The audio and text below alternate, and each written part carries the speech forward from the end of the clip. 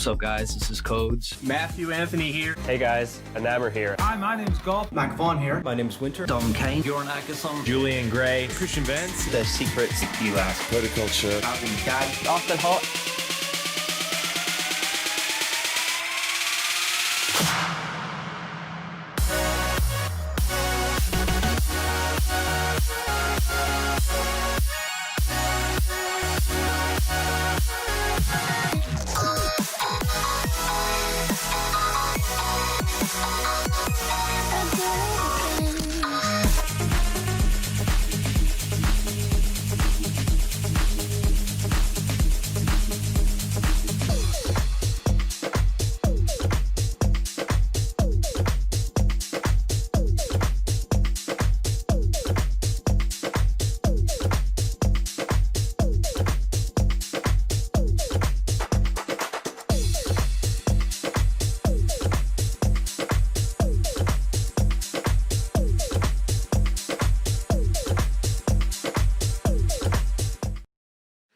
Hi, folks, and welcome. You did. No, you did. You do the intro. Hi, folks, and welcome to another Sonic Live. Today we are going to be. What are we going to be doing, Chris? We're going to be premiering our epic new piece of content called TopDAW. TopDAW. Where what do we do, Phil? We give 5 seasoned producers DAWs that they've never really used before. Yes. And set them a series of challenges. Yes. And they had to make a track within 1 hour. We filmed it and we edited it all together, and hilarity ensues. It was just the funniest thing I've ever seen. No, it is funny. It was actually funny, yeah. It's the whole idea behind it was, if you're starting out, to put us, because we forget, sometimes you forget what it's like to be presented with a DAW and go, right, what the actual is this? It was kind of to put us in the seat. Yeah. And some people fared well, some people did okay. Some people didn't do so well. Nope, some people had a few issues. Yeah, it was fun. I enjoyed doing it. What was your first DAW, Chris? And what was your sort of first music DAWing experiencing? My first music DAWing experience, I'll tell you the whole thing. It was a Steinberg DAW, so yes.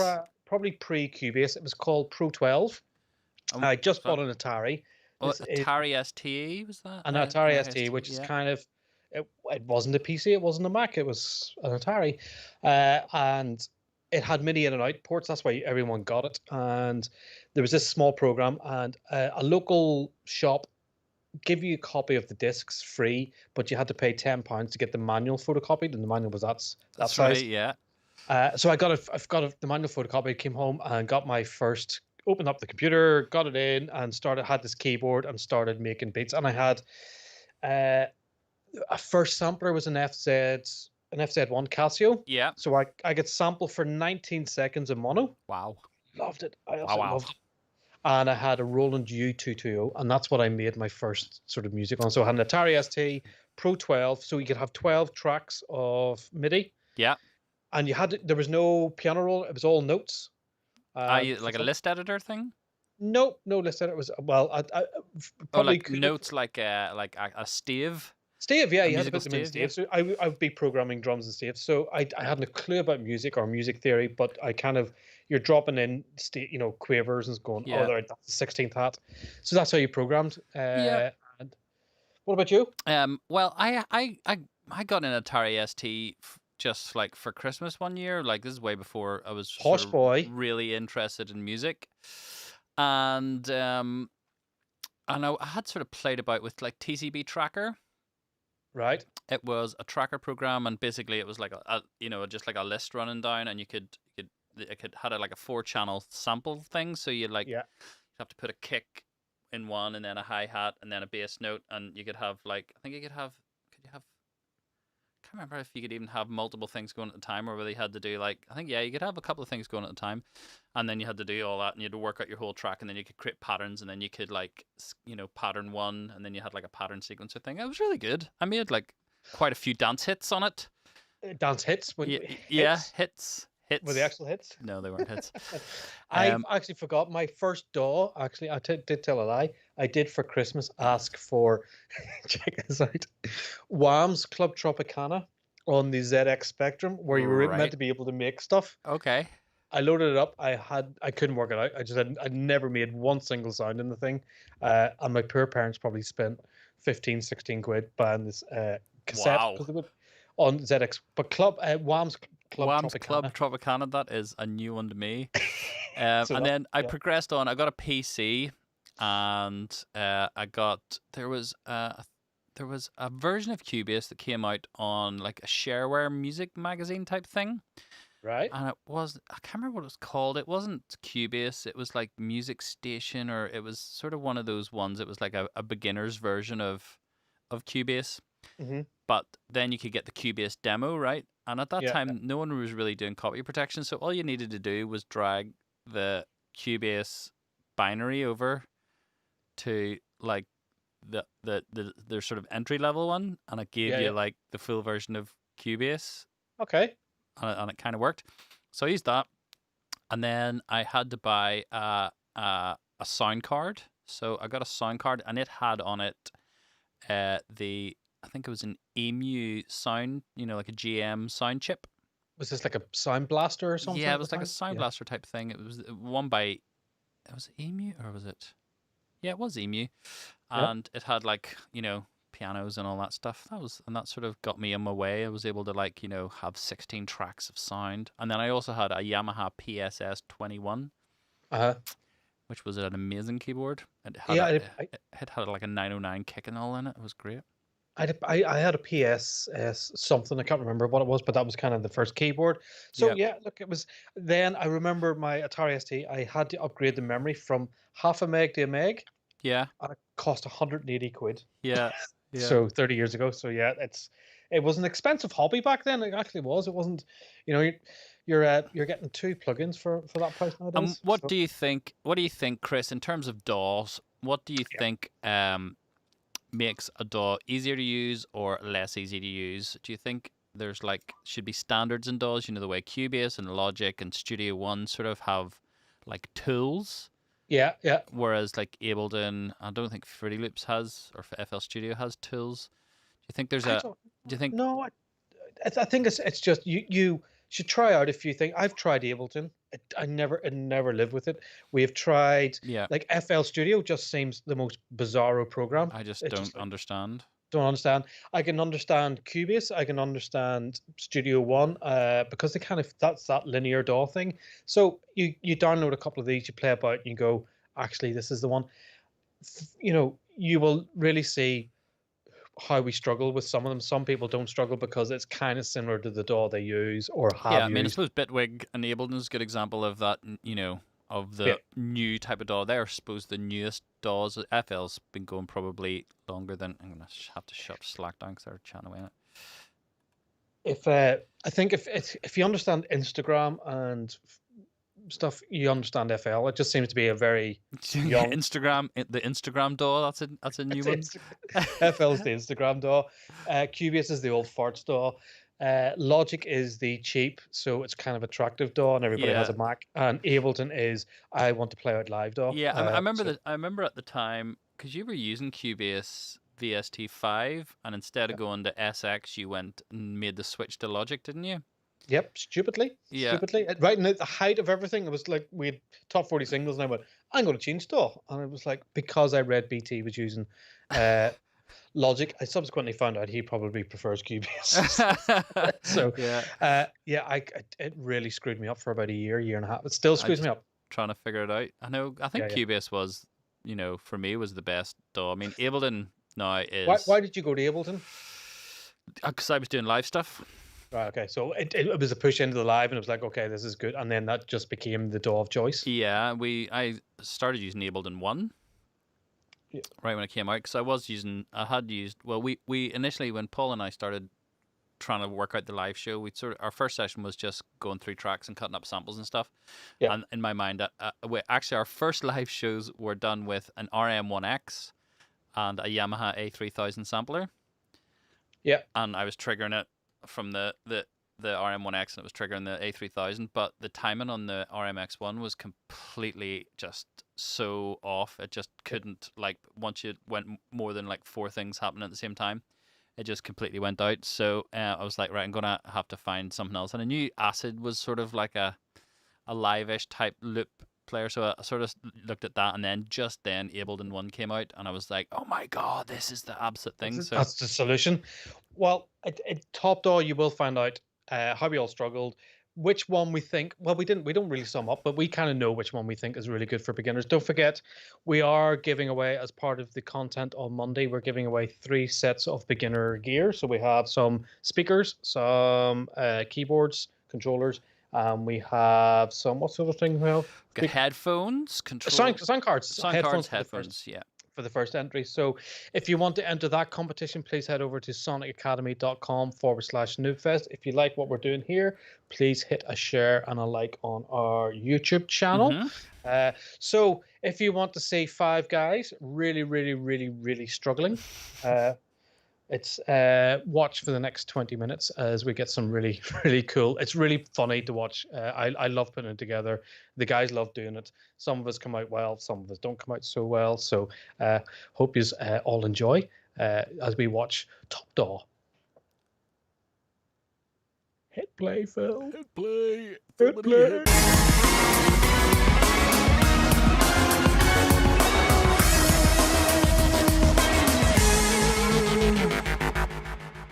Hi everyone, and welcome along to Sonic Academy's TopDAW. We give 4 seasoned producers and me DAWs that they'd never used before. They got set a series of challenges and had to complete the song within 1 hour. Let's see how everyone got on. So Chris has sent me an email with the DAW that I am going to be using, and I have not read this yet. So let's see what we got. Oh, Presonus 1. That is a DAW I have never used. I've never used that at all. Okay, let's see what the challenges are. Save a folder to your favorites in the media browser. Okay, I guess we just go and download this then. Let's go for a new song then. Create an empty song. We'll actually name it TopDAW. So, loops, nothing there. So where is the stuff that I've just downloaded?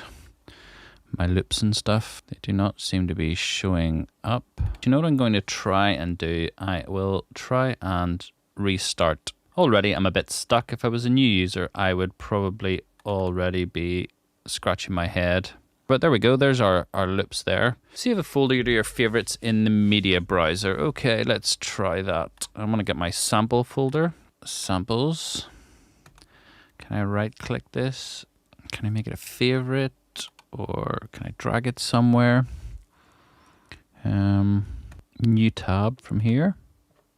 So, files, Studio One samples. Well, I guess that's it, isn't it? I would consider myself pretty much an expert, and I can imagine someone coming new into this and how daunting it would be, because I am struggling getting stuff set up.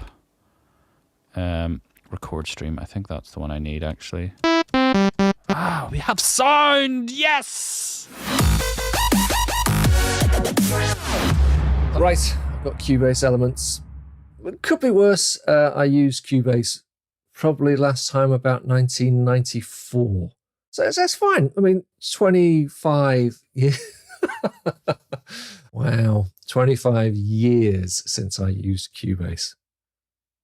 Right, I have Cubase Elements installed, the simple version you can try out for 30 days. You can try this yourself and see how much better you get on. I'm going to do some production, but I'll be honest, I'm not a big fan of templates. Do I get to just not do a template? Create empty. Yes, I can start one blank. Okay, let's make this bigger.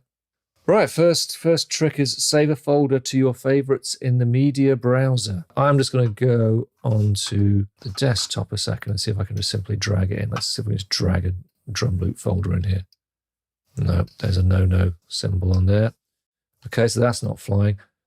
Why does it have a strange feeling that this is harder than it looks, and hence that's my first challenge? Okay, well, let's go to open pool window. Okay, this could be it. No, that seems like stuff I've already got. Media Bay, user content, yeah, that'd be good. This computer, okay. Desktop, fat drum loops, okay. So ticket, I guess. It's having a think. Okay, that suggests, yeah, we've got a proper tick. And take a look here in the media browser. Yeah, well, it's not there. See if it's appeared here. No. I think I may move on quite soon, because 7 minutes of me not knowing where this is not that informative. So I might have to put this one down as a fail. Add favorite. Yes. Okay, that's my last try. If it's not appeared now, in favorites. Boom, there we go. Yeah, man. GarageBand. Is that even a door? Come on. Nobody uses GarageBand, do they? Okay, I'll give it a go. GarageBand is the easiest way to create a great sounding song on your Mac. Well, I'll be the judge of that. Okay, so let's say I want to drag a loop in. How would I go about... Why is there a... Right, okay. Okay. Right. I have no idea what I'm doing here. Wow. Nice one, Dom. You've been producing for 25 years or whatever. And what did Chris say? Right. Save a folder to your favorites in the media browser. I'm not entirely sure what that even means. Is this the media browser? That's not the media browser, is it? File. Window. View. Show media browser. Would like to access your photos. Why? Why would you want an audio workstation to access your photos? I'll say no, I guess. And apparently it's found some music. Oh, my album. Okay. So, I mean, I should be able to just drag and drop a track on, right? There we go, there's a track. When Chris from Sonic Academy told me he's got a DAW challenge, I thought, that's an awesome idea. I'm totally up for it. And then he told me I'm doing FL Studio. It makes absolutely no sense to me, this DAW at all. All right, so the first challenge, save a folder to your favorites in the media browser. Okay, so I'm guessing the media browser is this thing over here. Can't be that hard. Favoriting a file. What is that thing? Yeah. It doesn't even seem like there's a favorites menu in here. There's a favorite. Okay, so this is not a good start. Like, I don't even know how to get the browser. Let me just check in the preferences. Options. File settings. Okay, you do have a browser. Should be under here. Sample libraries. Let's try and add this. At least now I've got some of my samples in there. I'm going to actually just manually create a folder on my audio drive. We'll call it favorites and see if we can drag stuff into that instead. There we go. So we'll use this as our sort of temporary favorites thing. And can I drag stuff in there? Let's just take anything from here. No, I don't see any way to do that. I think you'd have to kind of do that manually. So not really off to a good start. I'm going to have to can that. That's a fail for challenge number 1. This challenge sounds totally horrific to me. I'm not going to lie to you. I am not particularly great at producing music on DAWs that I've used for 20 years. Never mind trying to produce a series of challenges within 1 hour on a DAW I've never used. I'm going to download Ableton Intro and then we'll open it up and we'll see where the art takes us. So let's go add a folder and let's go to audio samples. Add all my audio samples. So there we go. And why can't you see what's inside the audio samples? Why are they not seeing anything? So why can't I hear these? Why are they not playing from the browser? I don't know why it's I can drag the sample in and play it. Ultimate Drums 2, progressive pack, and I want single drums, and I want kicks. So there it is, and there's the kick. Save a folder to your favorites in the media browser. Well, there's a folder I've saved. I'm not sure why it's not playing down here.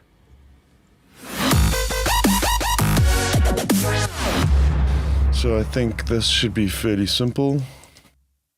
Okay, but now I want to do this on the arrange page.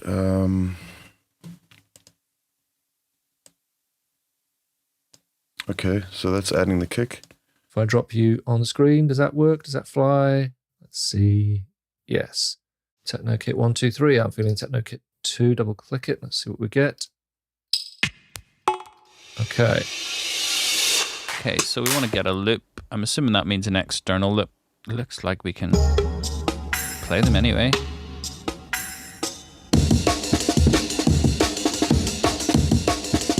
No, it's not matching that. Oh, it is. If I press play.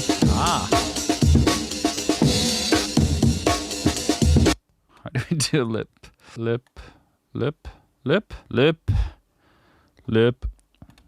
Loop down here. I'm literally right in the middle of filming a video. Oh, right, okay, double clicked it. Quantize, transpose. Huh.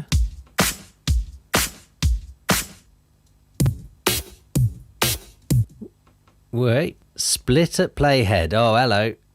So if I go there and just right click anywhere, split at playhead, Apple T.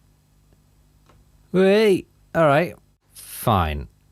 So we've chopped that up. I need to do a loop. The most convoluted way I've had to put a kick into a track ever. To you guys that do use FL and write good music with this, hats off to you, because I find this incredibly confusing.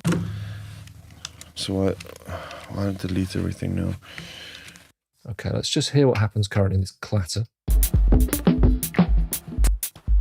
Yeah, that's not so good. Right, I'm going to assume we haven't got that level of instant audio time stretch, so I'm completely stuffed because I'm used to Ableton. That's how I fly. Come on, you got to be kidding me. Okay, so there's got to be a way to quantize something in here as well. So let's rather straighten these and then...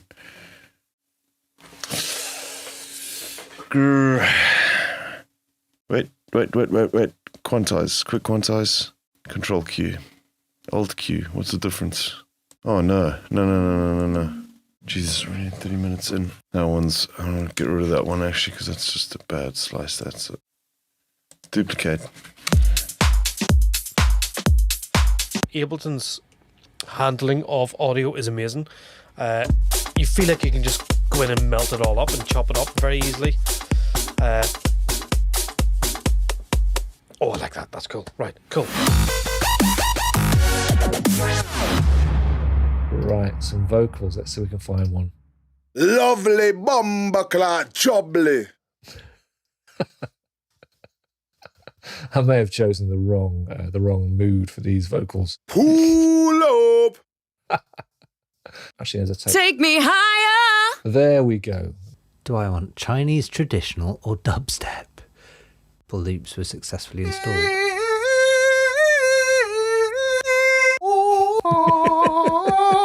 What is this? Well, let's let's stretch this just to enable flex. What am I doing there? Nobody knows. What happened there? No, I've no idea what I'm doing. I've done something here, haven't I? But I don't know what the hell I've done. New audio track. Right. Let me just drop this, right? Okay.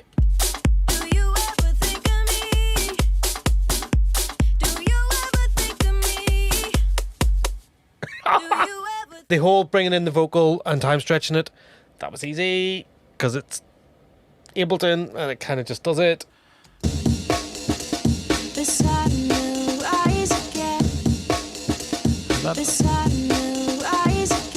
Has it time stretched it? So let's duplicate. We're going to need to... Oh no. I think it maybe has matched the vocal automatically. Let's try.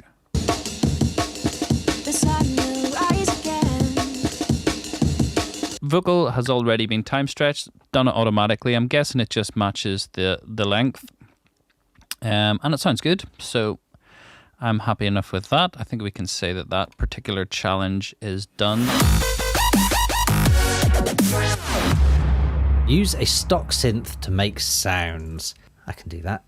And I don't want piano. Man, how do you just get an instrument? Okay, right, we're getting somewhere now. So synthesizer. Create empty MIDI region. Yes. We are working double time here. And then I should be able to loop that out as well. Boom. Right, this better be quick. Okay, analog synth. Let's see if we've got any presets. We have got presets. I'm going to go poing. Okay.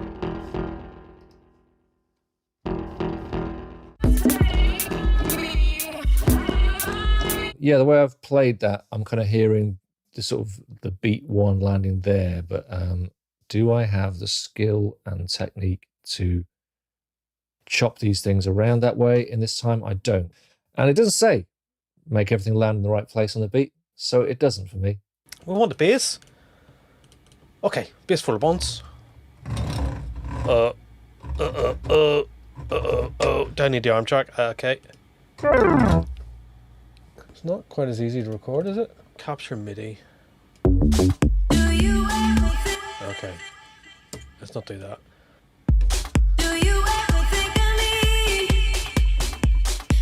Oh, wrong record. Fuck's sake. Probably start with chords, really, shouldn't we?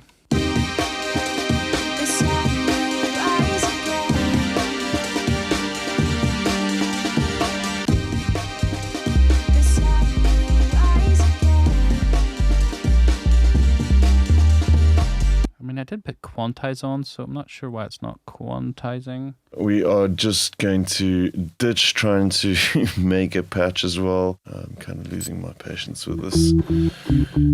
That's going to have to do because we're going to run out of time. Now, can I record into this? Oh, come on, man. Come on. I just want to record MIDI. Just record everything, notes and automation. Everything. Don't ask me again. Okay. That worked. Record some found sounds, effects, and percussion. Okay. I have no idea how this is going to work then. No, okay, this is better. This is better. Assign input. So we just want one mono mic. Let's try that again. Okay. I'm going to turn that down because it was really loud when I was playing it.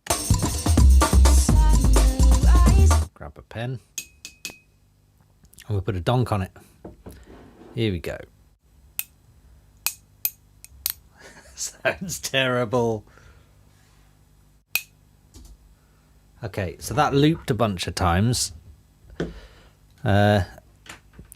Oh, it shows me the takes here. You know what? That's quite good. So you could go take 2. Yeah, that was my favourite take. All right, I like it. That's quite cool. Take 5 was my personal favourite.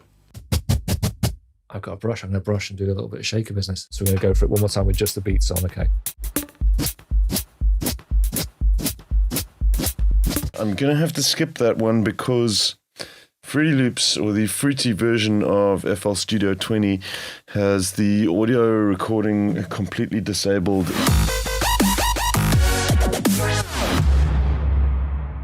Master your hit ready for export. Yeah, I'd do that if I knew where the master channel was. I have no idea. There's no master channel. Mix console in project window. Okay, I'm going to hit that. Hope we don't lose everything. Mix console in project window. Stereo out. Come on, guys. If you come through there, I'm going to be made up. It is. Okay, awesome. Edit channel settings. Yes, we're in business. So let's do a mix. So I want to make that bass big and boomy. So I'm going to add a send. Let's see. Send, add effects channel. I'm going to try adding an effects chain. See if I can send all these to an effects. I've got a drum bus there. So let's get our channel strip and see if the compressor's any use.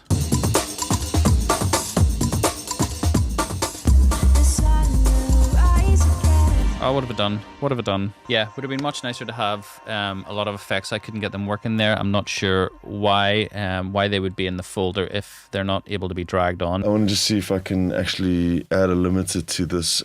Okay, so I take it this is the master channel. Okay, it's already got a limiter there.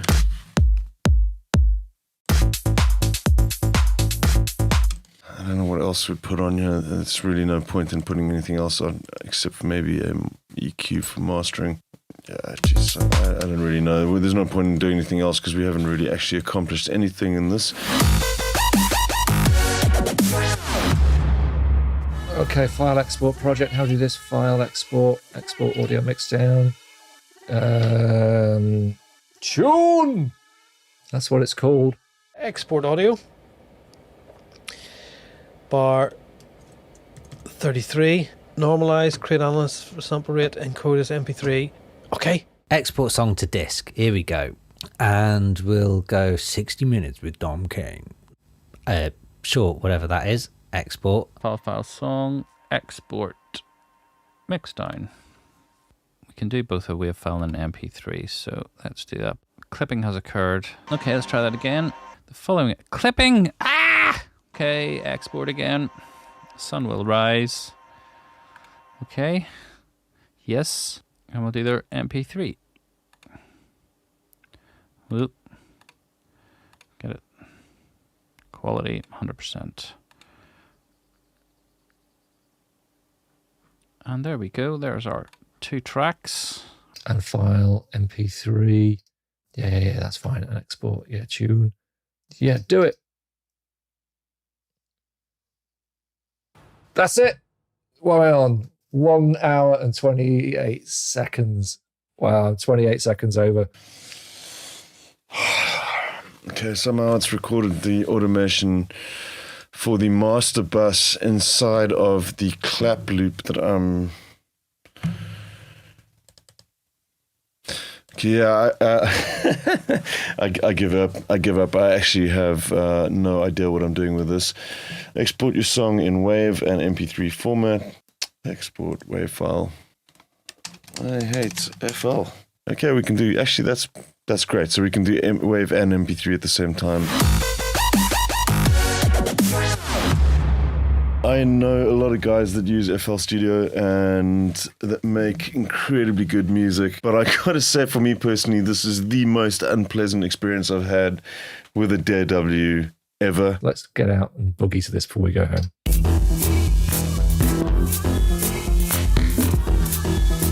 That was painful, but I think I did all right. I think I got there. I think I got enough things in that I can kind of cover. I reckon I could do a track if I really pushed myself. I reckon I could do a complete track in this. So it's not as bad as I thought it was going to be. I thought it was pretty good actually. I felt pretty. Felt it was pretty easy to use. I didn't feel like I was lost too much. I actually quite like this as a DAW. It sort of reminds me of Cubase. That is that. I think that was relatively successful. Anyways, I'm sure that was incredibly frustrating and boring to watch, as it was for me to produce this pretty horrible loop that we have here. But anyways, I hope you guys enjoy the video and find this entertaining. Cheers. Catch you soon. That's it.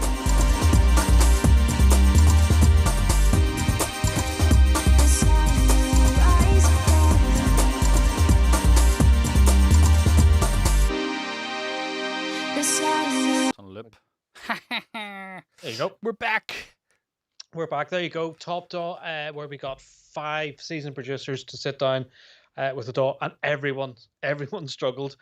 Some people enjoyed it. Some people absolutely deplored, because you get into muscle memory, and even for me, going from Final Cut to Logic is a head melt. Yeah. How did you find it? I thought it was easy enough. It was very similar to Cubase. It was very similar to Cubase, which I'm familiar with. So it had all the same tools as Cubase.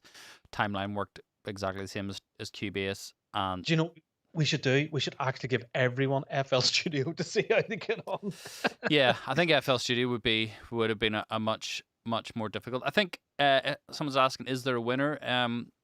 I really liked Studio One. I thought it was excellent. I mean, for me, in my opinion, Ableton still just that immediacy of like throwing stuff in and getting stuff going. I think it's the quickest by far. I think it's the quickest to understand. It does have you can get actually some really good results very quickly with Ableton. Yeah. However, it was the only one that didn't have you had to pay for Ableton Intro, which is 85. I think it was at 55 when we got it.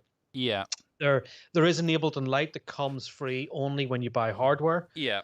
Whereas all the other stuff we had completely free copies. Yeah. Free copies. However, at the moment, I think Ableton's doing like 90-day trials. Yeah, the Studio One version that I had was very limited in terms of effects. You couldn't load plugins, and there was a very, very limit. You had a reverb, a delay, a compressor, and that was kind of a couple of courses or something. But and I think the Studio One, is it Prime? Is the sort of, or did we have Prime? Whatever the next one up is, comes with the sound card. So if you get the sound card for 89 quid, it comes with that. So on that you can load plugins and stuff in. So I think it would certainly for a beginner, that's a really good deal. Ableton Lite, I'm not sure what Ableton Lite can do or can't do. I presume it's even less than Ableton Intro. So yeah. So but you can have. I think you can have 16 plugins enabled in Intro, and you can have. What you didn't see there, when Nate said that the FL Fruity Edition has the normal installer, so you get everything, but it's just disabled. So you think, right, I'll go and do that, and you open a plugin and it goes, now upgrade, and he said that was incredibly frustrating. So there isn't a specific cut down version. There is the whole version just with everything disabled. So that's something to be aware of. It'd be extremely frustrating. So, if you're into Instagram, go and get Fruity Loops. If you're wanting to DJ by live, go and get Ableton. If you're really old, go and get Cubase. If you're buy Apple products, go and get GarageBand. That's kind of the. Yeah, I mean, I think if you look at the prices of the full versions, Logic is still that. Yeah. Isn't Logic still like 129 quid or something? Maybe 199, but you get so much stuff. I think there's 70 gigs of content.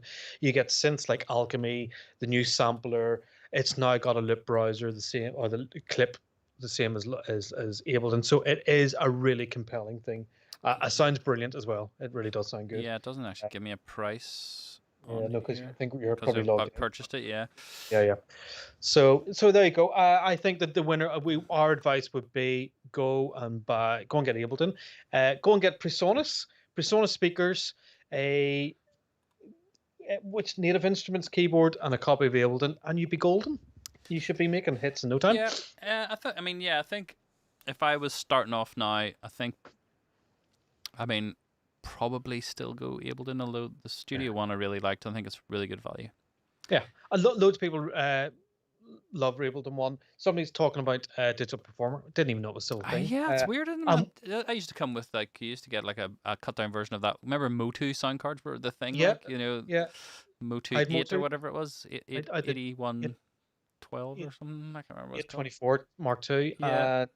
The other one we didn't probably look at, and we should have, is Reason which has made big strides in the last year with it's now VSTs, and now you can you can have it. Although I think with them going, they've got sort of the Reason as a plugin type thing now. I mean, I think it's probably a better way to use Reason, isn't it? I don't know. I haven't used Reason in years, like since version 3 or something. Maybe this time next year we can check out the Behringer DAW that is coming. DAW, yeah, that'll be interesting to see how that stacks up and what they've copied from other. And whilst we're on the subject, we have a new look at another new DAW, Luna. We have a course coming in January where Kirk DeGiorgio is going to mix a track in Luna, which is it is a DAW, but it's more for tracking and mixing sort of Have thing. they got MIDI and stuff in Luna yet? I think there's. I'm not 100% sure. I think if there is, it's very, very basic. But Yeah, it's I might more have about to give the it a go song. again. I remember busting it out when it first came out, but I haven't tried it again since. So there you go. That is now, if you want to rewatch that, because it is utterly brilliant and it's very funny to watch, that is available on the site. And I think it'll be going up to YouTube as well at some point. Yeah, it'll definitely go up to YouTube. So look, I hope from this week we are doing our live show tomorrow, where we will be announcing the 3 winners. Again, I'm going to say, if you haven't entered, go and enter. You could get yourself a new setup for Christmas. Sorry, it's been a long day. It's been long. Oh, was that a wee stretch? It's a bit of a stretch. Also, don't forget, get demos in for tomorrow's live show, because we will be doing a demo doctor, not a big massive one, just sort of 4 tracks or something tomorrow. If I was wanting to submit a demo, how would I go about doing that? You go to www.sonicacademy/live. Live, there you go. And there's an uploader, and you can upload your tracks, then we'll get those tomorrow. So yeah, you can join us tomorrow at 4 p.m. GMT, where we do a live show. We'll announce the winners. I hope you've enjoyed all this week's content, where we have shown you our beginner gear review.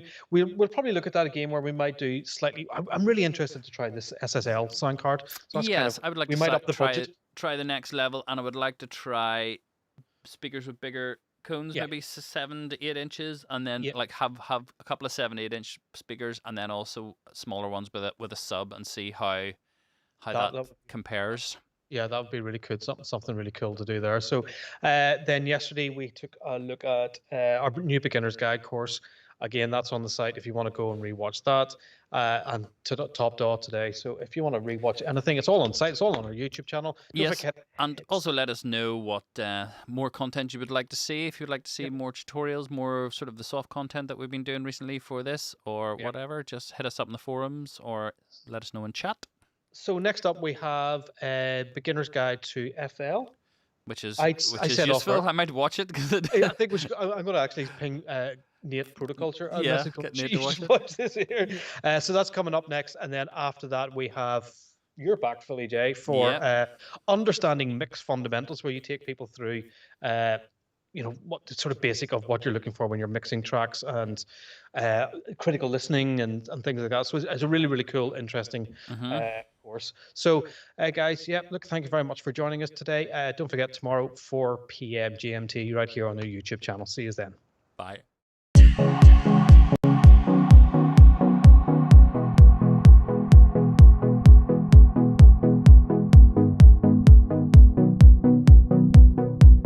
Hi there, and welcome to the FL Studio Level 1 Beginners course for Sonic Academy with myself, Owen Ferguson.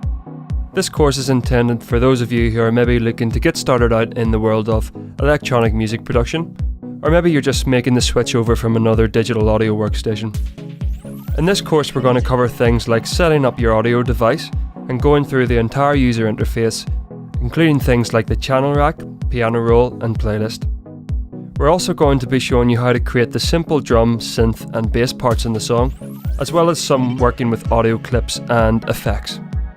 Later in the course we'll also cover the arrangement of the song, automation and transitions, as well as mixing it down and exporting it for your own use. So let's play the song through and let it take us out.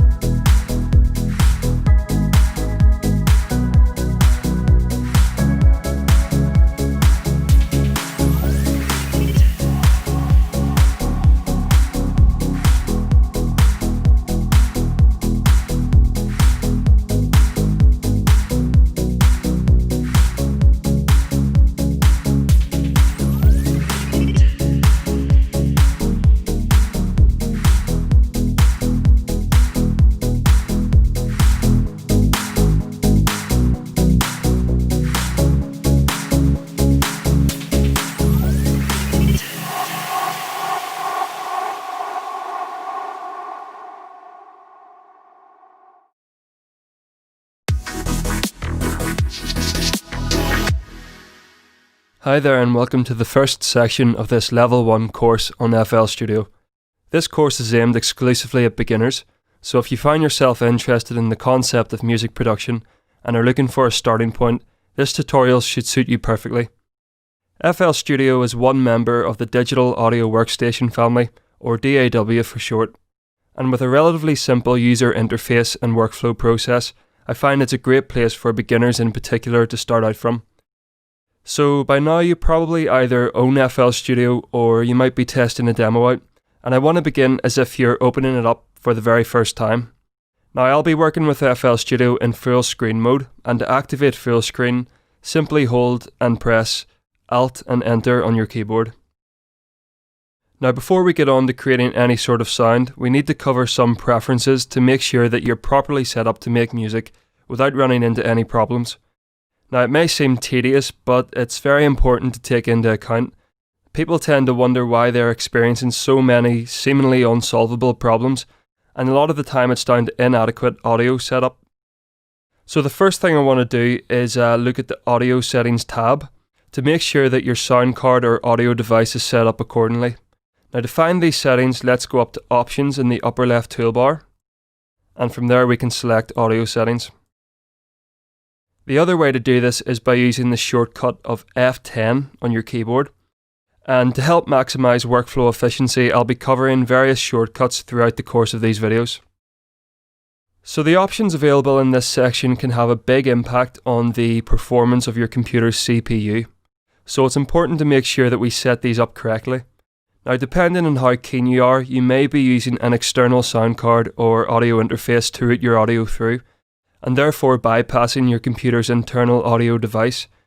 As a beginner, however, there's a good chance that you'll be using your computer's built-in sound card, and so I want to show you how to select the device accordingly. So let's open the device menu.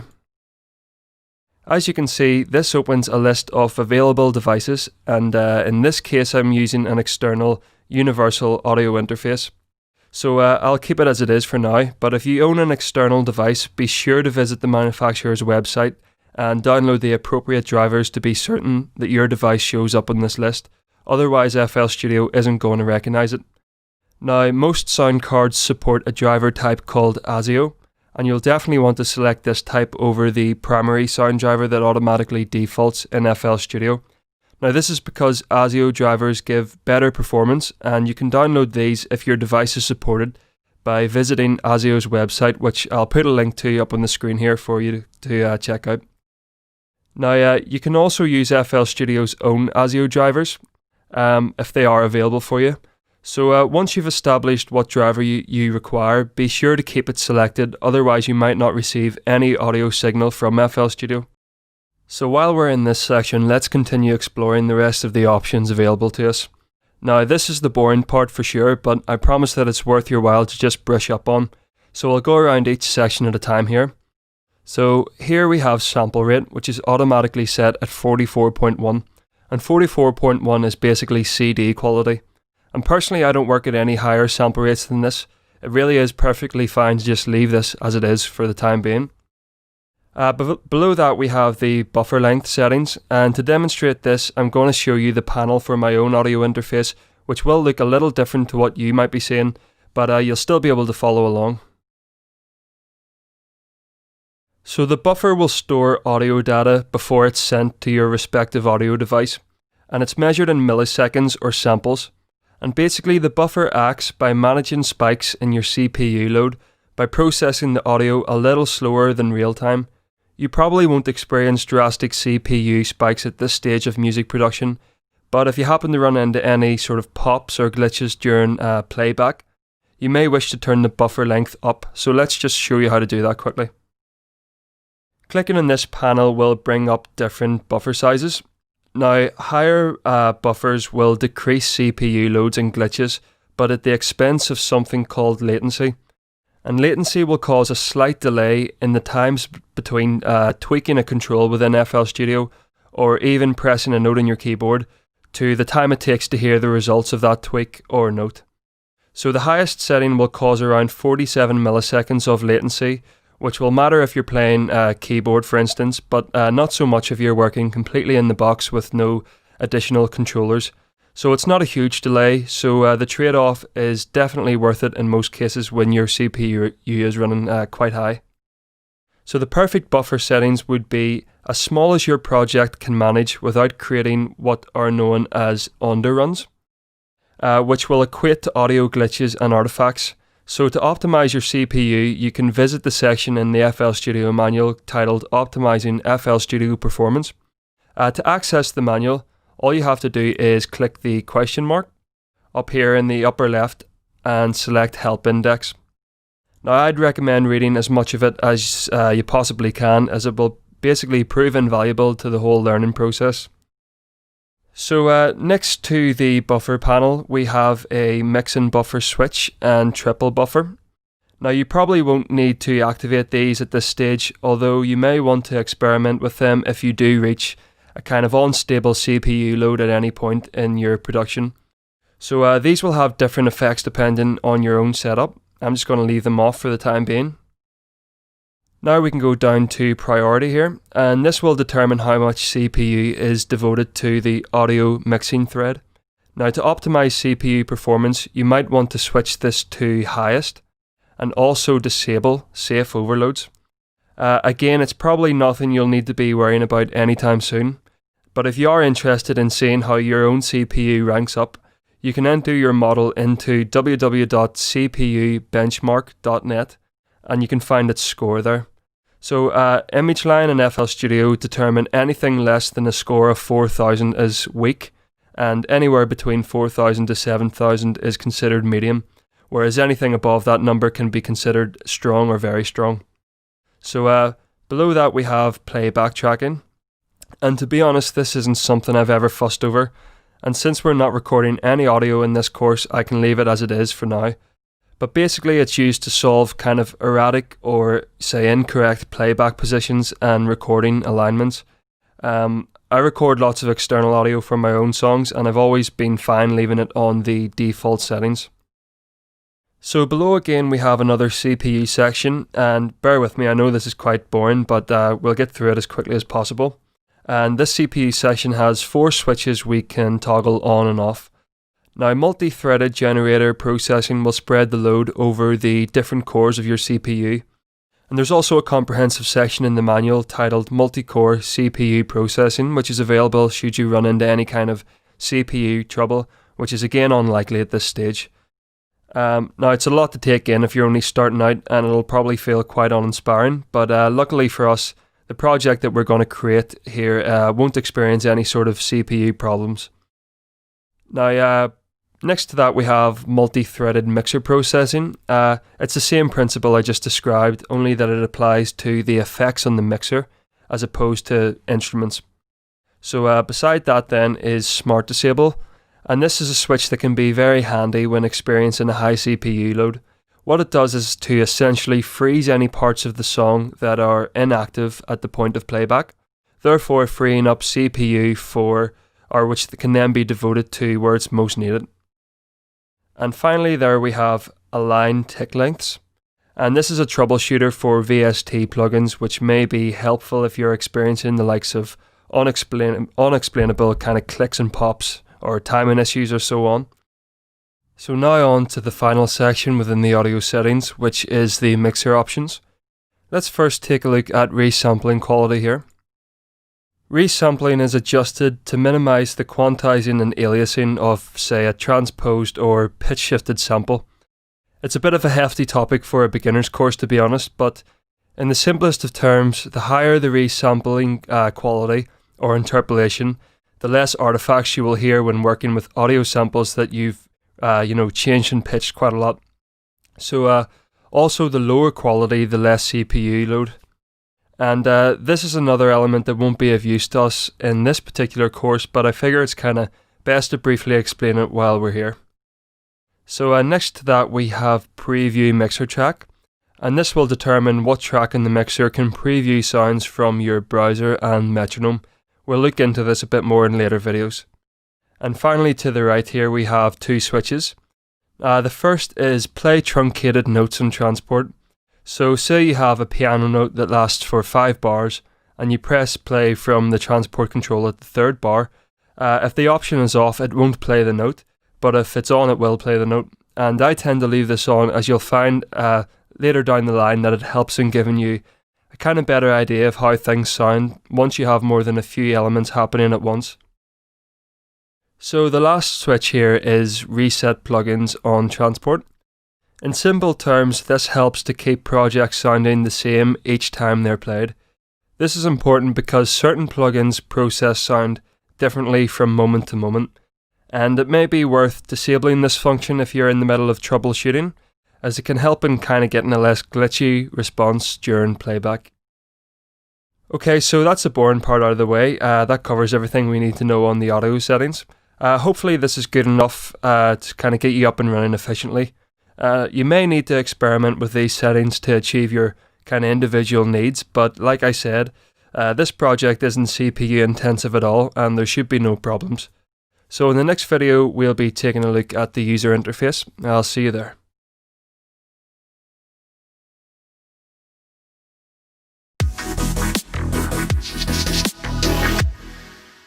Hi there, and welcome to the section where we'll explore the general user interface. So what I'm going to do is go all the way around the main interface here, explaining each section at a time, and hopefully by breaking each part down individually you'll find it all a bit less daunting by the time that we've finished. So as I said in the first video, I work in full screen, and I also have my user interface arranged slightly different to the default arrangement. And first of all, I'm going to just show you how you can arrange it so that we have toolbars spread out between the top of the screen and the bottom like they are in this layout.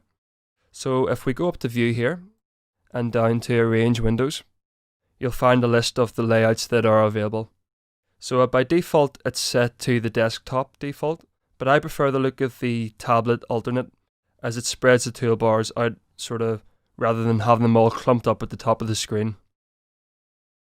So that's about the only difference that you'll have noticed between your layout and mine. The only other thing you may be wondering is how to change the background. So just like before, go up to View and down to Background. And from there you can locate an image from your PC or a sort of dynamic wallpaper such as an HTML document. Okay, so let's get started. In the upper left here we have two main sliders. The one on the left controls the master volume, and when you eventually get around to finishing a song and rendering it off, you'll want to make sure that this original slider is back at default before doing so.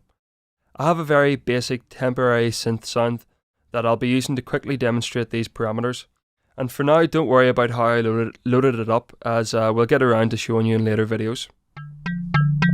So here's the master volume.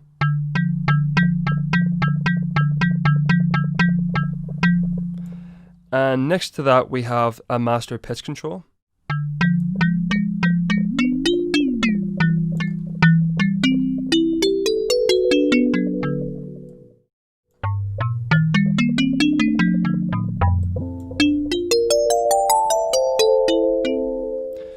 So most of the time you can simply leave this alone, especially at this stage, although down the line you may want to begin experimenting with it.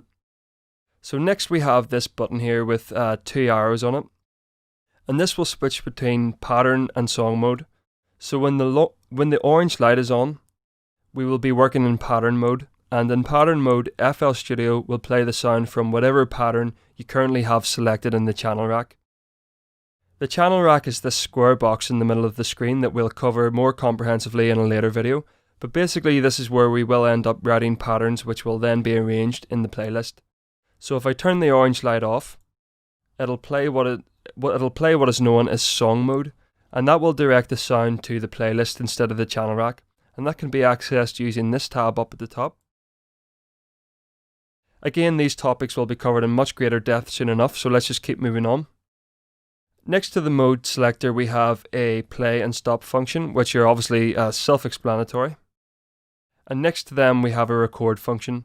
So this can be activated down the line whenever you feel comfortable enough to record some of your own sounds into either a pattern or playlist. But for now we can keep going through the various parameters. So next to that is a BPM counter, which stands for beats per minute, and this will determine the tempo of the overall song. So it's currently set at 130, but the song that we'll be making is just slightly slower than that. So let's drag it down to 128. And I'm going to just quickly load in a loop to demonstrate tempo changes and how they sound. Don't worry about how I'm doing this, we will cover it soon enough.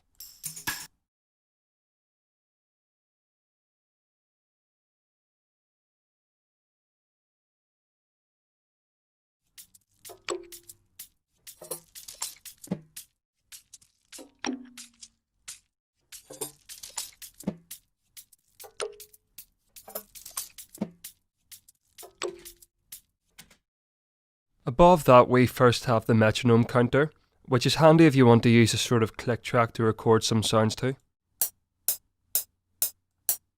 And it's worth noting that you can right click this and change the default sound from a hi-hat to anything on this list here.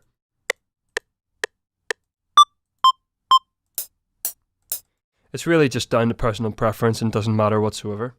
So the next bunch of switches here aren't going to be used in this particular beginner's course, but I'm going to cover them nonetheless, just so that you're not left wondering what it is they do and why they're there.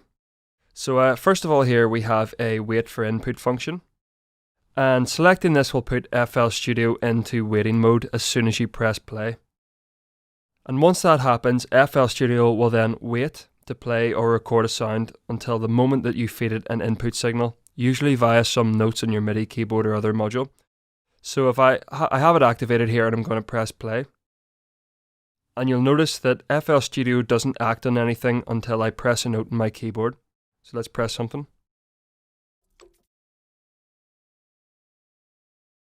And beside that we have a countdown before recording switch, which is similar in ways to the previous parameter, only that the waiting stage is going to be filled out by a countdown stage from the metronome, which gives you a chance to establish the tempo before recording begins. So let me just quickly demonstrate by first enabling the record function and activating the countdown.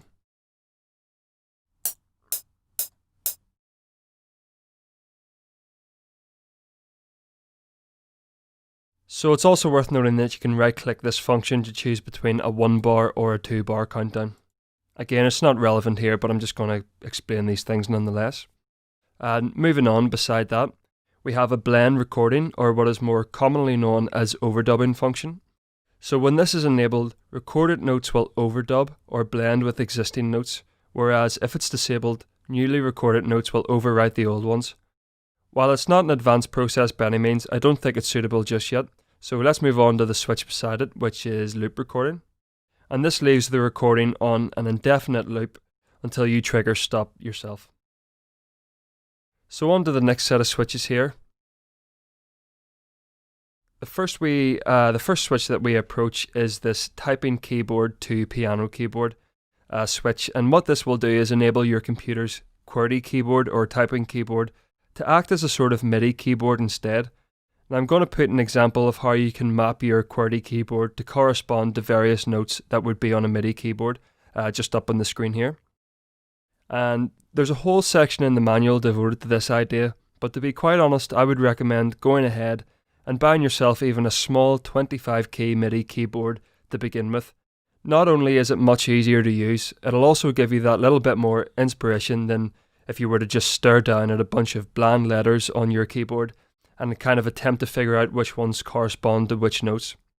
So beside that, the next tab is auto scroll, and this is used in the piano roll and playlist, so that when the playback cursor nears the end of a bar, it automatically scrolls on or auto advances itself. So let me just quickly demonstrate the purpose.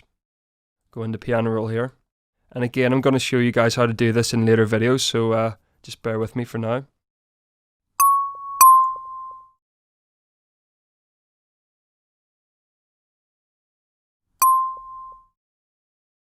So this is it off, and this is it on.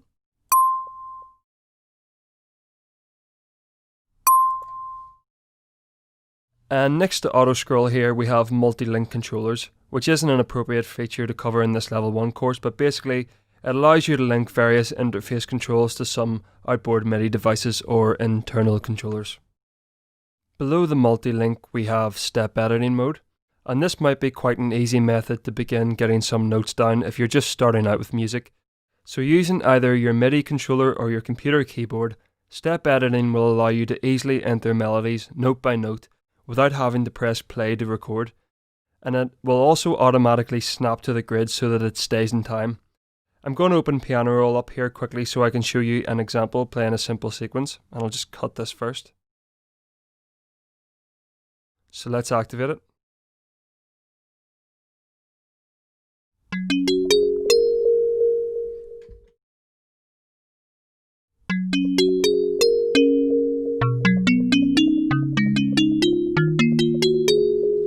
So I didn't have to press play there at all, and it automatically snaps these notes to the grid, so it's in perfect time.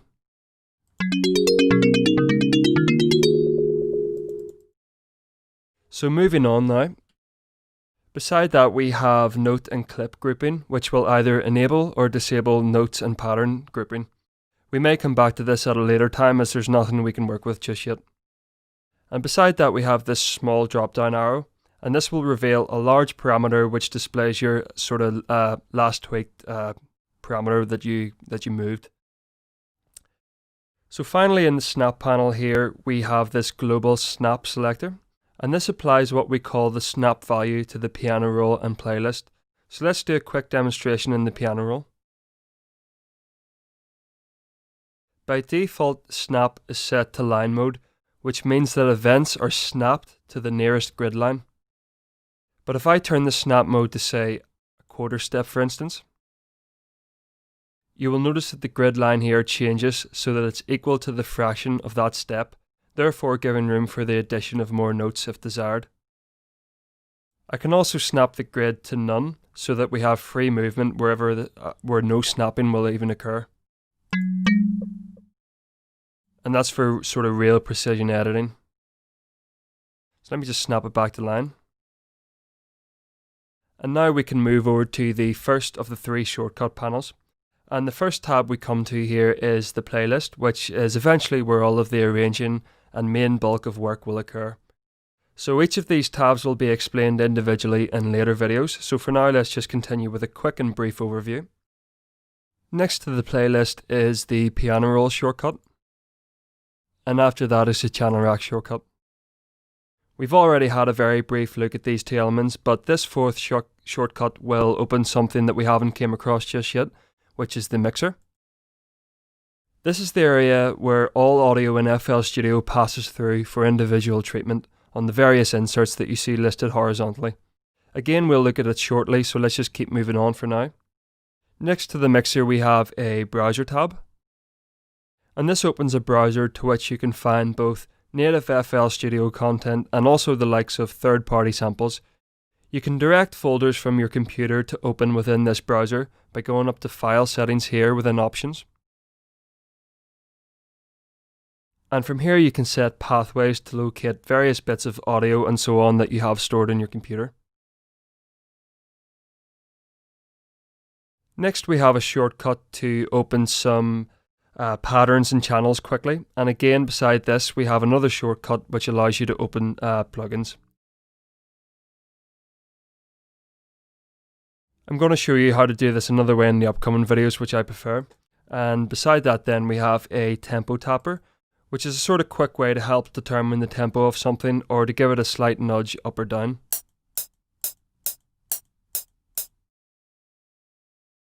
Just put it back down to 128 for now. And finally in this section we have a shortcut to change the arrangement view, which is something we've already covered. Let's move on to the bottom of the screen and go from left to right. So the first panel is an additional shortcut panel. The first four switches are just key modifiers which are useful for touchscreen mode. We don't use them here and I've never used them personally. Then we have functions such as cut, copy, paste, undo, and we also have a quick tweak switch here. These are all fairly self-explanatory, although usually for the likes of copy and paste, I just use the universal shortcut of Ctrl and C and Ctrl and V on your QWERTY keyboard. So moving on to the next panel here.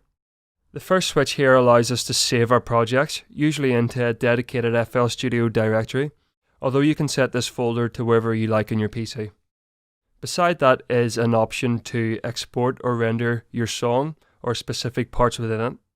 We will have a section on this at the very end of the course, so we don't need to look at it for now.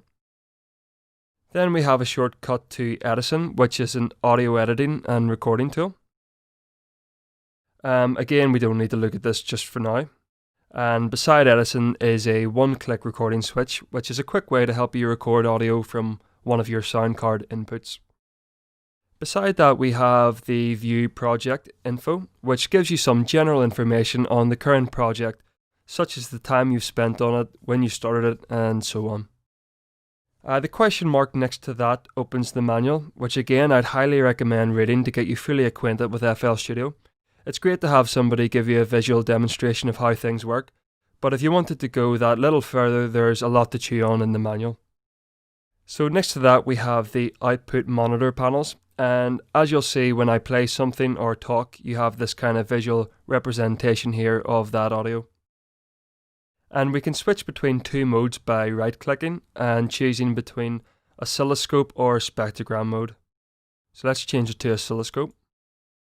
And it looks like that. And if I play some notes.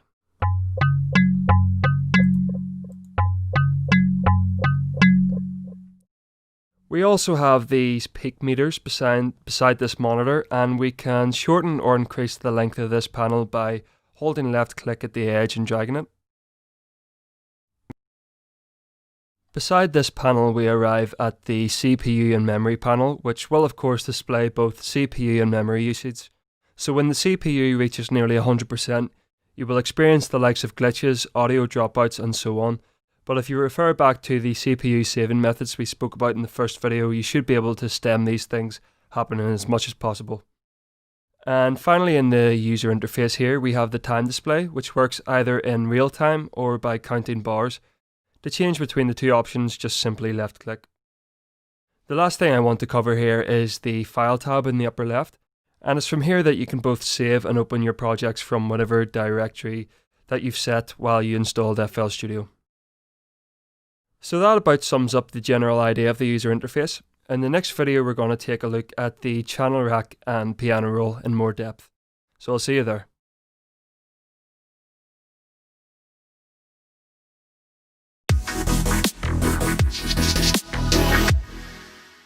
Hi there and welcome back.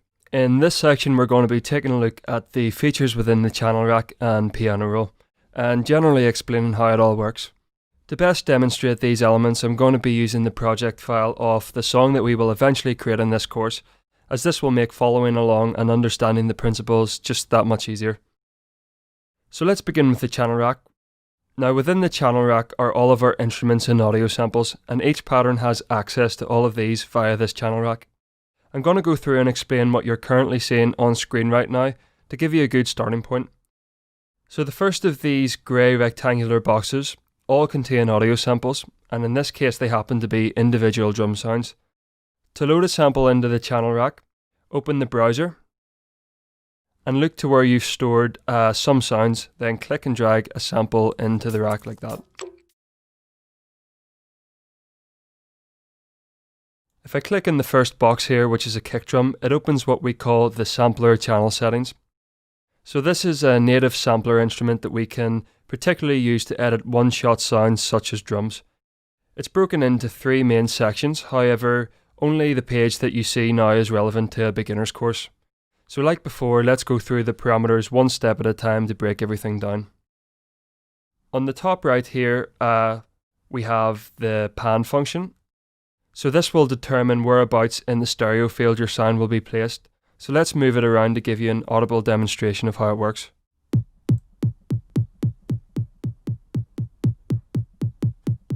And you should be able to hear the sound travel from the left to right speaker. So next to the pan we have the channel volume, which works differently to say the volume control in the mixer, but at this stage you don't need to worry about it. So besides volume is the pitch control, and we can change the amount of semitones we can adjust within the pitch by changing this value in the red box beside it. So currently this will adjust the pitch up to 2 semitones, whereas if I say put it up to 12, that's going to go the full range of the octave.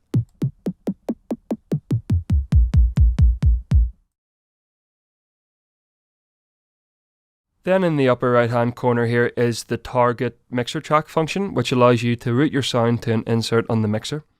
Again, we'll look at the mixer in later videos, so we can just skip this for now. Now below here is the time stretching tab. So again, we have another pitch control which works slightly different to the above pitch control in that it keeps the time of the sample constant and won't change the speed depending what way you move it. So I can move it up a full octave and the actual time and length of the sample will remain the same, and vice versa. Next to that we have two time stretching functions. So the first one can be used for quick adjustments to the sample length.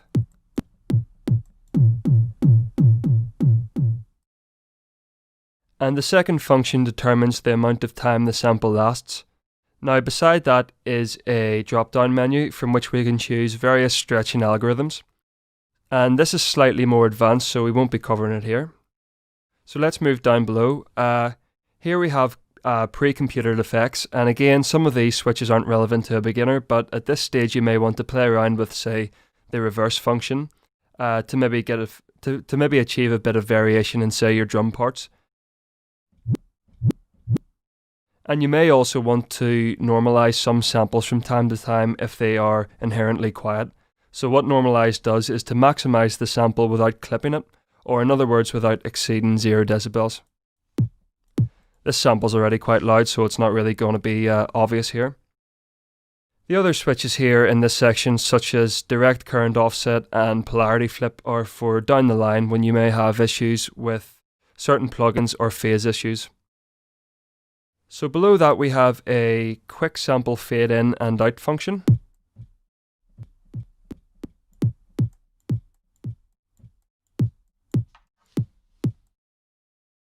And then beside that we have a pogo effect, which won't be heard so well on a kick drum, but basically it applies a pitched effect bend to your sample, and it can actually be useful again for other drum sounds. Now the crossfade loop function next to that allows you to crossfade the sample to create a smooth loop section like so.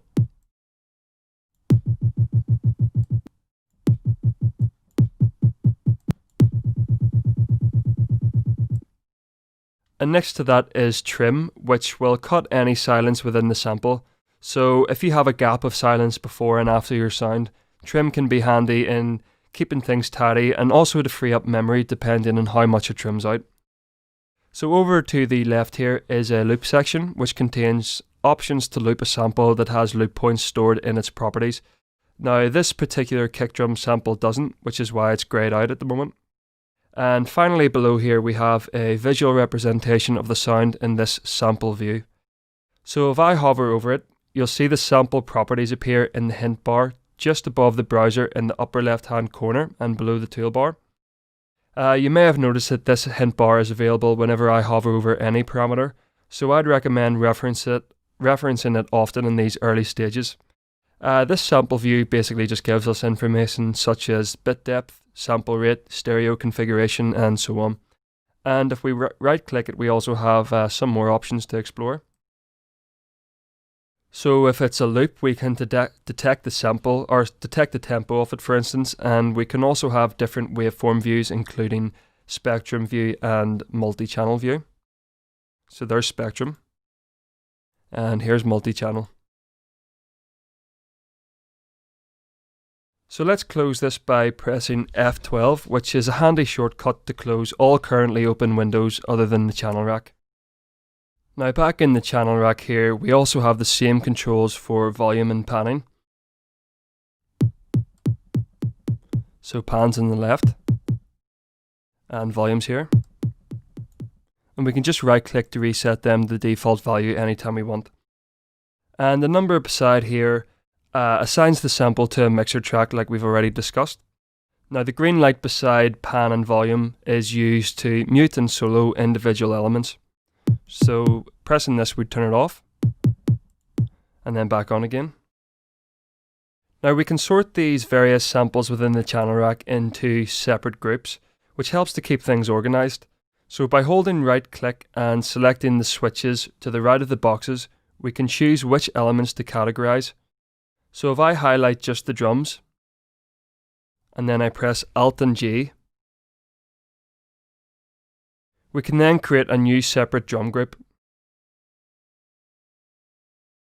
Now, I already have the elements sectioned off into various groups, but you can choose between each of them using the black drop-down menu available at the top of the channel rack here.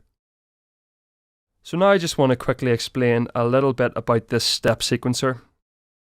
You'll notice that each channel has a row of 16 steps, which equates to individual 16th notes within a bar.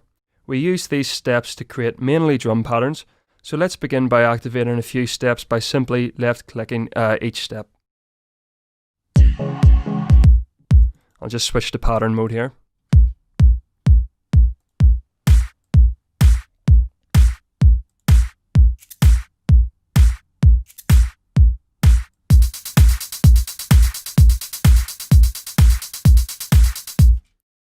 We can then drag the edges on the channel rack outward to make room for more, so let's drag it out and add in an extra bar of time.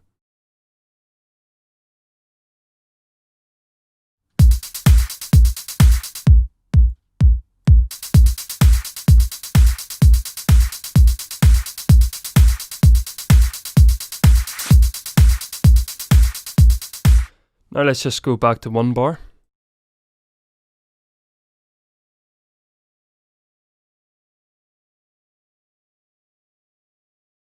And let's fill in all the steps of the hat to create a 16th note pattern so that I can demonstrate the function of the swing parameter here in the upper right of the channel rack.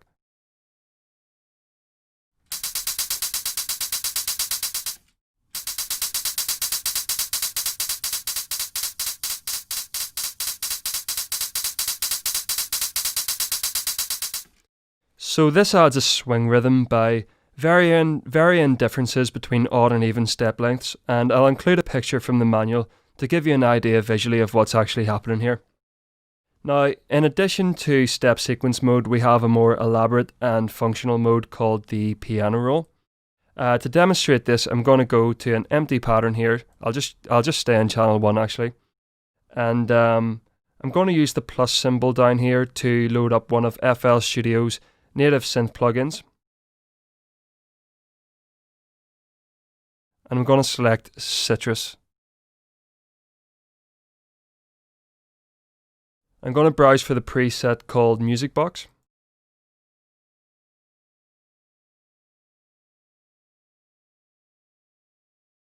And don't worry too much about what's going on just yet, because we will get into features such as opening synths and all in later videos. So using the yellow switch up in the upper right of the channel rack here, we can switch between step sequence overview and piano roll overview. So let's switch to the latter. Now if we click on the space where the steps used to be, we are brought into the piano roll. The other way of doing this would be to right click the sample instrument and select piano roll from there. But let's just click here for now. Out of all the DAWs, FL's piano roll has always been my favourite to work in, so let's get to it. It would take far too long to cover all of the features in a beginner's course, so I'm just going to focus on what I think is the most relevant to you at this stage. In the simplest of terms, the piano roll is where we construct our chords and melodies. To the left, on the vertical axis, we have a keyboard which tells us what notes are being used.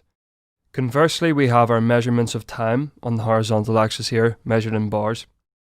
We have a bunch of different editing tools and menus which we will look into, but by default we're landed on the draw tool here, which is highlighted as this yellow pencil. I'm going to draw in some notes by left clicking on the grid, so let's draw in an E minor chord for instance, which would be comprised of an E note, G note and a B note.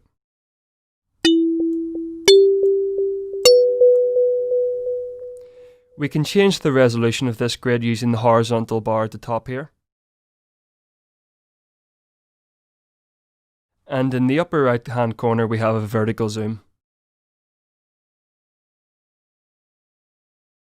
So as you can see, notes are displayed by these horizontal green bars, and by clicking and dragging individual notes we can change their duration. I'm going to select all three notes by double clicking and dragging along this black bar at the top, and I can change the duration of all three notes at once. So using this black bar to highlight notes, let's use Ctrl and C to copy the notes and then paste them into a pattern using Ctrl and V. So I'll shorten it to about there. and press Ctrl and C to copy, and then Ctrl and V to paste. And I'm just going to spread these little segments out.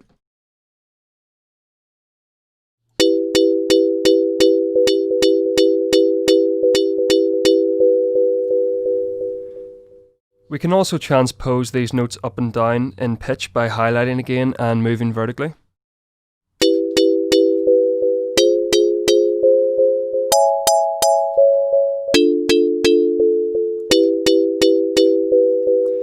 But let's go back to single notes for a moment and demonstrate the slide function. So I'll just go back to a single E note. So on the upper left is this triangle icon, which when selected will create a new slide note. In order for a slide to happen, you must first have a regular note like we already do. So let's bring the slide on top of that and listen back.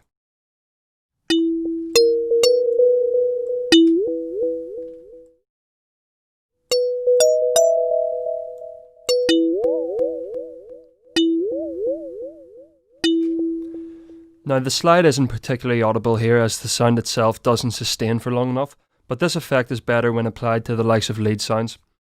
I'm going to go ahead and make another pattern again to demonstrate the next section, so let's just do a sort of E minor pattern again.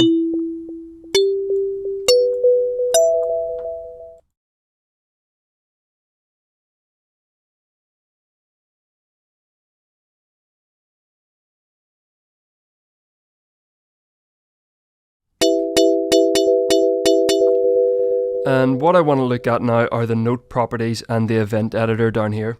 So the note properties are displayed as these vertical green lines at the bottom with a circle at the end of them. And by default, these will control the note's velocity. So let's do an example of some changes in the velocity.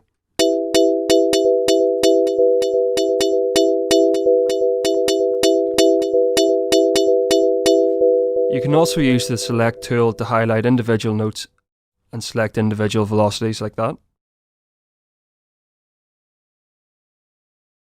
Now if we click the control drop-down menu beside this, we'll see a list of other note properties. So first let's take a look at pan. We can pan the notes over the course of this one bar by selecting different values of this function.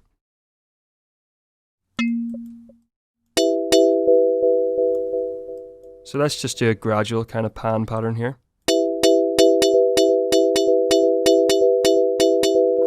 And just undo it back to default.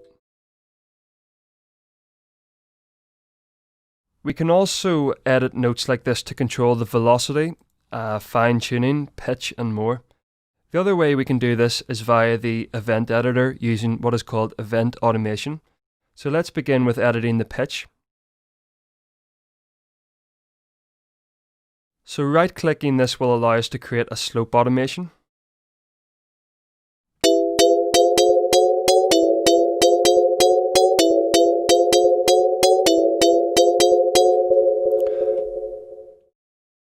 While left click will snap the edits to the grid in blocks like this.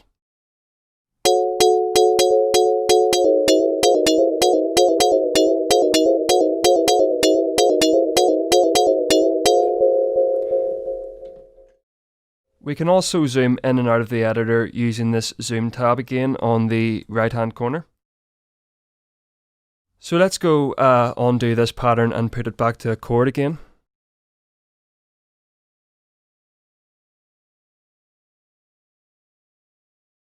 And now we can go to the top left and explore some of the relevant features within the toolbar. So the first arrow brings up a drop-down menu. And the first in this list is File. From here we can import what are known as MIDI files, which are bits of data containing note and automation information. If you're just starting out, you may wish to import some MIDI files to see how melodies and chords are usually constructed. Below that is Edit, which contains all of the usual shortcuts and so on. Now the Tools section is probably the most relevant menu in this section as it contains some different creative methods that can help get you going in the piano roll. We'll take a look at quantizing in the drum section, but let's have a browse through some of the other functions, starting with Chop, which chops the chords into segments determined by the value that you choose to set. So let me just go back and hit play first.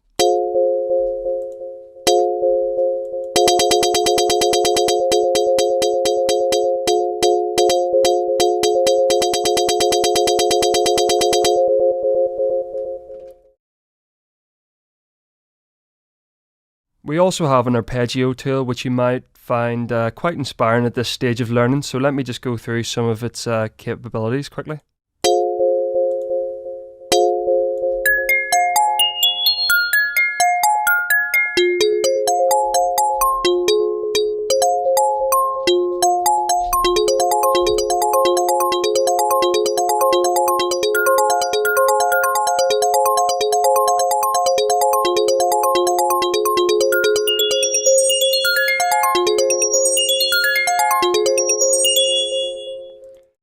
So as you can hear, we can change things like the range in octaves, the pattern it plays, the duration, and even more. This is a handy tool to quickly develop parts that would otherwise take more thinking. It's not always the best option, but keep in mind as you're starting out that you may want to use these sorts of things. Back into tools.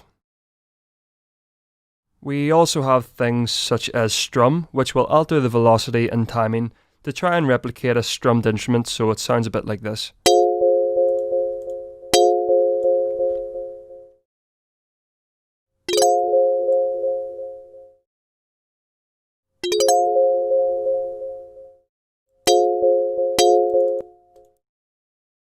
Now, the last thing you might want to check out here is the randomizer, which will generate random patterns according to the scale that you determine.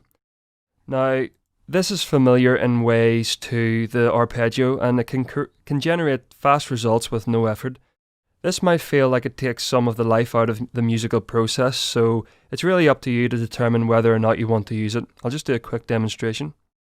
So I'm going to change the key to say F, and then the scale to, I'll just pick anything at random. Let me just go back out and hit play actually.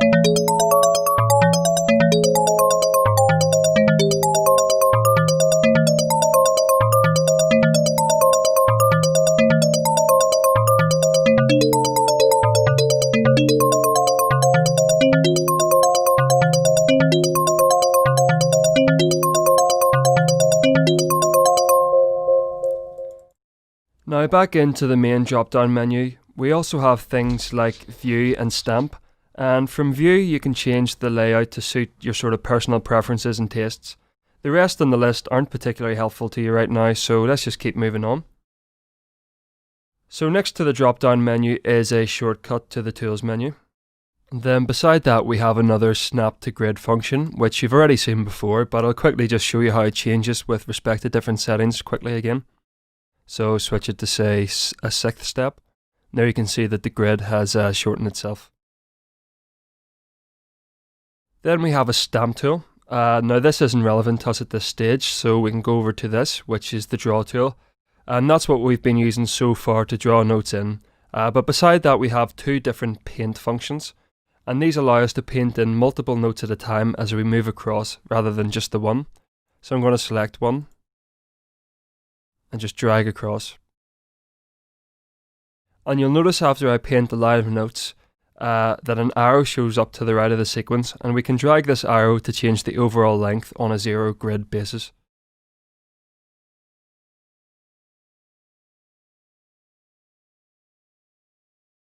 Then after the paint tools we have a delete switch, but I tend to either right click or use the delete button on the keyboard as it's much simpler.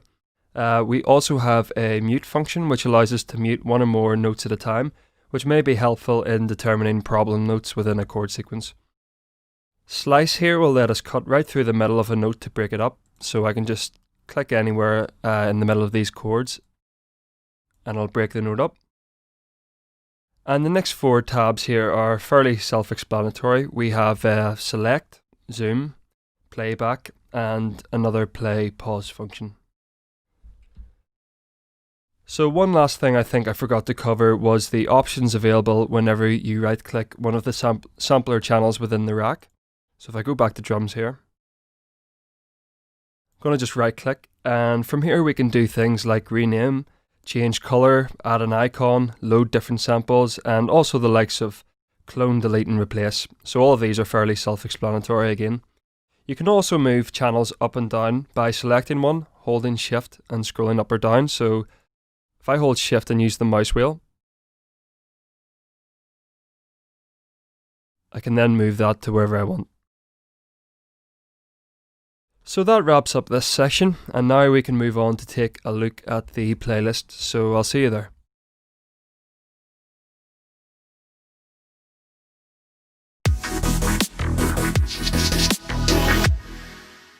Hi again, and welcome to the playlist section.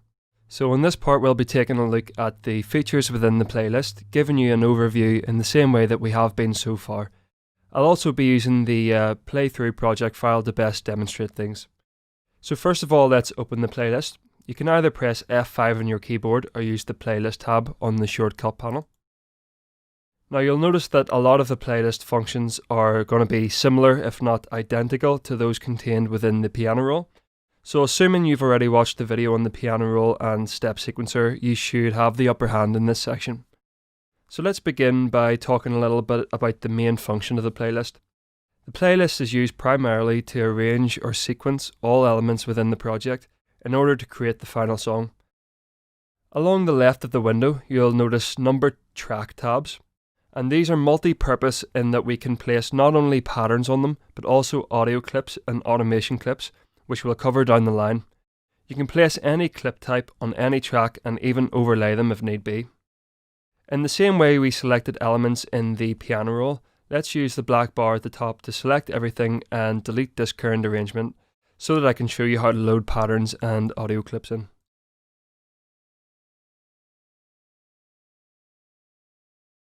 So you'll notice that by default the playlist is set to use the paint tool as opposed to the draw tool, and this is because the arrangement of the song is made on a horizontal axis, and being able to paint multiple patterns or clips across the screen at once is essential. So if you look at the pattern select window, you'll see that we're set to pattern 2, and so when I left click into the playlist, that pattern will appear. So let's just correlate the pattern number and track number within the playlist to keep things simple. So I'll put pattern 2 on track 2, go up to pattern 3, I can keep that on track 3. And so on and so forth. Now you don't have to keep things ordered like this if you don't want to. I mean, I certainly don't, but it's really up to you. But in essence, this is the basic premise of arrangement, but let's save an in-depth look at arrangement for a later video. Now let's try adding one of the audio clips in. We can drag a sample straight from the browser into the playlist, but since I already have some effect sounds loaded in, we just have to locate them within the channel rack. So let's go to the effects group. And once you have the audio clip that you want to place in the playlist, simply click on it or highlight it, and then return to the playlist and left click to bring it in.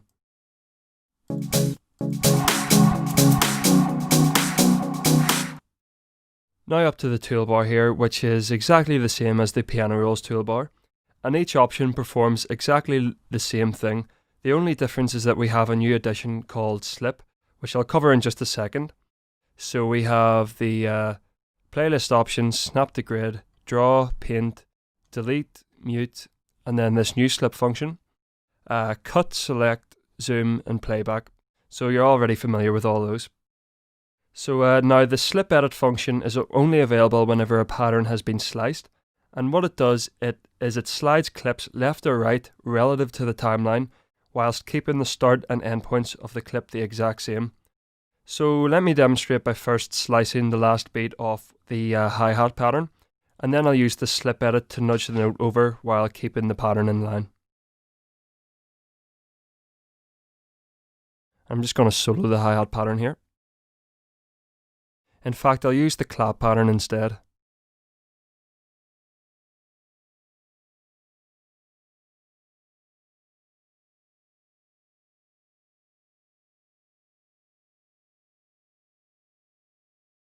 And you can see how it moves it there relative to the timeline.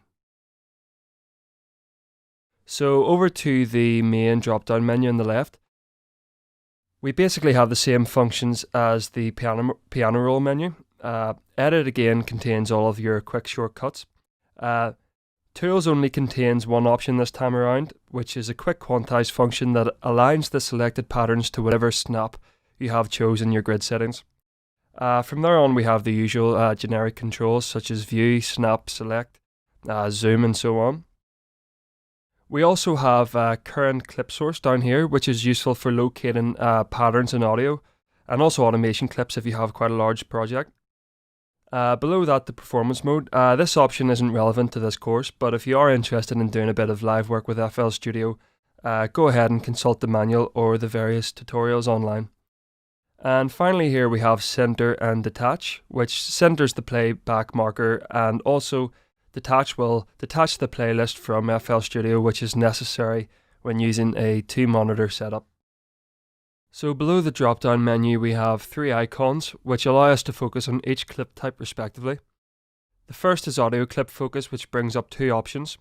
Now when zero crossing is checked, any slicing and resizing will be done so on a zero crossing basis, meaning that it will slice to a specific point to help avoid clicks at the slice point.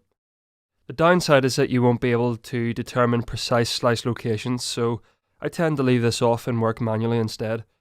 Next to zero crossing here is a stretch mode, and when this is activated, dragging an audio clip either left or right will stretch it on a time basis. So let me just quickly show you.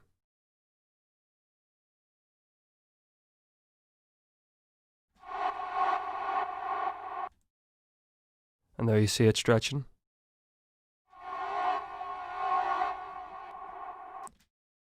I'll just turn that back off again. We can also right-click any of these 3 icons to bring up a list of what is currently available within each section. So there's our available audio clips, and so on and so forth. Now we can leave the automation icon alone for now and move on to the pattern icon. Now the 3 options available here are all to do with colouring your patterns, which isn't something we have to look at. Each option will link its parent colour respectively, and may be useful if you prefer to use colour coding to help keep things organised in a larger arrangement. So let's take another look at the tracks here on the left. We can drag the edges up or down to resize them individually.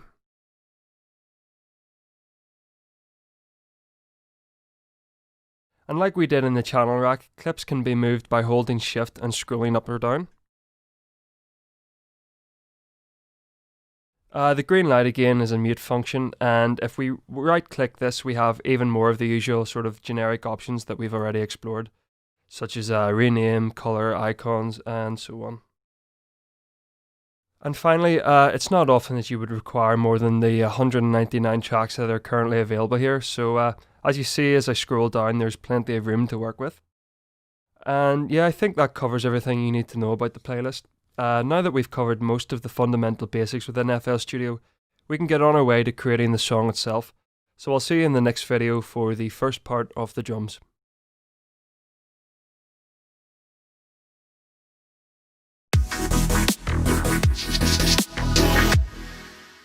Hi again, and welcome to the section on creating the drums. Now that we're well versed in both the user interface and its tools, I want to return to the step sequencer and piano roll in order to begin creating some drum parts. I'm aiming to keep things as simple as possible, and since the step sequencer is extremely user friendly, I think it's the best place to begin. When creating drum parts, you can of course use an array of methods, from inputting MIDI data in a live take, to using either virtual or outboard drum machines, or even mic and acoustic drums. Feel free to begin your pattern with any element of your choice. A lot of people tend to begin with a kick drum, which serves as the sort of foundation on which the rest of the parts are then built around. So with that in mind, let's load up our kick drum from the browser and bring it into the channel rack to replace the default kick here.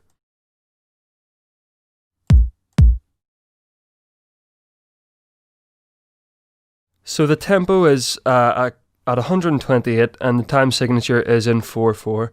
And to keep things simple, the rhythm is going to follow a very generic 4 on the floor pattern.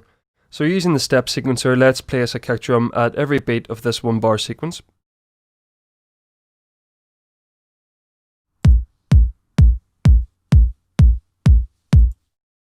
The kick is fine on its own right now, however, come the time of mixing I may want to make a few adjustments. For now I just want to create the actual patterns and rhythm before fine tuning anything. So let's move on to the claps. I've used a combination of 2 clap sounds accompanied by a reversed clap to add in a bit of slight variation. You may often find that using only the one sample is insufficient, and so by layering different samples together, you can create a more textured and full sounding end result. Keeping it simple, the claps will be placed on the 2s and 4s of every bar, with the reversed clap intertwining between them. So let's get to the next pattern at 2, and in this case, we can use the piano roll to create an extended 4 bar loop. I'll do the layered clap first and the reverse clap after that. So let's load the clap 1 and 2 in.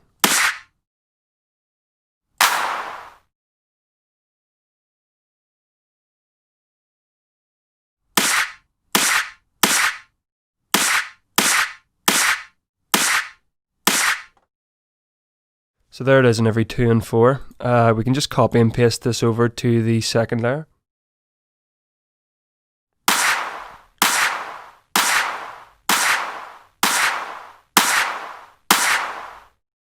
Now I trimmed the tail end of clap 1 using the out functor within the sampler settings to give it a sort of snappier feel, as I found that it took up too much space in the mix without these adjustments.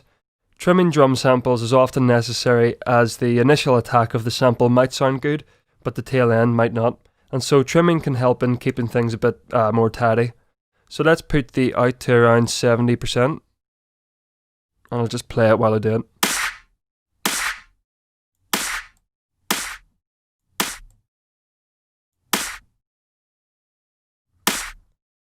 I left clap 2's tail alone as I wanted this layer to be the sort of filler, and it's there to work basically in conjunction with clap 1.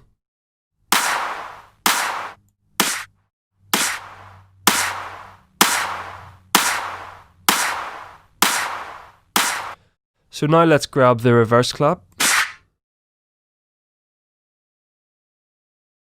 And from the sampler settings again, let's use the reverse function. So here's how it sounds. And I'll also do a fade in to around 45% so that sounds a bit more gradual.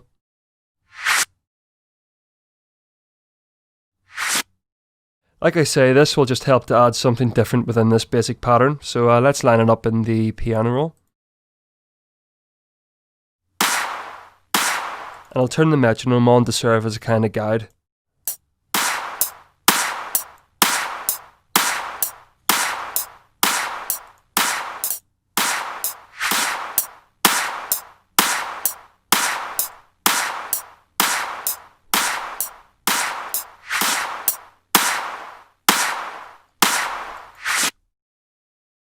So with the kicks and claps complete, let's move on to the hats and shakers. Again, this is another instance where I found that layering the drum parts was far more effective than using single samples. So for that reason, we'll have 2 layers for each hat pattern. Let's begin with hat 1 and half 2. And move up to pattern 3 here.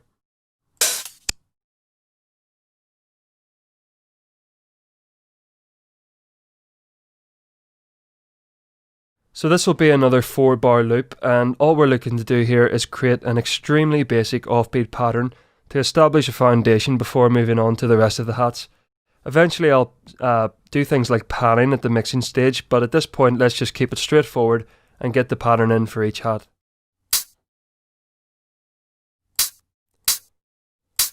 So I'm just going to draw a bar in and then copy and paste it over. This just helps save a lot of time. And again. And then we can just copy and paste this over to hat 2.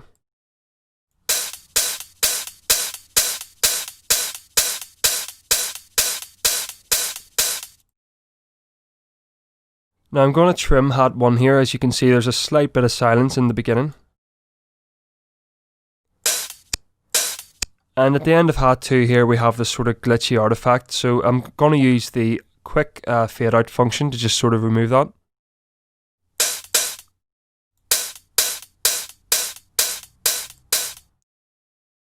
Okay, so now we can bring in hats 3 and 4.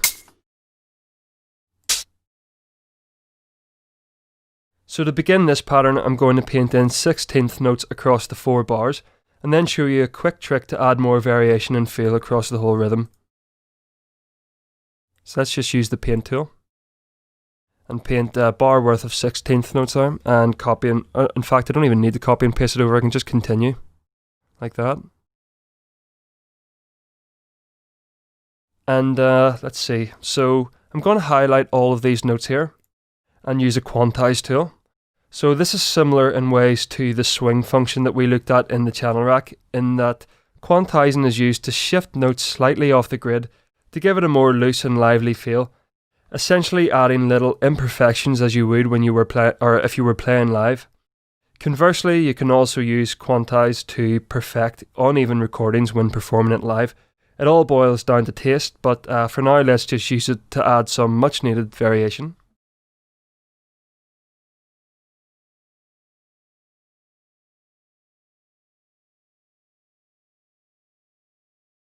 So we have this list of various score files which will input different note, velocity and timing data depending on which score you choose. So let me just go through a couple of them first and hit play first of all, and then go through a couple. I'll mute these hats for the time being.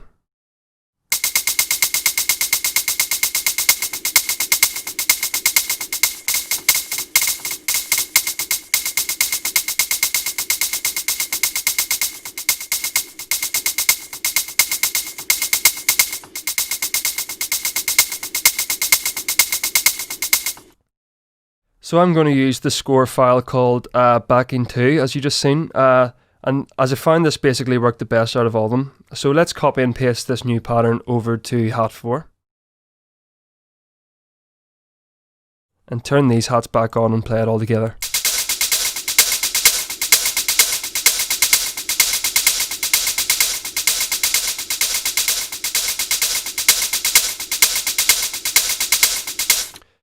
Now before we add in the final drum loop, let's place these individual elements in the playlist, and if need be we can do some sort of quick volume edits.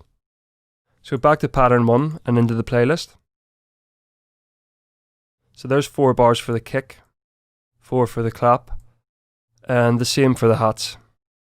Let's go back into song mode.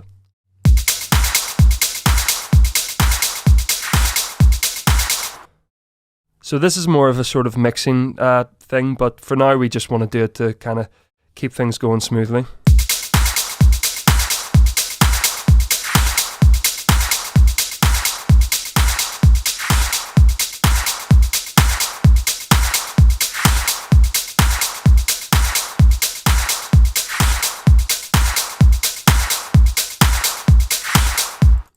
So I'll go ahead and grab the loop from the browser and bring it into the playlist.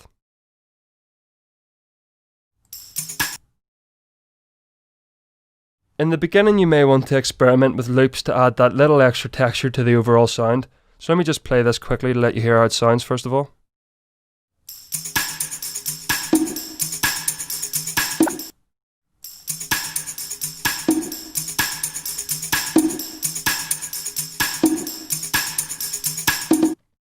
So in the case of this loop, it contains an additional rim shot on the 2s and 4s, a tambourine pattern in the background and some offbeat bongos.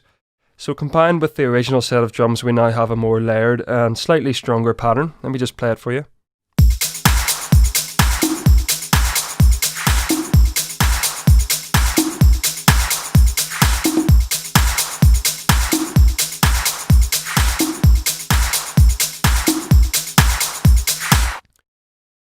And finally, let's make a group for all of these drums like I showed you earlier by holding Alt and G and renaming it to drums.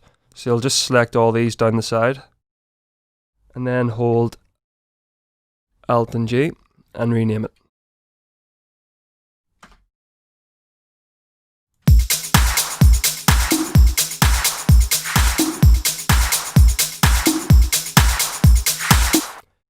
So that concludes this section. In the next video we're going to take a look at audio clips and adding effects within the playlist. So I'll see you there.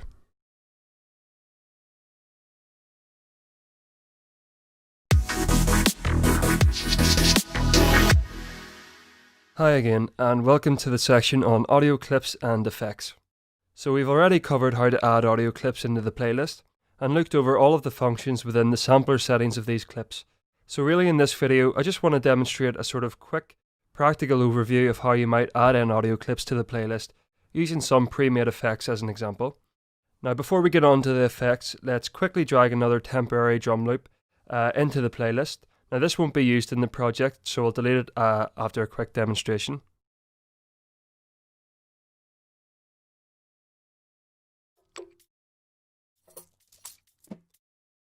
So as you can see here, this loop has lined in perfectly over the course of 2 bars, even though you may have noticed in the name that it's recorded at 100 BPM and this song is in 128. So what's happened is that FL Studio has picked up on tempo information stored within the WAV file and automatically adjusted it to fit the tempo of the given project. You'll find that most commercial sample packs follow this rule of thumb, but if you want to manually adjust the tempo of an out-of-time sample, you can use a few different tools, for instance the stretch tab in the upper corner here, like so. And you can also go into the settings and right click the time value to set it to a predetermined amount of beats or bars. So in the upper left of the audio clip here we see a waveform symbol, and clicking this will bring up a new drop down menu. Some of these features are unique to audio clips and non-available when using patterns, so let's take a browse through some of the relevant options. If we look over to the right here, we have the first option, which is Make Unique as Sample. And this will keep the original file, but will replace it on this playlist track with a clone, which can be used then for separate editing. Now under that we have Edit Sample, and I'm going to click it to show you what happens. So as you can see, this has opened a new window altogether, and this is FL Studio's native editing and recording tool. It's far more elaborate than the sampler that we've been using so far, and so for that reason it should be saved for a different course altogether. If you're that keen, there is a comprehensive rundown of this Edison plugin in the manual. But now back to the menu. So below Edit we have some pitch correction options, which are only available if you've purchased Newtone from the ImageLine store. If you would like to know more about pitch editing in FL Studio, some of my other Sonic Academy courses look at it in greater depth.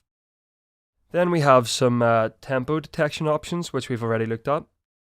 So over to the left here are the more kind of generic controls like icon, color, renaming, and so on. At the bottom left hand at the bottom of this left hand list is an option called Chop, and this will give you a few choices of pre-made chop patterns. Now these are very useful when experimenting, so let's just go through them to show you. And I'm going to just solo this quickly and highlight it.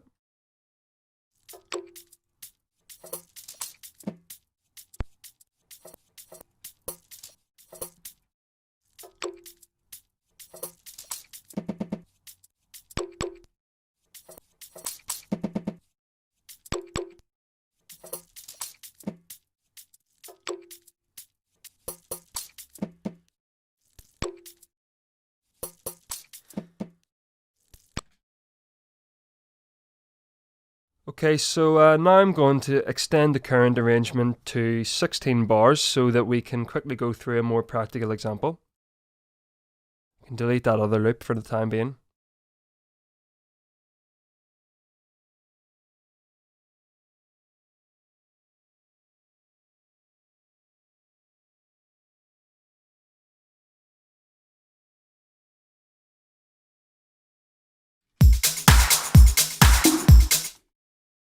And I'm going to show you how you might go about using effects audio clips to add sort of further variations to your songs.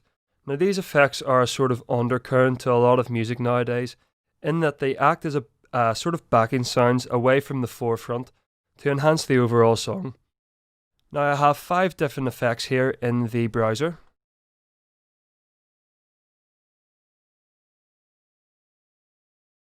and I'll bring these in one by one whilst playing the current arrangement, so keep in mind the atmosphere and sort of variation they add to the background.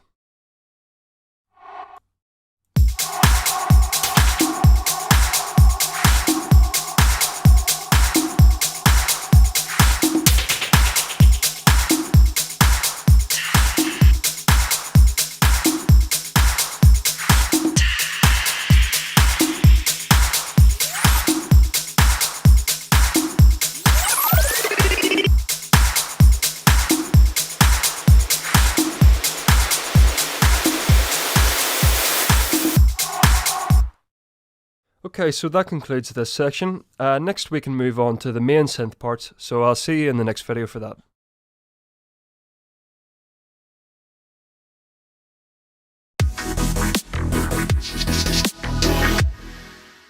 Hi again, and welcome to the section on synth parts.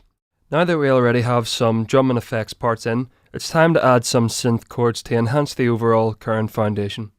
So like before, I'm going to use the plus switch here in the channel rack to add in FL Studio's native Citrus synthesizer. Now, as this is a beginner's course, we won't be covering synthesis or sound design at all, but if you are keen to know more about it, I believe that my Introduction to Basic Synthesis is available on Sonic Academy's YouTube channel, and there are also some more advanced tutorials as well. So disregard the entire interface of this at this point. We're going to use a preset sound which has already been pre-programmed. And to locate the presets, click the arrow in the upper left hand corner here and scroll to presets. Now the presets are broken into categories such as bass, synth, pads, drums and so on, but there are also some more experimental categories available too. Citrus can perform several types of synthesis, and so the resulting presets are quite widely varied. Take a look around them to give yourself an idea of some of the available sounds. Now, I personally chose one of the Moog presets. Let me just quickly try and find it here. There it is. And this is because it best reflects the sound that the guys at Sonic Academy use for these level 1 beginner courses. So if you refer to the playthrough, you'll hear how it will eventually turn out, giving off that kind of 8th note dead mouse feel. Now we can move on to the chords and rhythm. The entire progression is going to be in an 8th note rhythm pattern, and we will be using chords such as C sharp minor, B add 9, E, G sharp minor, B, and also E flat minor add 4. Now this may sound a little confusing right now, but there's no need to think too much into it at this point. These are simply the names of chords which are composed of several individual notes. Some of you may already know a bit of theory already, which is fine, but it really doesn't matter at this point whether or not you do. If you are interested, there's a section of musical theory tutorials available from the Sonic Academy website. So anyway, let's get started. We'll be using the piano roll to construct the chords over the course of 16 bars. So let's open it up and create the 8th note rhythm, beginning with C sharp minor.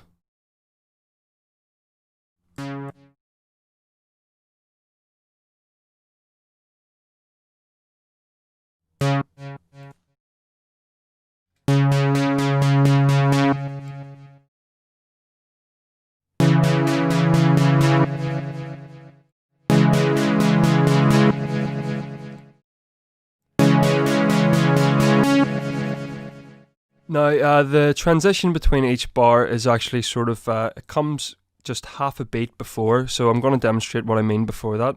It doesn't actually occur on every downbeat of the bar, it's just slightly before that to sort of add just a bit of rhythm variation. So I'll show you what I mean here.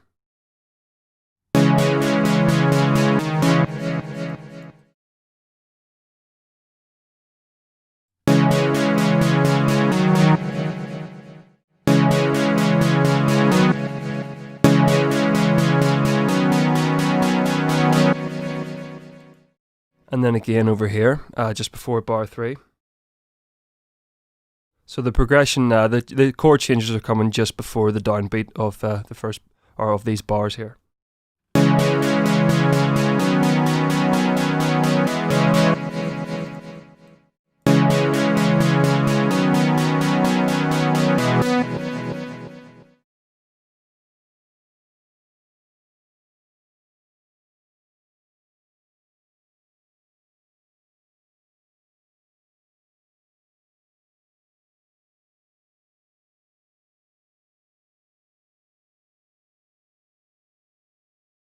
So up until this point, we have C sharp minor here at the beginning. We then go on to a B add 9 chord, and then an E.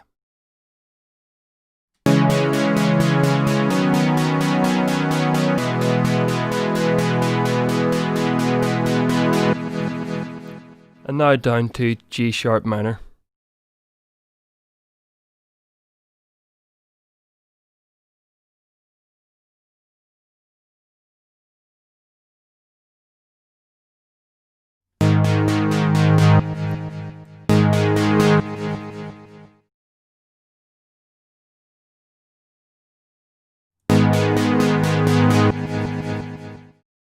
And then B.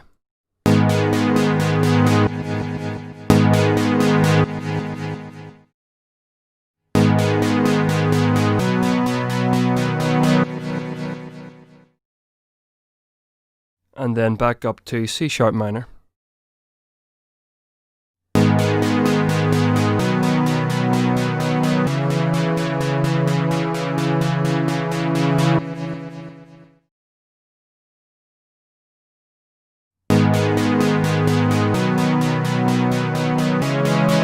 So let's just do a quick run through of that.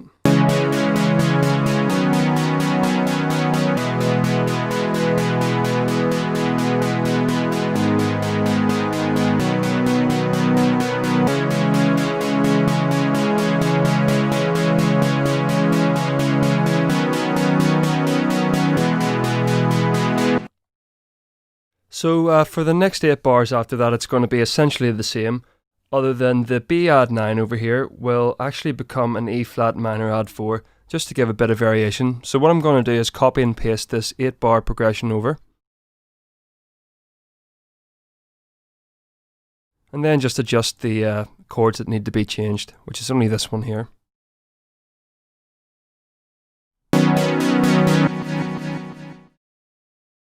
So we move the B down to the G sharp.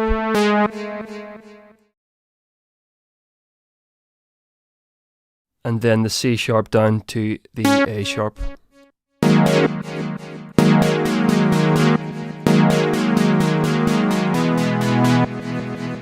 So let's just hear this in full.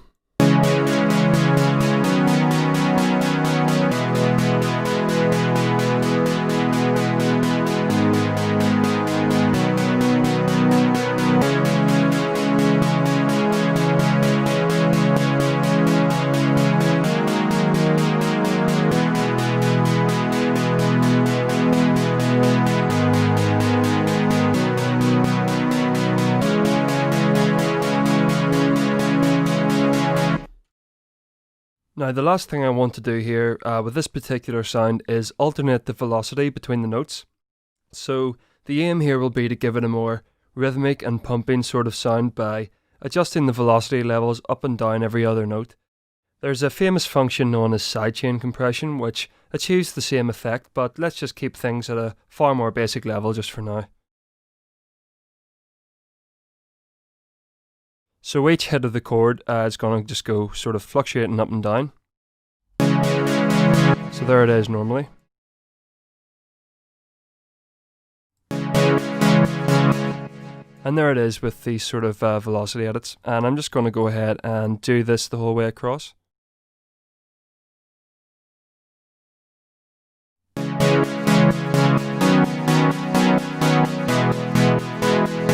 And it doesn't matter if they're slightly uneven, it just kind of adds to the overall feeling a bit more.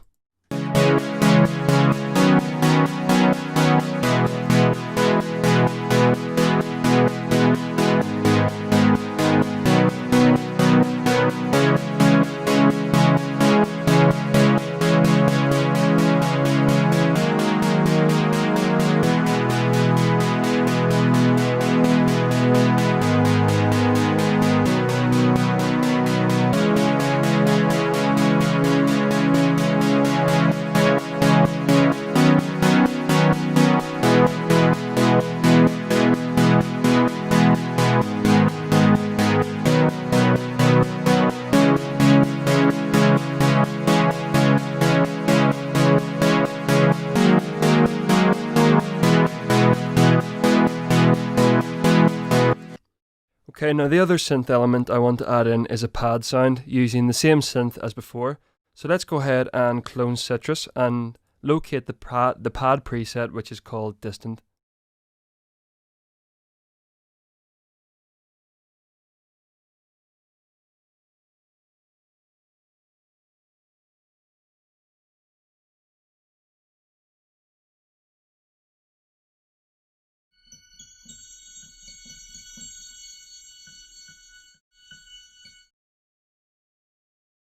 So this is just to add a nice backing atmosphere to the overall song, and so while it doesn't sit at the forefront like the previous synth well, it definitely adds sort of depth to the track whilst not interfering with the lead. There are tons of pad sounds available within Citrus, so feel free to experiment. So first of all, let's copy and paste the progression from the synth over to the pads.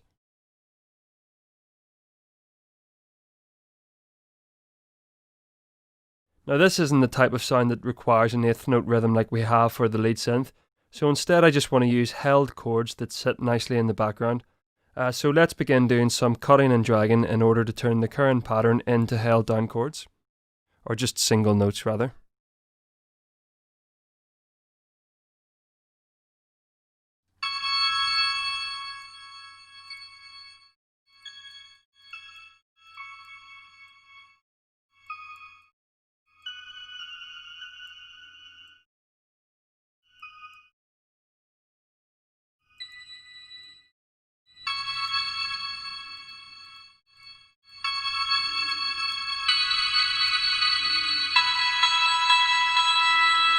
So as you can hear, we don't want that sort of bouncy rhythm.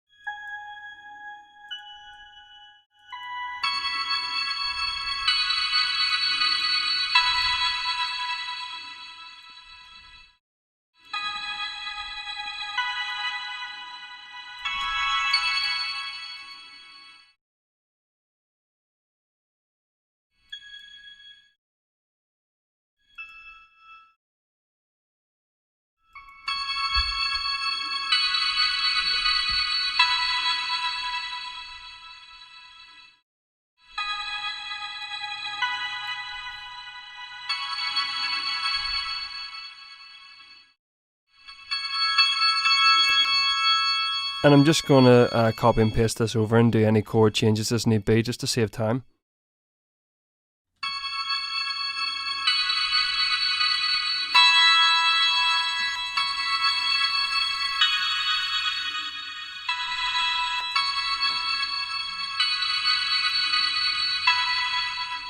So I think I actually left the B out of this chord here.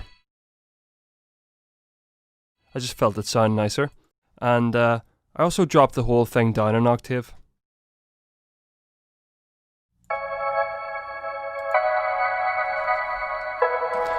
So let's put these synth parts in the current arrangement and see how we're sounding so far.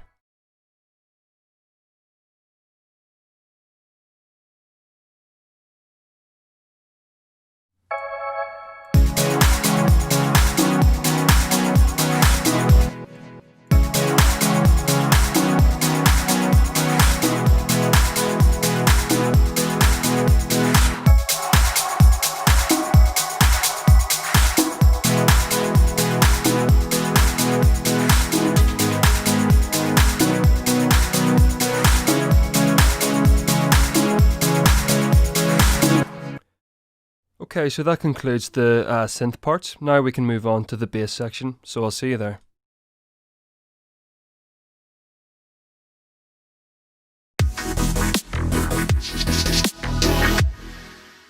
Hi there and welcome to the section on constructing the bass part. Now that we have most of the fundamental elements in place, Next on the list is the bass, and like before, we'll be using FL Studio's Citrus synthesizer.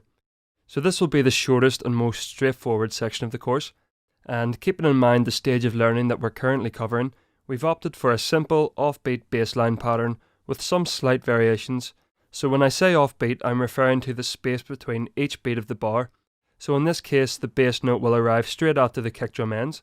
You can't really get any simpler than a pattern such as this, but as always, feel free to use the project file to experiment with other rhythms if you're feeling up to it. So let's go ahead and open Citrus. And as I mentioned before, sound design isn't a part of this course, so we're going to just head straight to the preset bank, and I'm going to choose the preset called Deep.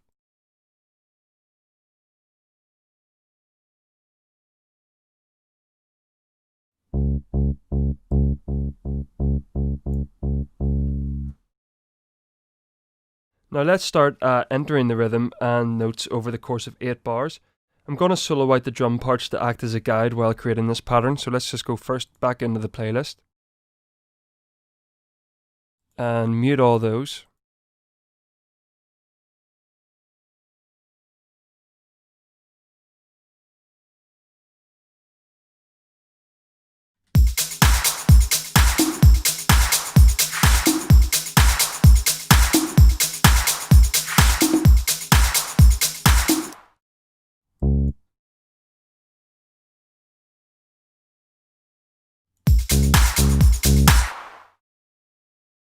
So here we start off at the C sharp and drop down almost an octave, down to the D sharp,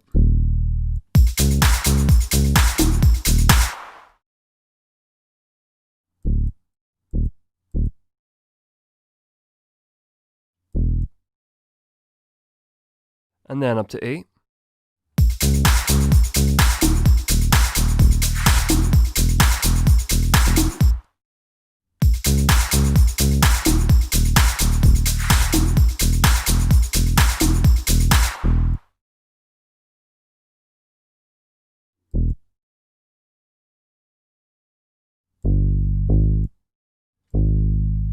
And then to D sharp.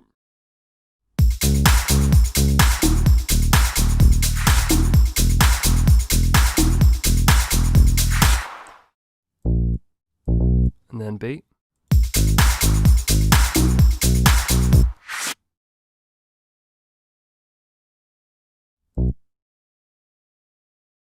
Before returning back up to C sharp.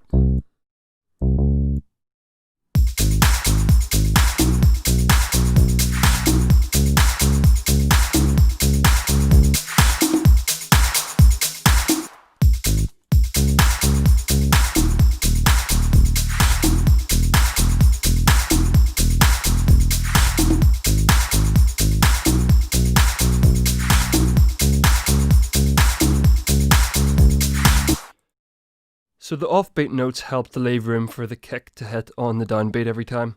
Now both the kick and bass drum occupy similar space in the frequency spectrum, so when making your own bass parts, keep in mind how the two elements interplay and avoid a clash wherever possible.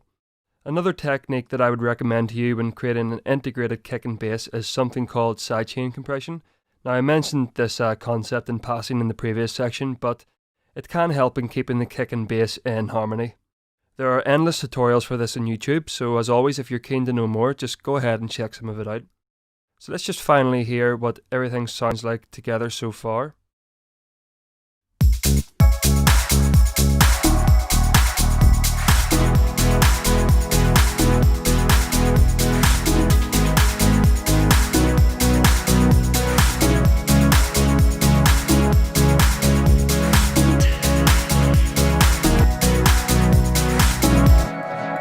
The only change we need to make is to bring this B up to the C sharp.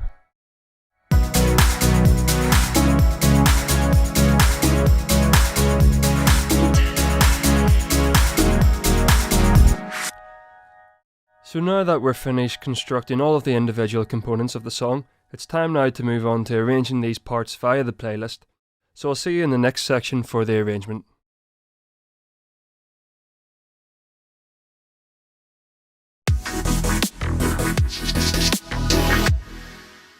Hi again, and welcome to the section on arrangement. With all of the individual components in the track in place, now would be the time to begin arranging them in a way that sounds coherent. So the aim of the arrangement stage in this case is to begin introducing elements gradually over the course of time, both building them up and dropping them out so that we eventually wind up at a full song with various interplays happening. So as you already know, arrangement is carried out in the playlist, so let's first of all open it up. So this particular arrangement, whilst not following the more generic verse-bridge-chorus structure, is still extremely basic. If you refer to the playthrough, you'll hear that elements are first introduced on an 8-bar basis, which gradually crescendos until the point of the breakdown, when things take a dynamic turn of events. So the breakdown is introduced by a relatively sudden dropout into a relatively quiet passage over the course of 16 bars. And this passage again crescendos, or in other words gets more intense and increases in volume, right up until the track's climax at bar 65. From there the main section of the song lasts for 16 bars, and from there on out the elements are gradually removed right up until the very end. So let's first of all begin with the arrangement of the drums, starting with the kick. I'm going to just currently delete the current arrangement here, and begin completely from scratch. So let's select pattern 1 and get the kick. Now I'm going to paint it right up until bar 49 and then again from bar 65 to 129. The gap between bars 49 to 65 is where the breakdown will occur. We're going to cover transitions in a later section so I can freely paint the bars in without worrying too much about the details just yet. So let's first of all go up to bar 49 with this.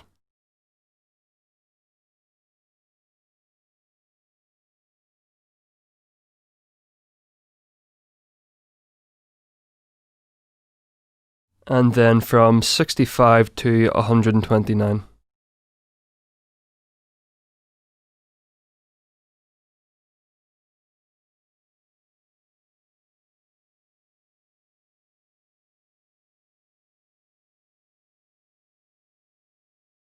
Now we can move on to the claps.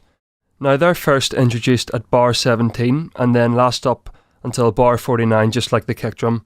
And again from bar 65 to 129 like before. So go to pattern 2, introduce at bar 17, and carry on to 49. And then the same for this section. The hats are then introduced after the clap from bar 33 to 49.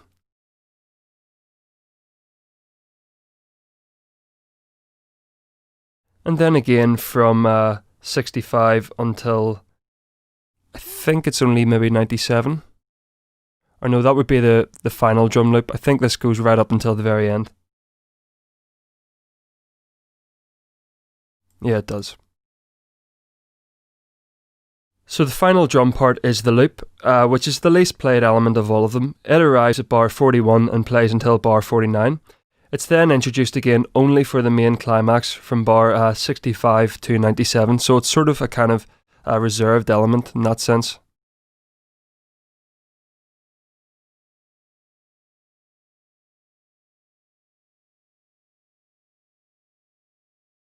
I just need to trim the very end there so it fits in.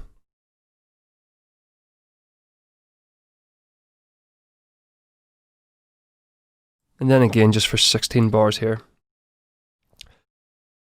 So the weaving in and out of the drums is really to keep things from getting too monotonous, but for now let's move on to the lead.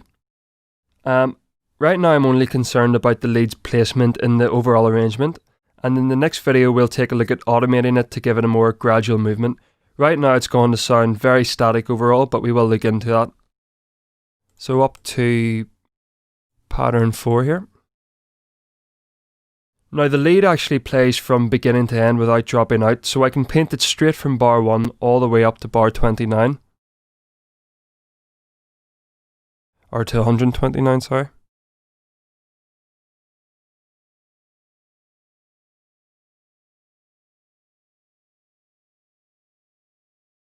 In the song's climax there will also be edits to the velocity of the synth, as well as some transitional changes to the lead throughout.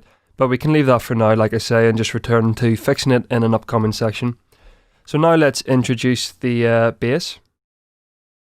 Or in fact, I'll introduce the pad first. And it's exactly the same as the lead, so I can just freely paint it all the way across.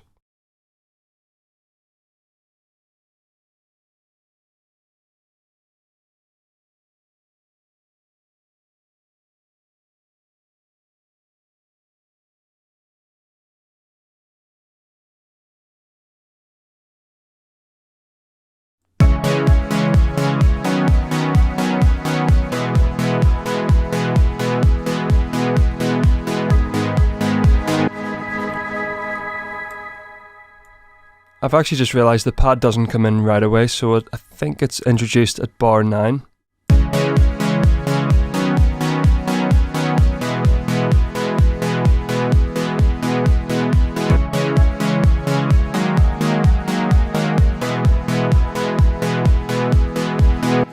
So now we can go on to the bass.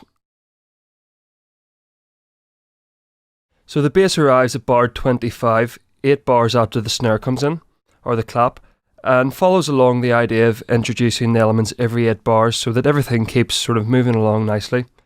The bass plays right up until the breakdown, and then it's reintroduced again from the climax at bar 65 right up to 129.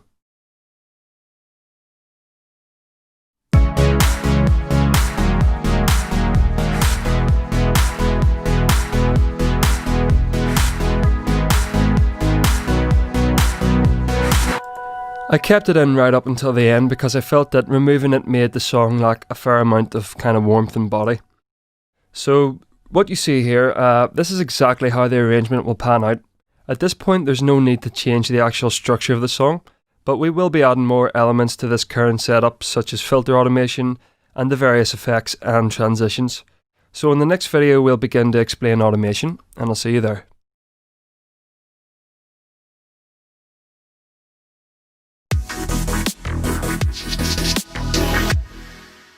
Hi and welcome to the section on automation. You'll have heard me briefly mention this term at points throughout the course, so now I want to introduce you to what automation is and how it works. Automation is used to move or automate controls on the FL Studio interface, plugins and third-party plugins also. Automation clips are similar in ways to the event automation that we looked at previously within the piano roll, but unlike event automation, these new automation clips are not bound to a single pattern, and instead exist as their own separate generator. These clips are stored in the channel rack and playlist, and I think the best way to explain their purpose is to demonstrate a practical example. For this course I'm only going to need to use one automation clip to keep things simple and straightforward, but you can begin to extend on the principle to any parameter that is available to automate. So the parameter I want to automate today is the filter cutoff within Citrus.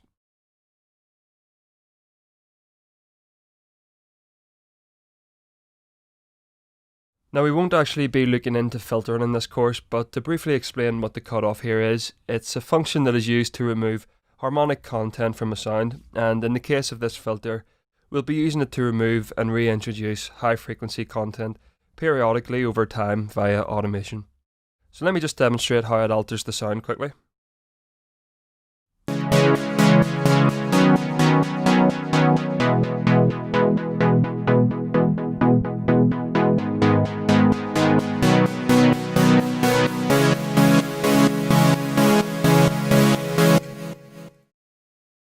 Now, if you refer to the playthrough video, you'll hear that the synth line starts out softly and gradually increases in intensity.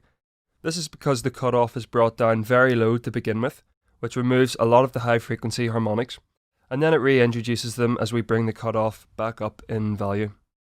So first of all, what I want to do here is move the envelope parameter beside cutoff down to around 30% just to give it a bit of further reduction. And now let's just move the cutoff down while playing the synth to hear whereabouts sounds appropriate to begin with.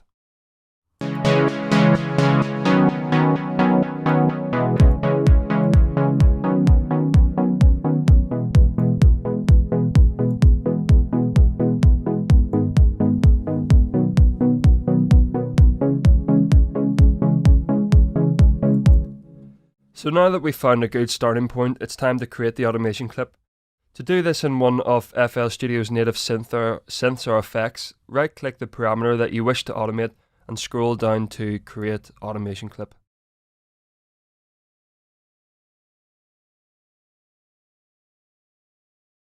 So if we look at the playlist here, you'll see that an automation clip has now been created for this sound. So first of all, let's use Shift and the mouse wheel to scroll this automation clip underneath the synth pattern. This is just to help keep things better organized. At this point, you're probably not going to be using any kind of third-party plugins, but if you are, the process of creating an automation clip is slightly different depending on what tools you're using. Generally speaking, to create automation for a third-party tool, you'll want to use your mouse to move whatever parameter it is that you wish to automate. Then scroll up to Tools in the upper left-hand corner here, and then scroll down to Last Tweaked, and choose Create Automation Clip of that parameter that you tweaked last. So now let's get on to automation of the cutoff frequency. I'm just going to zoom in a bit here so you can see the automation clip better.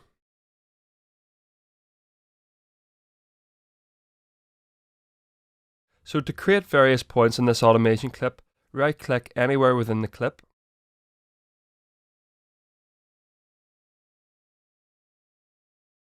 Now between bars 1 to 49, we're only going to have 2 points.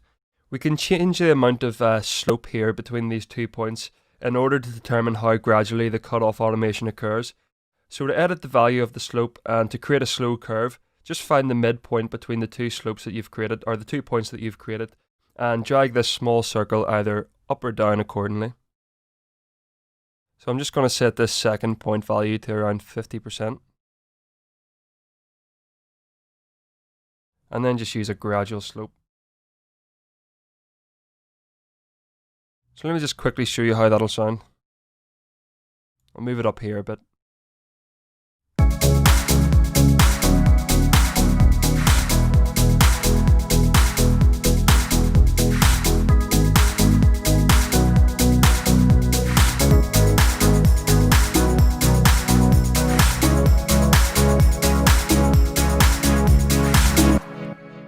So this will result in a slow moving automation that takes place over time, and it just helps to keep the synth part constantly evolving.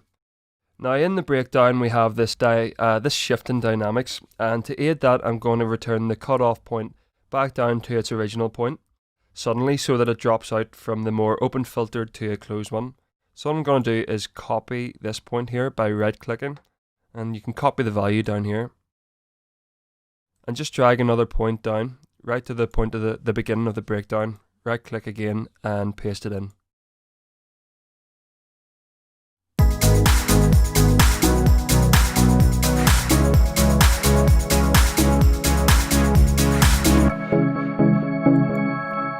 So from the breakdown until the point of the climax, we have another gradual rise, only this time the filter reaches a point where it's fully open so that we have a greater impact in the climax, and all the upper frequencies come through nicely. So like before, I'm just going to create a slope.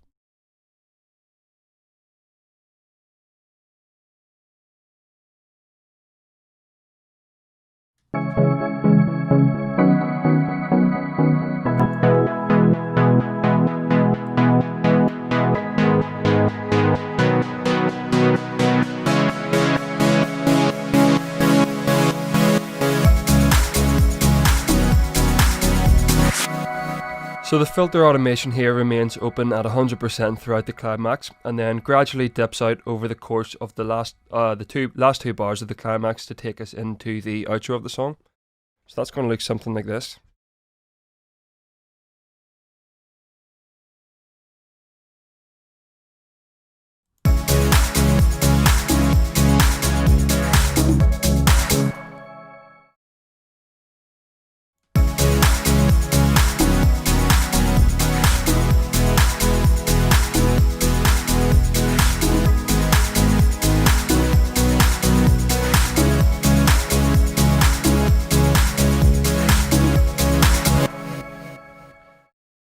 So that's just basically a very simple demonstration of how automation can be used to add further movement over time. And like I said, you can apply this to whatever sort of parameter you wish, so feel free to experiment with the likes of volume and pan automation at this point too. We're going to do some more tweaks to this synth to make it sound a lot better than it currently does. So with that said, let's move on to the next video where we'll be taking a look at some transitions. I'll see you there.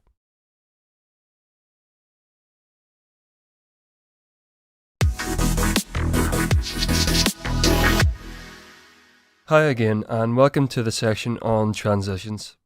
So with the arrangement and automation now in place, one of the next elements to consider is the various transitions between these 8-bar segments throughout the piece.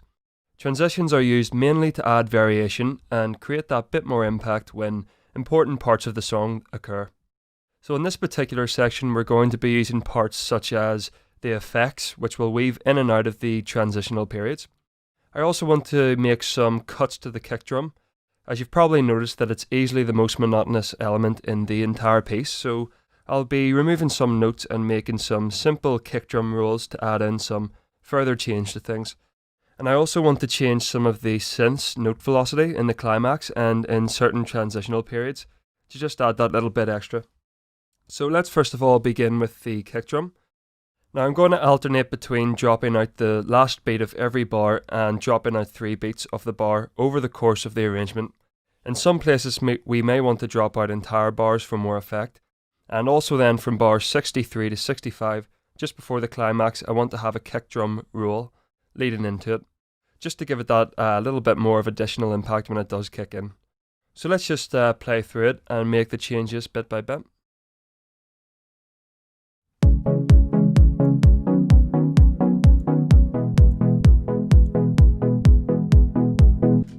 So here I've just dropped the last beat of the bar out, and then over here it's the last 3 beats.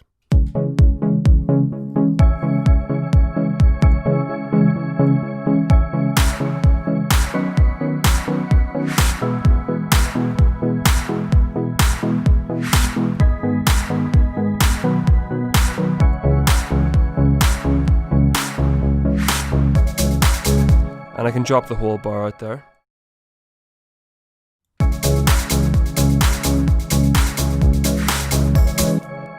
In fact, I'll leave that one kick drum in and just drop the bar out up here completely.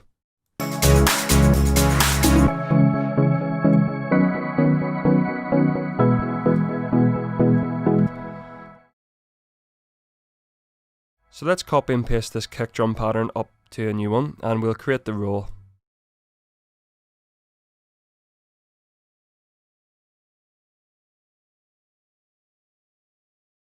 So this is just going to be a quick 2-bar roll where the notes kind of gradually increase in intensity and velocity.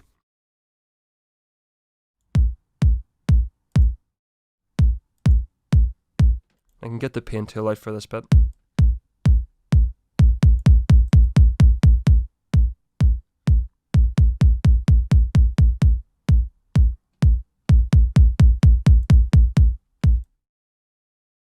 And then just do a gradual rise of the velocity note properties down here.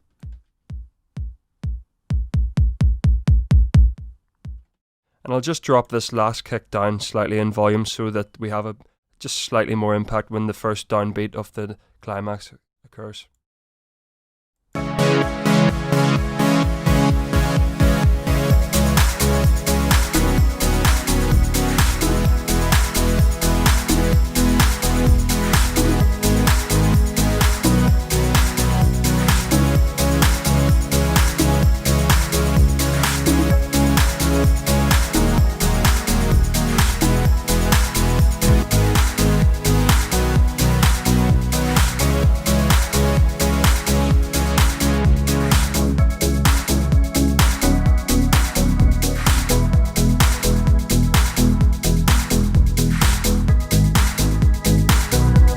This drum loop actually needs to go on for a further 16 bars here, I've just realised.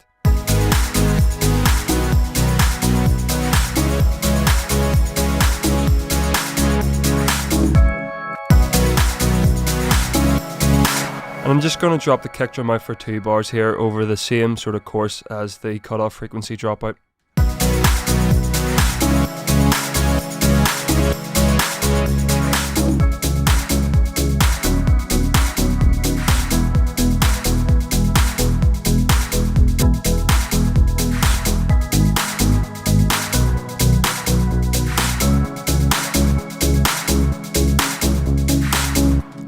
And then finally for the outro, I've just dropped out the kick drum for the last 4 bars completely. So with the kick drum transitions complete, let's now make some additions to the synth. So first of all, I'm going to copy and paste the current synth pattern into a new pattern to begin with. And the first thing I want to do here is create a more open transition down at bar 48, just before the breakdown. And I want this 1 bar section to sound a bit more full on to help enhance the contrast and dynamics between one section and the next. So let's go to pattern 4 and copy it over.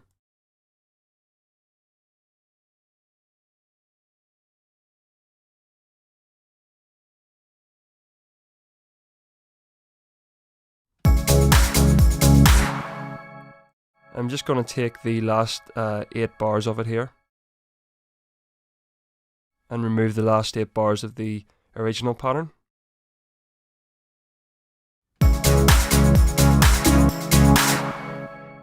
So I'm just going to move the note velocity up here so that it's equal to the other notes.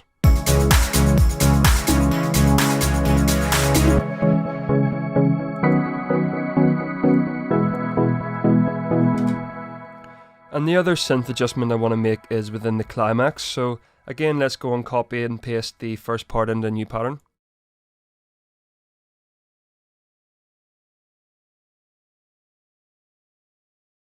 And remove these bars within the climax. And I want this section to have a more open velocity for greater impact. And to do that, all we're going to do is raise the dip in notes up a bit more so that the dip in sound is less audible. And this just makes for a more sort of full and open sounding section overall. So here it is before. And I'll just begin bringing these dips up.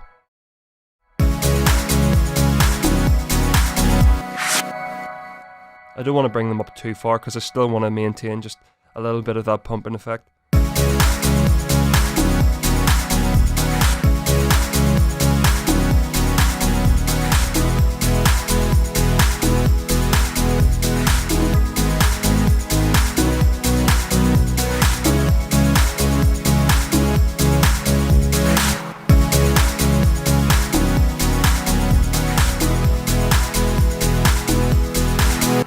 Again, this doesn't have to be evenly matched, the notes can be just slightly different.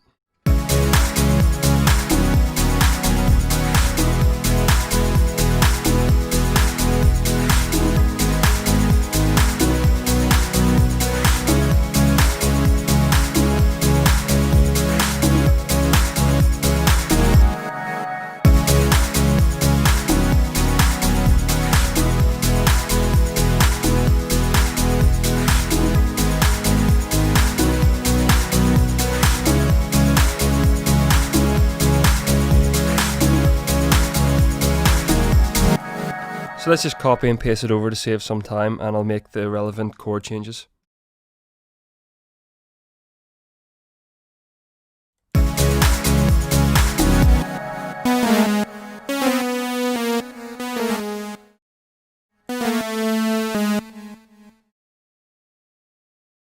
Just going to use the select tool to highlight them all here.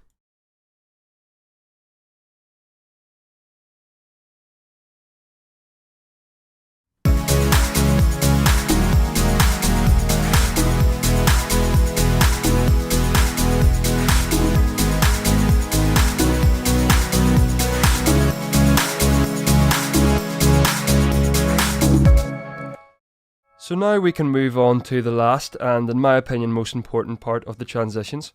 So since we already know what the effects do and how they shape the song, let's just begin adding them in. Generally, I'm going to use the shorter effects together in succession and keep the longer effects separate, but there will be times when I'll want to use more of them in combination, such as when the breakdown and climax occur.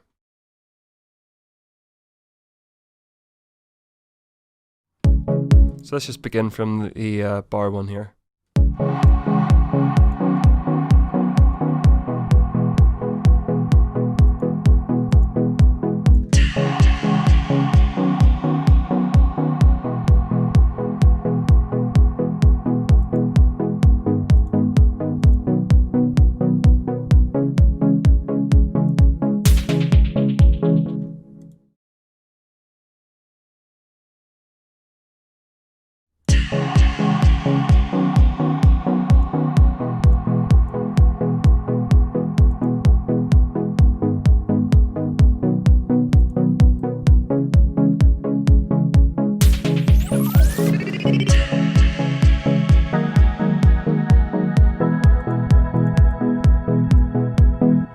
I'm also going to copy and paste this effect sweep here.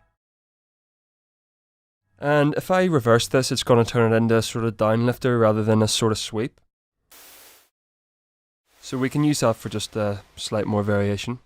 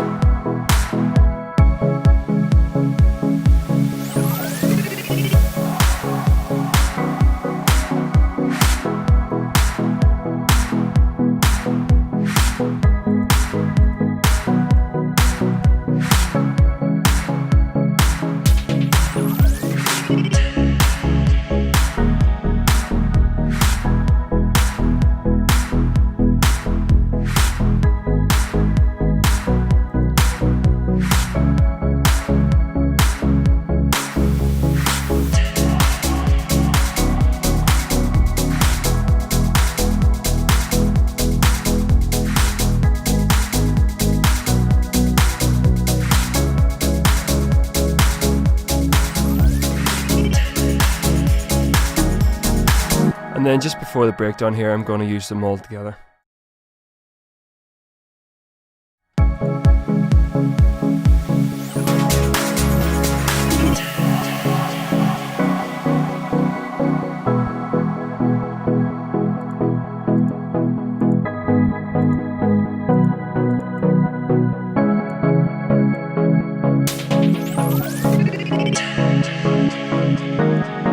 And the same for just before the climax.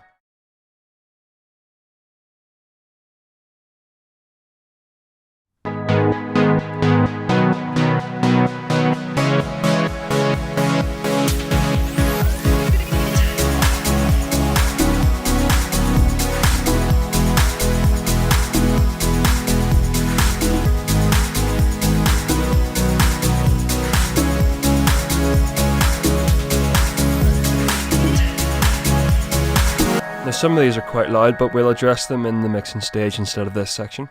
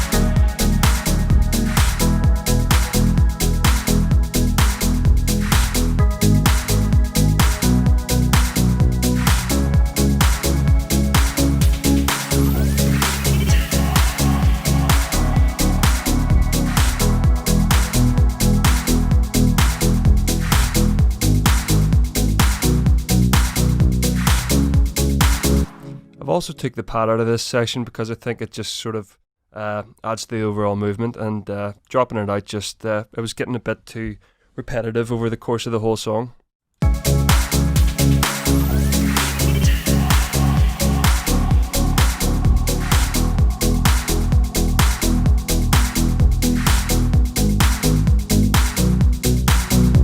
And again at the outro here at the very end we can just have everything going at once.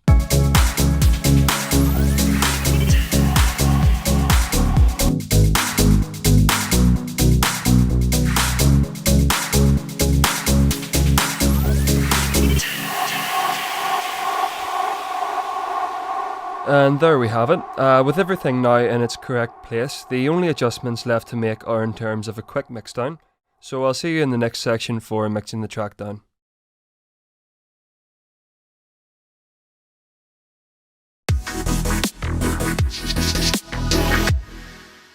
Hi again and welcome to the section on mixing.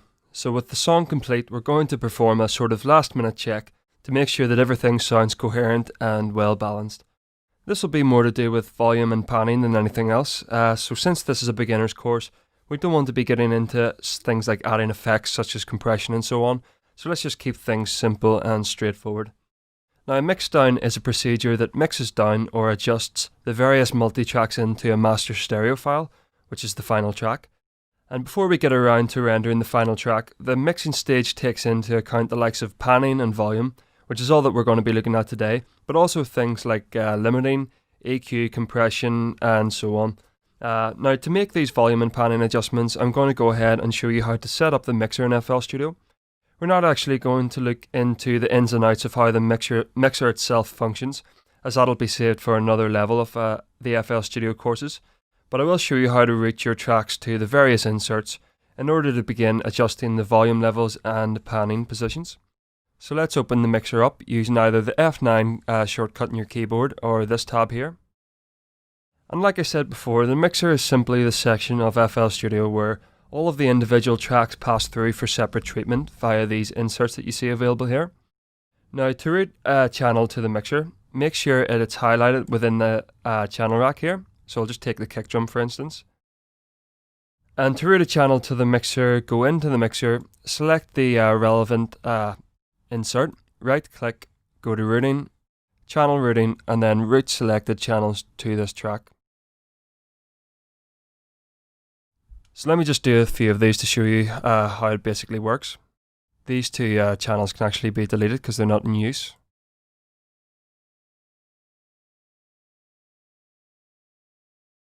You can also highlight it here and use the shortcut of Ctrl and L to link it up.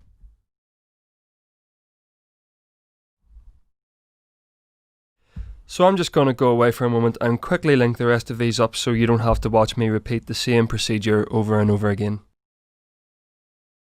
Okay, so now that I've routed the separate groups to different sections of the mixer, let me just quickly show you how I've done the color coding and mixer grouping, which just helps keep things organized. So I'm going to select multiple inserts here in the mixer by double clicking and dragging either left or right. And then we can right click this group of selected inserts to create a group, and then we can color code it using this tab here. And just press enter.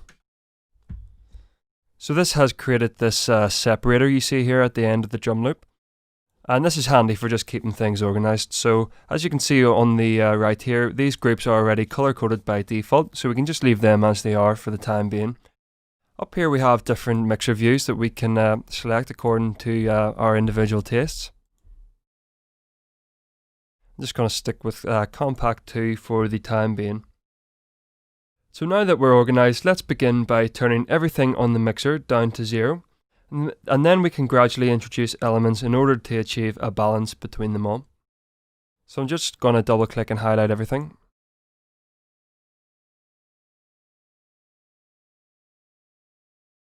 And bring it right down to 0. And so let's begin with the drums and then level off the rest of the elements with regards to their position.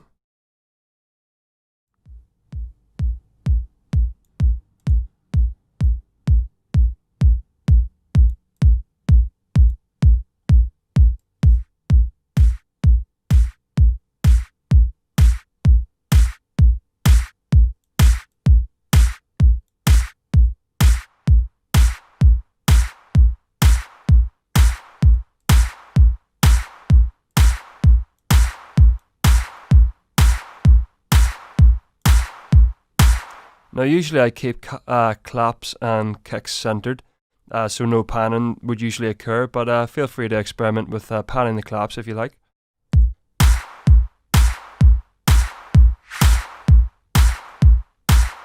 And now the hats.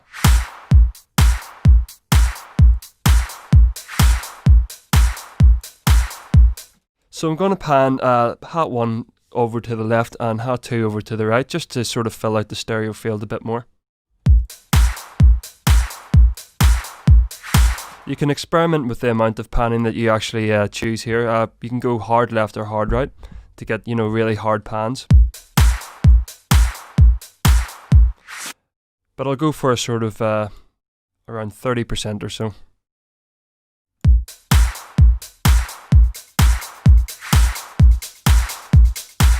And again, the same for these hats.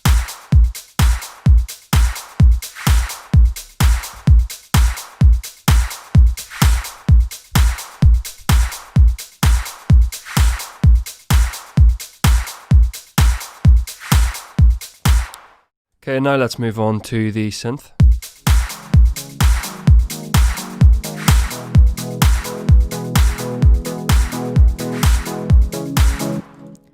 I'm going to go over to the loudest part of the song just to sort of level it off that.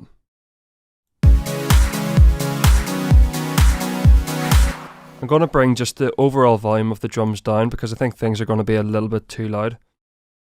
So just highlight them all and drag it down like that.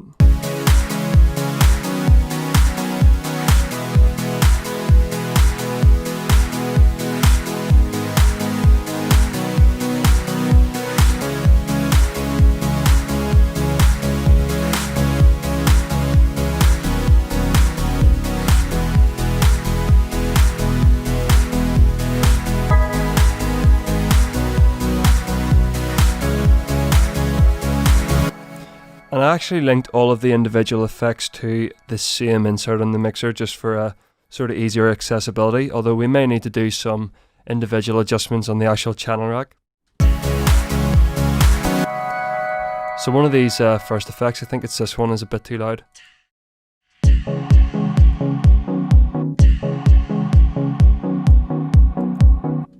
I'll just have a quick browse through these ones.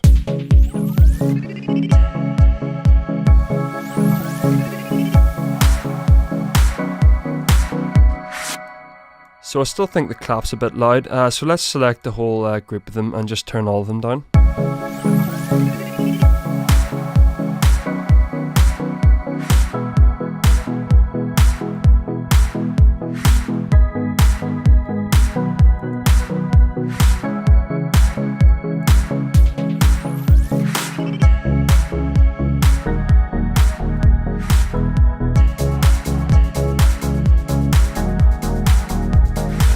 And I forgot about the drum loop, so I'll just bring that up.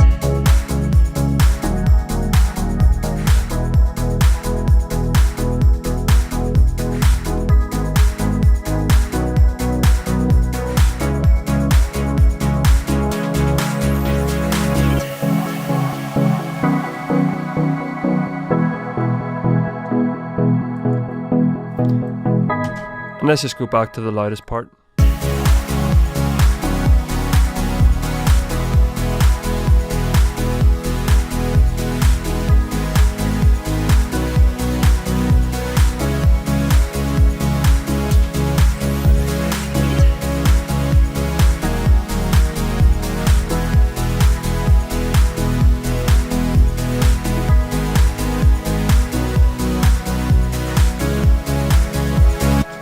Now let's choose a quieter passage to hear how that sounds.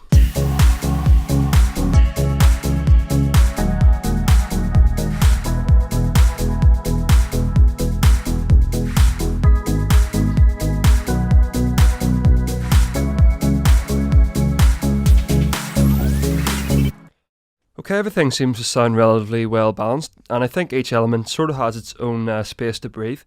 Usually what happens after the mixing stage is that a mastering stage would then occur. It's again another topic that isn't appropriate for this course, so we're going to jump straight into the rendering of the song. So I'll see you in the next section for that.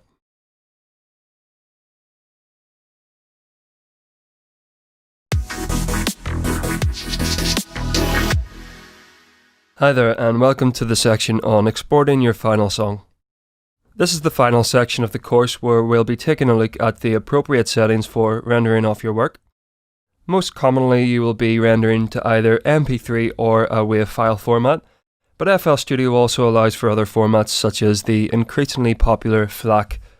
Now, first of all, let's go into the export settings and do a run through of the available functions. So in the file settings up here, go down to export and choose whatever format you wish to render to, and also the directory. So at the top of this window we have mode, and that determines whether or not you'll be rendering single patterns off or the full song. So I'm just going to leave it on full song for the time being. Next to that is the tail, and these options determine how any sound decaying out after the final bar is going to be rendered out. It's not really relevant too much right now, and I tend to use the default leave remainder setting so that FL renders the tail of the reverb, for instance of reverb signals that slowly decay out, and so on. One thing worth noting is that if you want to render off some of your own loops to use, make sure to select a wave format, as MP3 compression inserts a small amount of silence in the beginning of a render, which may affect your timing and looping points. So down below that we have our format choices, and we can select more than one format to render at a time, which is quite a handy tool. So if I select wave file here for a moment, you'll see that we have some bit depth information introduced that wasn't available when exporting just MP3.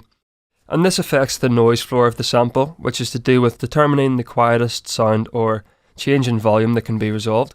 24-bit is usually what I render to, but CD quality is usually a sort of dithered 16-bit file. So really feel free to use either. I personally can't tell the difference. It's also worth noting that WAV files are lossless audio format, and as such, they are one of the sort of higher quality modes of rendering. So let's just deselect WAV file and stick with MP3. We have the bitrate control here, which determines how much compression will be applied to the MP3 and how many artifacts of that compression become apparent in the render. So the lower the bitrate, the more lossy the file and noticeable the artifacts, whereas the higher the bitrate, the higher the quality, at the expense of file size. So 320 kilobits per second is usually a standard when rendering out MP3, although a lot of commercial streaming platforms stream it even lower than this. The rest of the options here aren't going to be particularly helpful to you right now. We've already covered a brief idea of what resampling achieves, but in the rendering stage I tend to leave this at full for the highest resampling quality of transposed audio clips, so it results in a slower render, but it's really no big deal. Now below that we have things like activating high quality mode for all plugins. The rest of these options here you really don't need to worry about right now. We have disable maximum polyphony, dithering and so on. And then in the miscellaneous tab at the bottom, I think the only relevant option to you right now here is the split mixer track, which will export tracks in the mixer as individual files. So that will be handy if you want to mix, say, some stems for instance. And finally down here we have the start button, which will start rendering the song, and if you have something else that you want to do in the background while the song renders, you can use this background rendering, which will leave some CPU for other applications. So I think that about sums up the whole FL Studio Level 1 course. Hopefully you feel like you understand the general idea of things by now, and maybe you could go and start creating some of your own pieces from scratch. So thanks for watching and take care.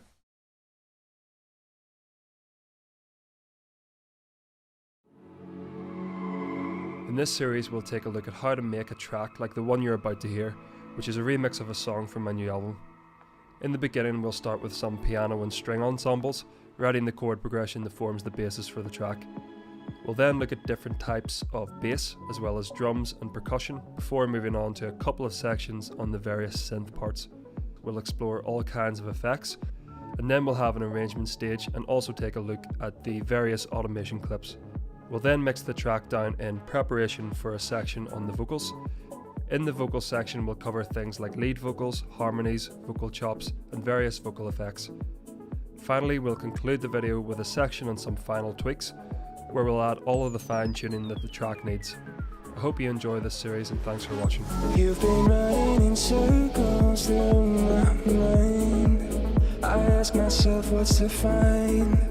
Yet somehow I seem to find you in everything, everywhere, down to the seasons, between the lines. But there must be a reason why our lives intertwine. But I just keep on waiting for the moment when the rain starts falling.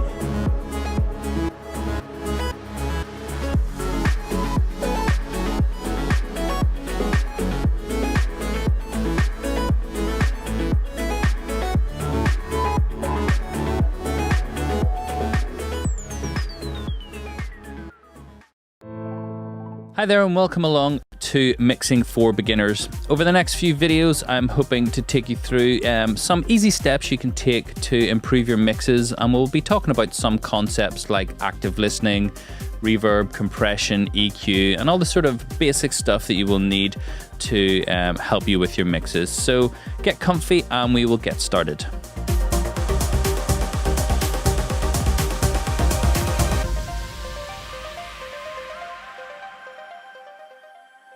So what is active listening and why is it important? Well, basically the mixing process goes something like this.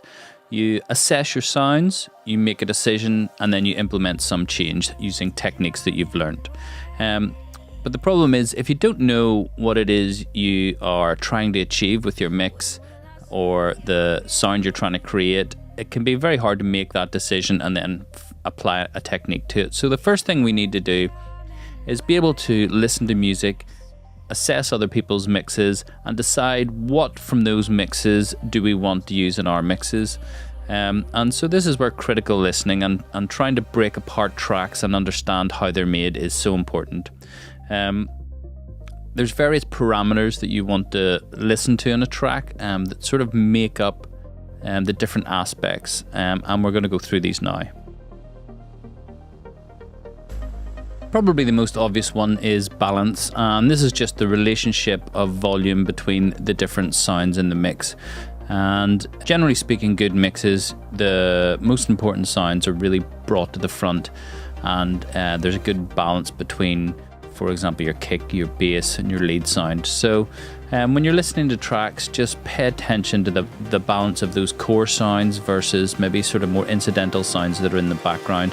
A lot of sort of beginner mixes you can hear that they're trying to make everything as loud as each other, and that doesn't work. You have to really decide what are the sort of key aspects of your mix and what areas do you want to push to the front.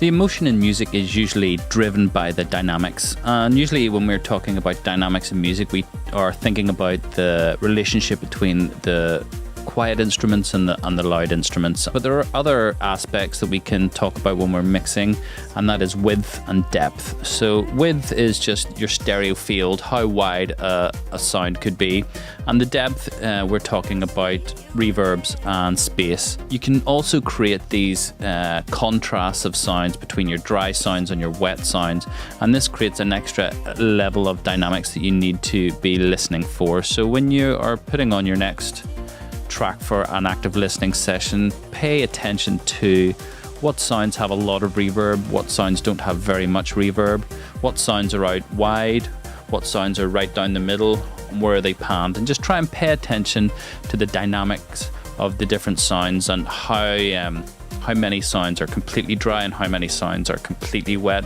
and if there's ones in between, and how wide that dynamic range of contrast is.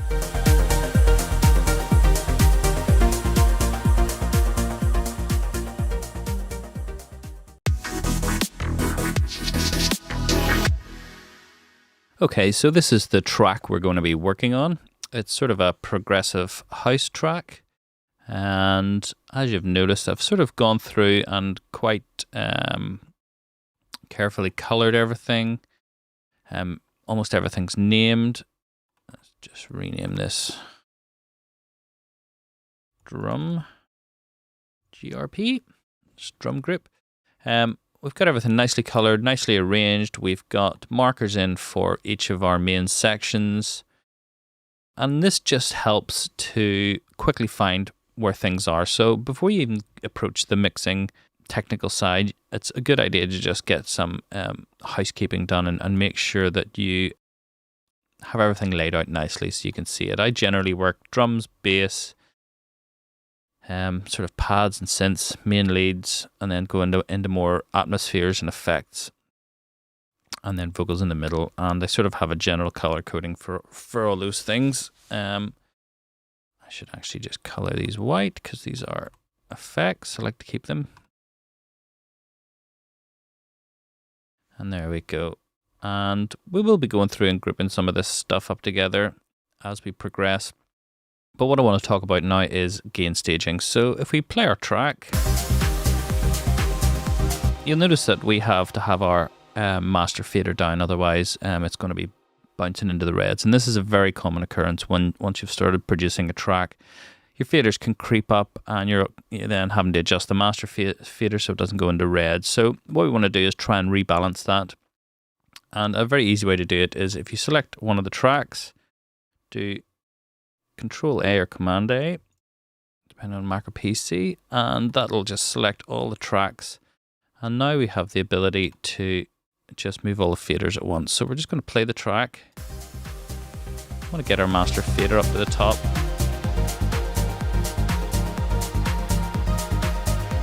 And we want to be aiming to have about -6 dB left of headroom.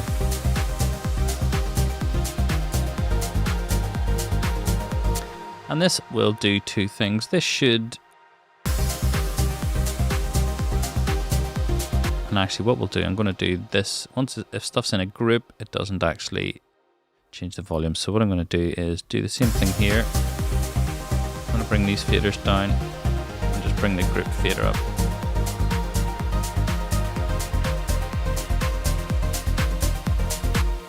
And now what we've got is a situation where most of our faders are in around the midpoint. We've got room to go up and room to go down. And we've got about 6 dB left in our master fader. So that helps with a few things. I'll give you an example of how it sort of can affect going into plugins. So got our kick, for example, and you can see on the kick as well that we've got so much gain going into the kick that it's actually going beyond the fader point. And if we were to turn this right up to 0 dB, we're just instantly getting distortion. So let's have another look at that. If we go into a plugin, for instance, like Drum Bus, it's just distorting that instantly. And this is just because this track, the gain on it's so high. So I've done that on purpose to sort of give you an example. We've been using the compressor and makeup gain. So if I take that off, add the limiter on, and we can even just bring that back about 6 dB. So now when our fader's up at the top, we've still got plenty of headroom. We could even take a bit more gain off.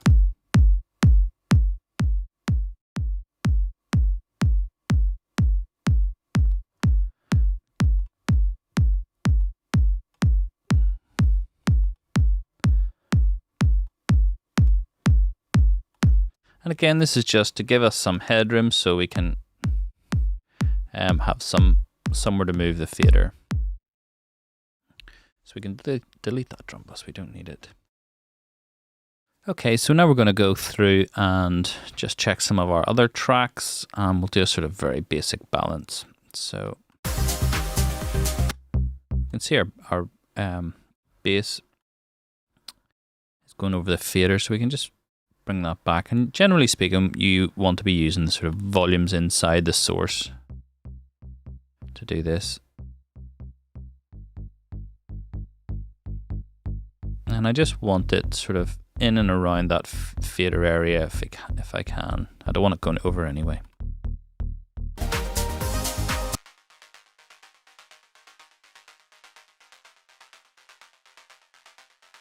And that's kind of as high as we can get it there, so there's no point trying to do more to that.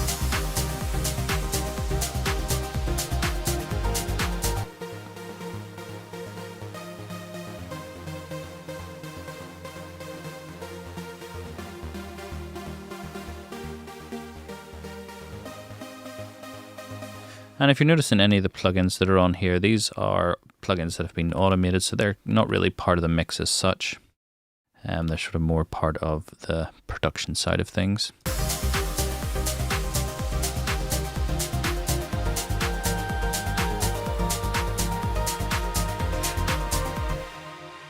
Those vocals are a bit low, but we'll deal with them later on. And we'll just do a very basic balance as well. So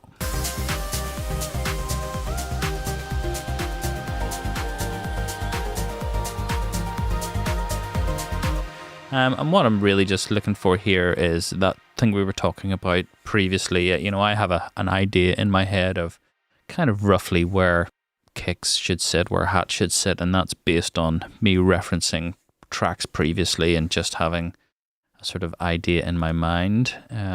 There's no one idea fits all. It's really more about referencing, as we talked about in the previous videos.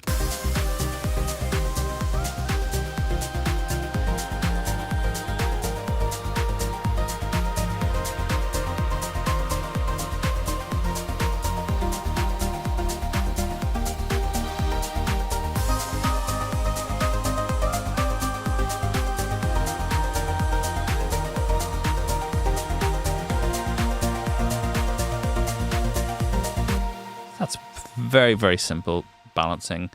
And again, we're really just looking for that gain staging where we've got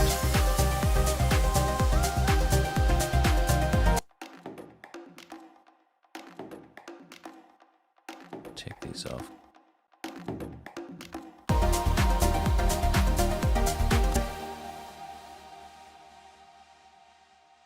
So that's our gain staging.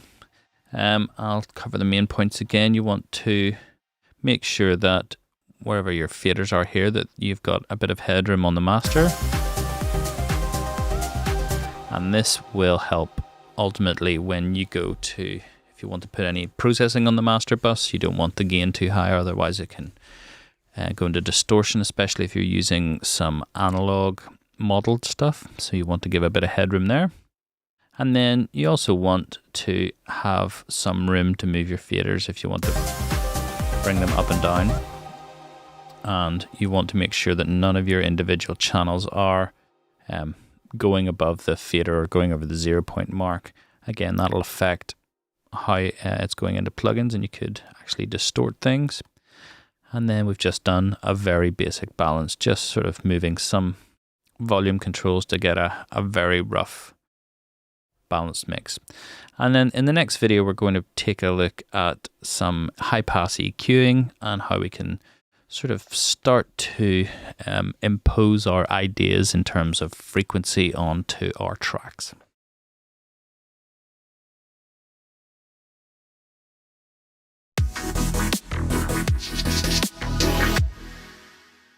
In this video, we're going to take a look at some high-pass filtering, and I'm just going to briefly talk about when to use it. And really for me, there's two main areas that I'm looking at when I'm using these high-pass filters. One is just to sort of remove any low rumble from a track that has stuff down in the low end that we don't need. And then the other one is sort of for hi-hats and top-end sound, is just kind of trying to place them up into a higher bracket. And the reason to do that is just sort of, again, we were talking about dynamics previously, and this is sort of frequency dynamics, is creating space for other sounds and just sort of moving things up into higher registers. So we can look at our drums first and listen to our claps and hats.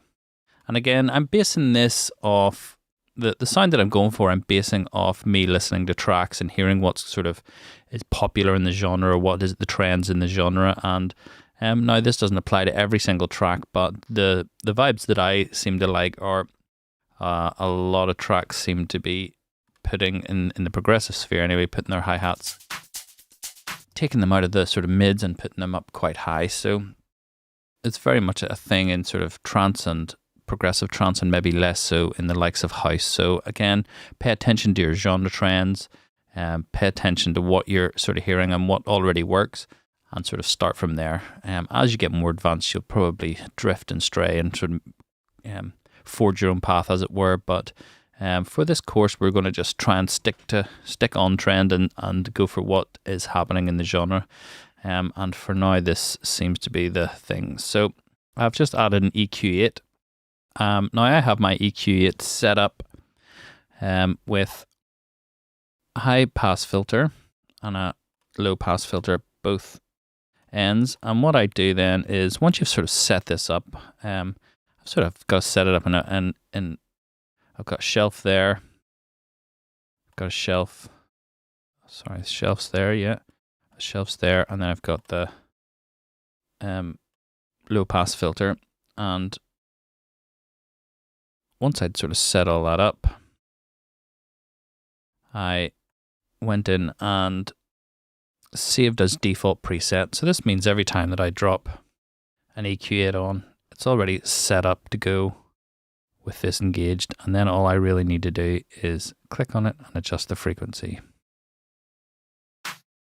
And you can see there in the spectral analyzer of this particular track, there's a lot of information right the way through this sort of low mids, and not that I'm really looking for that, but you can especially see down here if I was noticing a lot of activity, you know, below 100 hertz, I would always be, for the most part, unless it's a bass or supposed to be a mid sound, trying to get rid of that.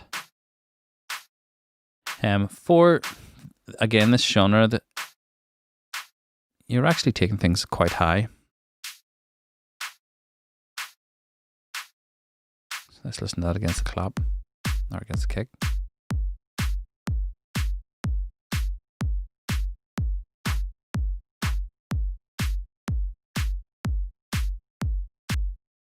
And again, it's not always an idea to do as much cutting as that on some instruments, but I think for claps, hats, and shakers and rides for this genre, it sort of seems to be the thing. So we can copy and paste that onto our hats as well. And for the hats, I'll probably even go more extreme, because I really want to take those up.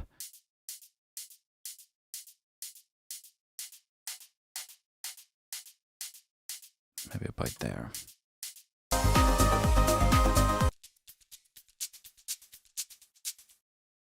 This channel shaker is actually not too bad. Let's copy the EQ it on.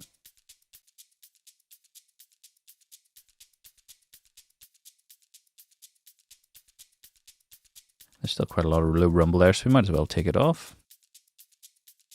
And then we'll copy this onto our shaker. Again, I'm really going hard on this because I don't want that taking up that much space. It just really is supposed to be a top end shimmery sort of vibe. And with this hat loop,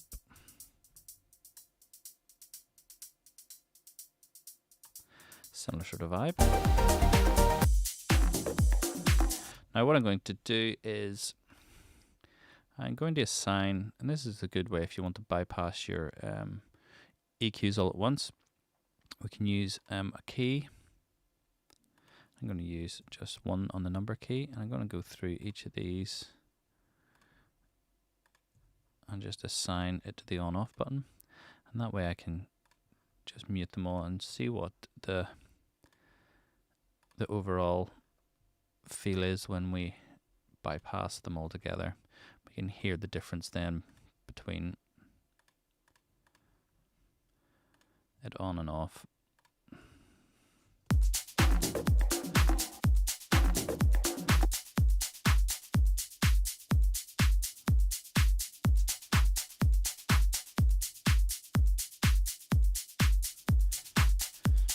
That's it all off. We'll actually put it on the ride as well.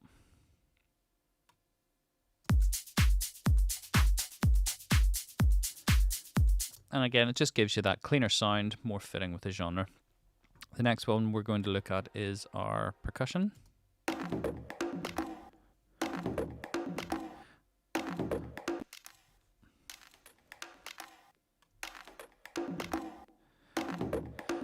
And for this, I'm not going to be as extreme. I want to keep a lot of that sort of energy in the percussion, so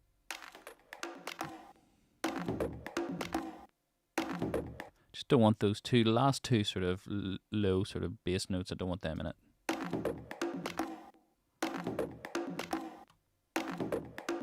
I think that's about right for that. We can have a listen.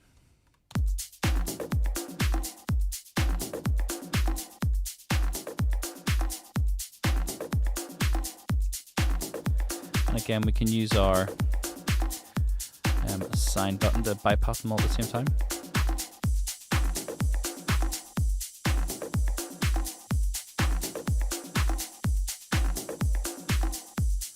I think that sounds cleaner and nicer.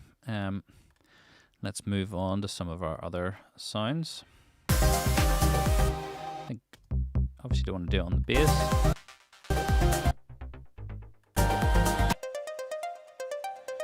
And I think we do it on this. again, this is a sort of incidental sound. So again, we're thinking about, actually there's something already on that. This is sort of an incidental sound. We want it to sort of sit up at the top of the mix. We don't want it to sort of overpower the mids and fight with our main sort of stabby riff. You can actually see this is around the sort of fundamentals of the note. It's where we're getting the most energy. Once we go past that, it sort of loses the fundamental energy. We just want to lighten it up a bit. Again, once we come to do our final mix and we're sort of more involved in balancing everything together, we might sort of tweak some of these settings as well.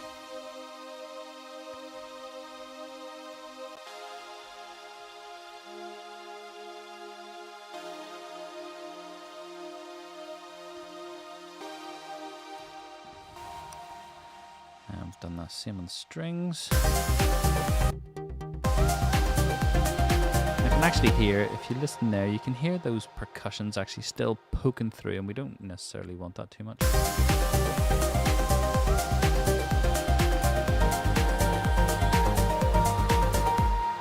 just going to do a quick volume change there. And that's the thing, you know, as you're sort of progressing through doing each of these changes, you probably will find yourself doing some natural balancing between the instruments as well, and that's totally cool.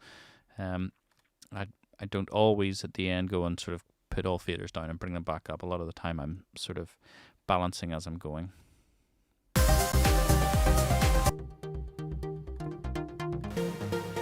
we've got these three sounds. These three sounds are all playing the same thing, so we'll go through one at a time. And again, we want maybe a bit of interaction with the sort of the bass and stuff, but not too much. We want to try and keep them on their own.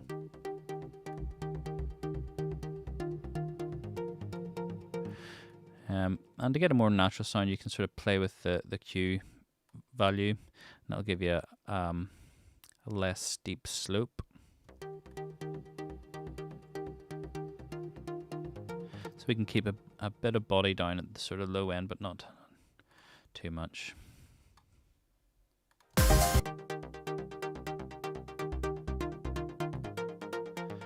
works that one as well.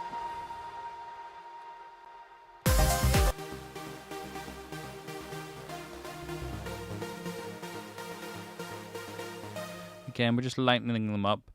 If you have this curve, I've seen this a couple of times on users' mixes. If you have this curve too steep, you'll start to introduce, you know, resonance around the cutoff frequency. So it's always a good idea to try and use as shallow a Q as possible.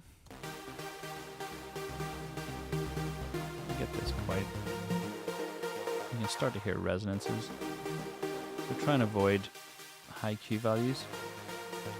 Trying to make this subtle. We're just trying to remove some weight, but keep it subtle. We don't want to alter the sound too much. We're just sort of removing mud, removing weight, and sort of trying to place the sounds. I think we should be able to bypass all these still, haven't we?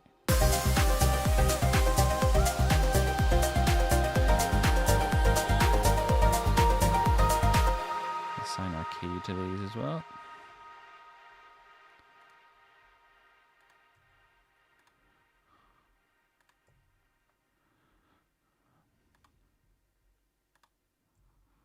So we can kind of hear the difference it's making.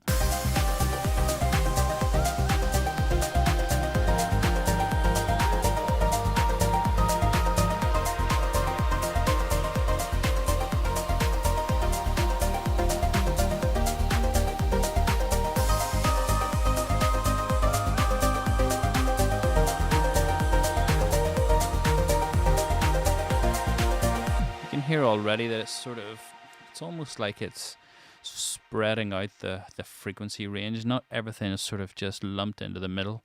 You know, we've now got things that are sort of primarily only in the high frequencies. We've got our bass and our kick and stuff in the low, and we're sort of stretching out that dynamic range of the frequencies.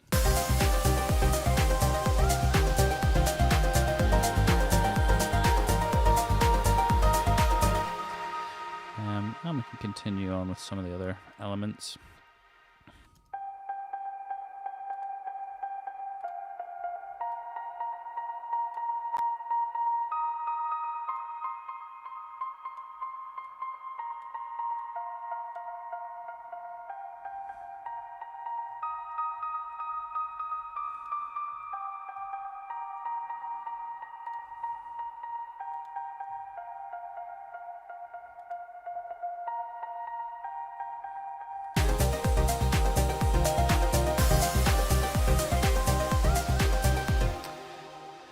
And I think that is pretty much it. We can listen to these atmospheres.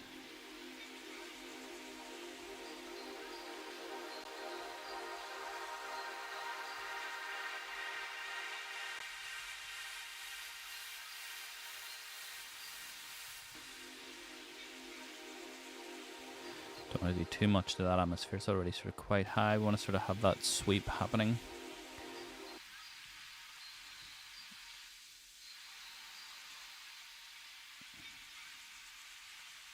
And again, you have to be careful that you don't remove too much low end.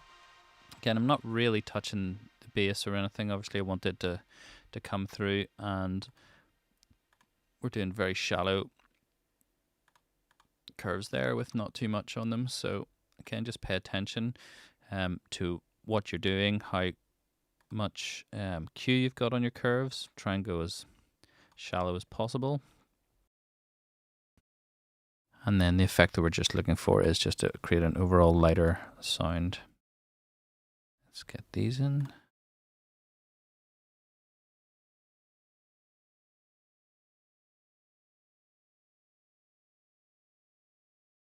I think that's everything now in. We can hear the difference.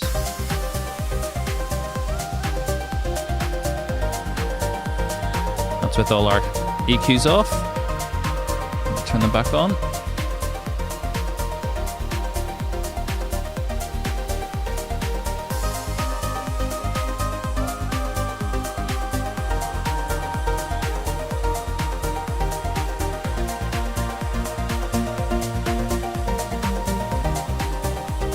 And again, so we've cut some of that low end out, but now we can sort of bring these sounds up, and they're sort of fitting into their own space a bit more. So that's our first EQ technique, which we'll be using, high-pass filtering. In the next one, we're going to look at removing any unwanted resonances and how we can go about doing that.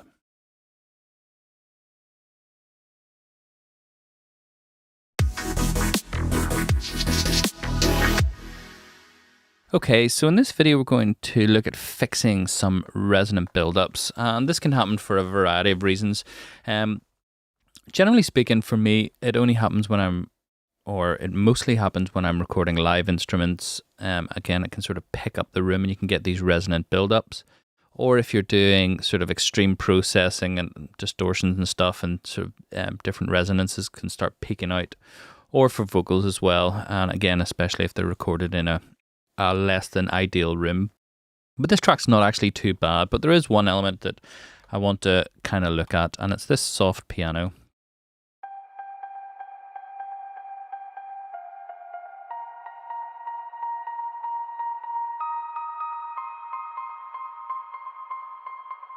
And while it's not too bad, I think there's still some stuff we can do. So the first thing I like to do is just get a spectrum on there. While the EQ8 also has a spectrum built in, I just find this to be more precise. And we can really zone in and see what's happening.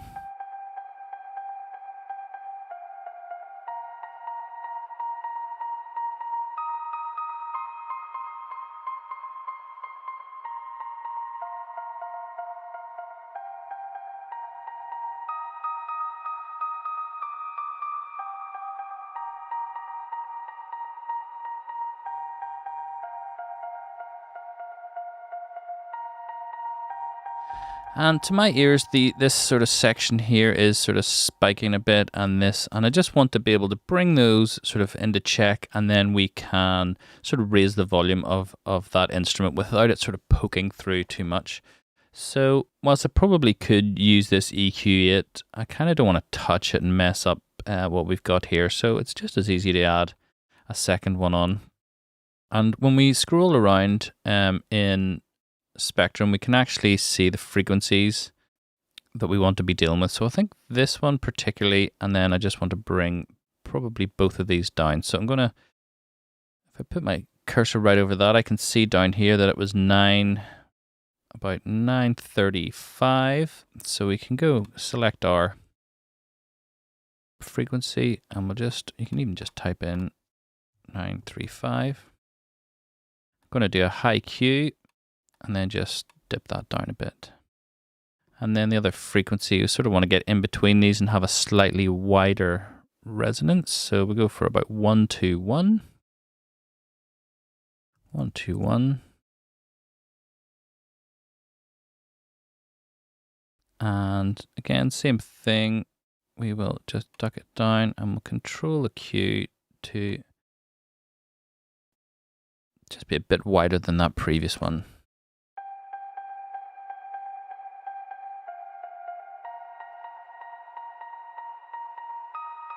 Go a bit more on this.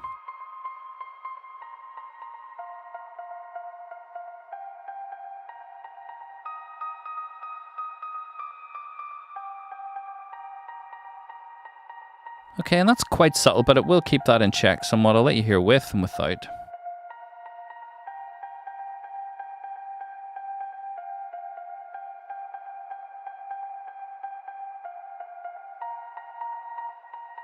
And you hear there it's cutting it off. And those bits. And again, it's just a subtle thing, but it's bringing those elements in check. If you do happen to have the Soothe plugin, it's also really good at just generally controlling resonances.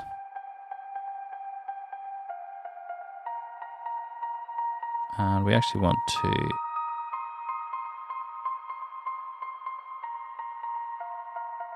bring it down to about there.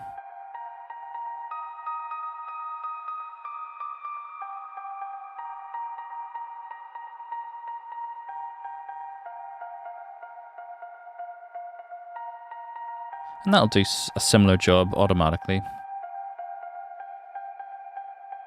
So there's two options. And that's basically it. That's the sort of technique I use. I go in, I use my ears first, listening through the track if anything's annoying me. I don't do this as a rule on every single track. I've seen that done a few times, but I don't do that. I listen to the track and I'm only really focusing on things that sort of are popping out more than I would like.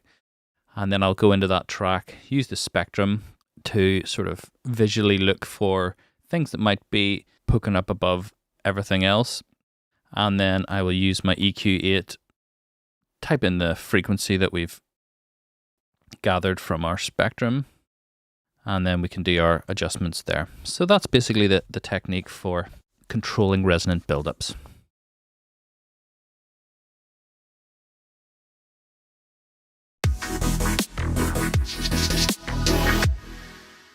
Okay, in this one we're going to look at EQ enhancements, so maybe enhancing the top end, the bass, the mids. And we're going to base this off the same idea as we have been approaching other things, where we need to initially have an idea in our minds of where we want to take the track, what the sort of frequency balance and how the sounds should work together. And that comes from A/B referencing and just generally building a picture, listening to a lot of stuff, building a picture in your squishy neural network in your brain about what it is you like in tracks and what you want to achieve. So there's no, your bass must be EQ'd at 60 hertz with 3 decibels. That doesn't apply. That's just not the right approach at all. You need to have an idea in your head of what you want it to sound like, and then try and achieve that idea through the tools. For this track, I've sort of had a listen through, and I'm going to do a bit of work on the bass, maybe a tiny bit on the drums and some of the lead sounds just to bring them out. So we'll approach this lead sound first. It's like a saw pad. You're going to probably get them in a lot of tracks. A lot of the time, if you want to brighten something, the sort of the go-to thing is just using the shelf EQ, and that just sort of brightens everything up past a certain point.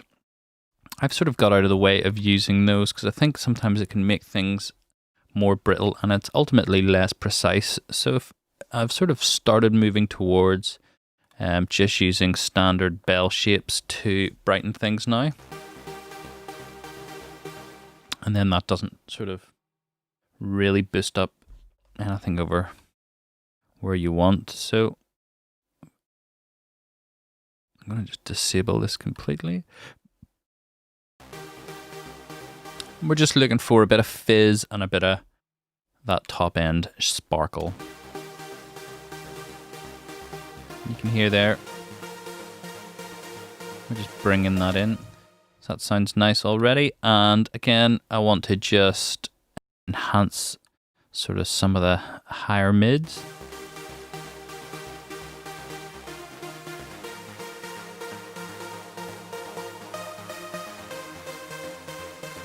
Just maybe around there.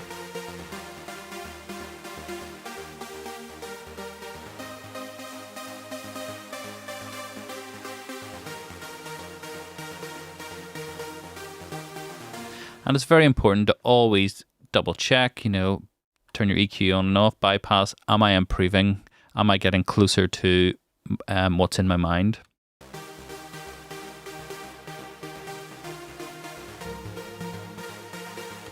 That sounded good to me. And let's hit the bass.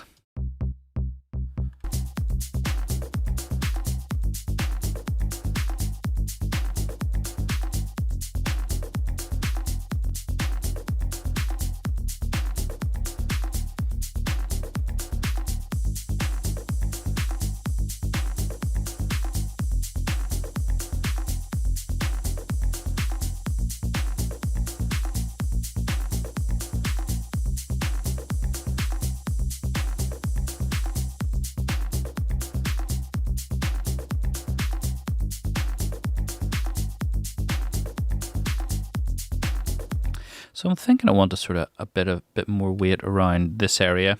And there's two approaches I can use. I can either just boost with that's a shelf as well. Actually, we'll not do that. We'll use the bell. Either just boost kind of where we want it.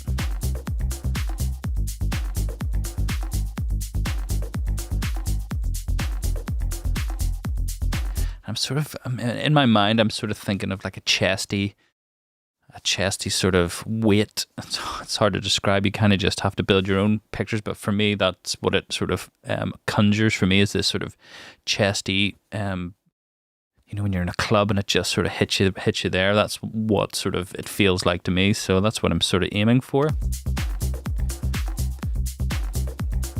And I'm listening out now in my mind, have I boosted this bit, and is it going to go too low? Because I don't want to have too much bass, especially too much sub.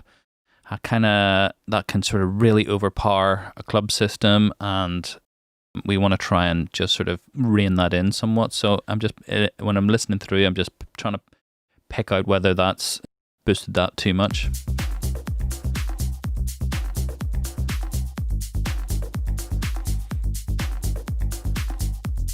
That's really that note there. So that last note. So what I'm going to do, I'm going to try a different approach. So we can use we've already got a bit of a low pass filter, or high pass filter, sorry. And what we can do is just use this to boost.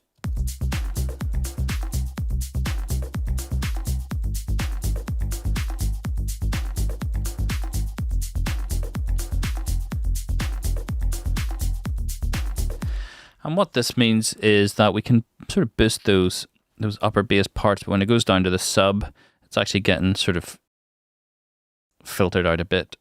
So that just sort of solves two problems with the one filter. So that just makes things a bit simpler. Always going for a simple approach if I can. And let's have a listen to this.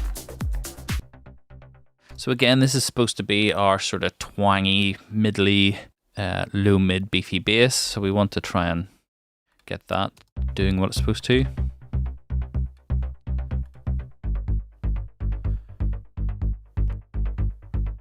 So I can already see on the spectrum, if you look at this, that it kind of does dip down around this area, sort of the 400 to 600 area, and that is where you get a lot of that sort of nice middly vibes.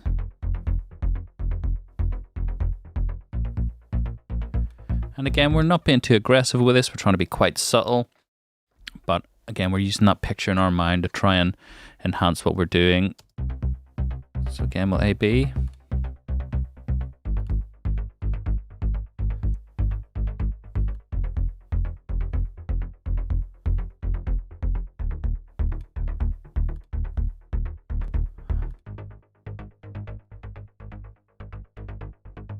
Yep, and that's doing exactly what I want, just bringing out that vibe.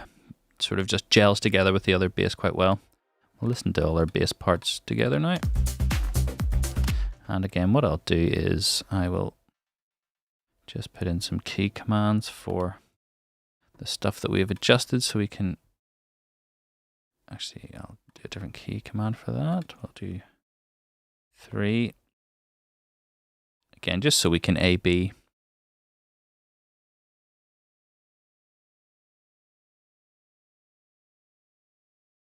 Okay.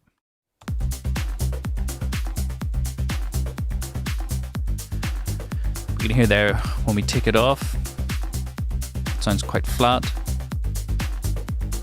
And when we put it on, we're just getting that middle, but we're really being careful not to just sort of boost everything in the low end and just have this really flabby bass. We're trying to be as precise as possible and just bring out the sort of elements that we want.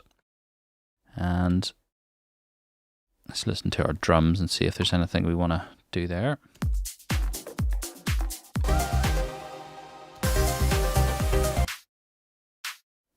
So we can probably brighten our hat a very tiny bit, or our clap, sorry. I'll just use a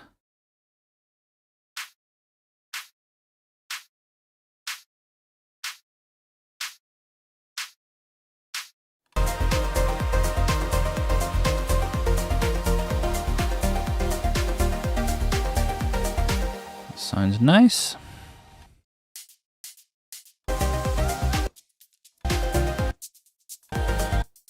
I think this one's probably the only one. And again, I'm just listening through. I've got that picture in my mind. Has it got enough brightness? Is it doing what I'm sort of intending?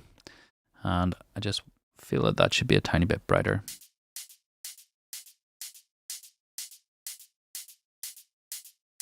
Just something like that. Just add a bit of...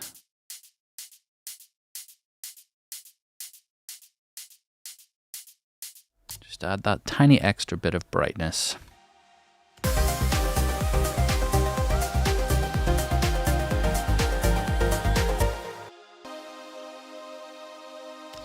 Our strings are okay.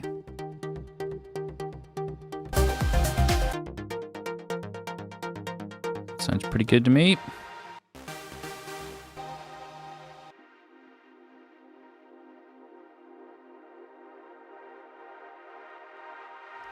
Again, and this goes back to that sort of dynamics thing we were talking about. We don't want everything to be bright and we don't want everything to be bassy.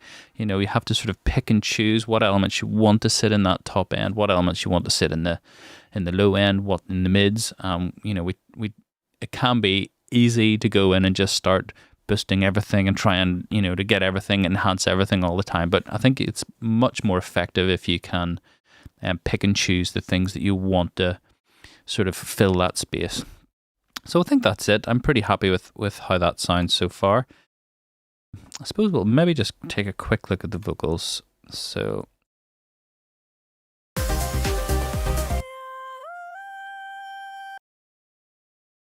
now these are coming from a pack, so I would assume they are already processed quite well. Let's see if we can just enhance that top end.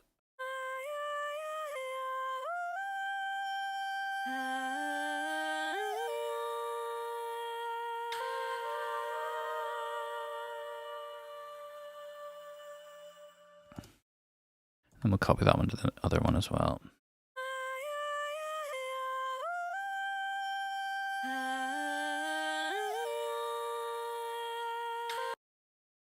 Okay. Let's check out the vocals here. These feelings are coming in waves. So there's a bit of S-ing going on that vocal that we can get rid of. These feelings are coming in waves. And we can use our compressor. I think there should be a de-esser preset in there somewhere. Again, we're going to look at a spectrum, and that'll just give us a more precise view at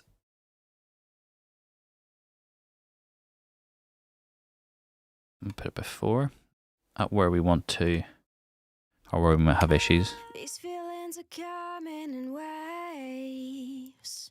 So it's that. When will I see you again? So there's 2 peaks there. One is roughly about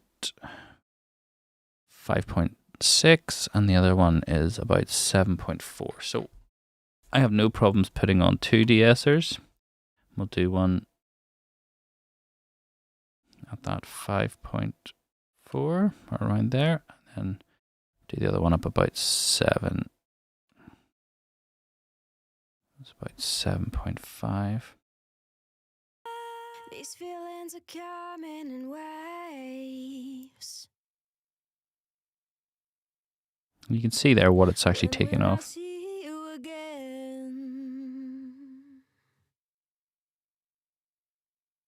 These feelings are coming in waves. Now it is cutting out some of the other elements, but we really want to focus in on just the bits we want. So we're going to use this filter, which is a These feelings are coming in waves. higher Q value on it, so it's only really picking out those. These feelings are coming in waves. And that sort of sorted that out quite a bit. Let's group these together. These feelings are coming in waves. These feelings are coming in waves. So you can hear the difference that's making, and that enables us now to pump a bit more air and a bit more high end into those vocals, get them airier without. These feelings are coming in waves. We can see we're boosting that back up, but I'm actually going to maybe notch that down there and do a. These feelings are coming in. These feelings are coming in waves. When will I see you again? We can just hear there it's starting to make it slightly lispy, so we're just going to back off. These feelings are coming in waves. I think that's about right there. So again, we can sort of use the de-esser to cut down the S's and then enhance the rest of it and sort of bring out some of that breathy and airiness. And I think that is that for this video. In the next one, we're going to take a look at compression.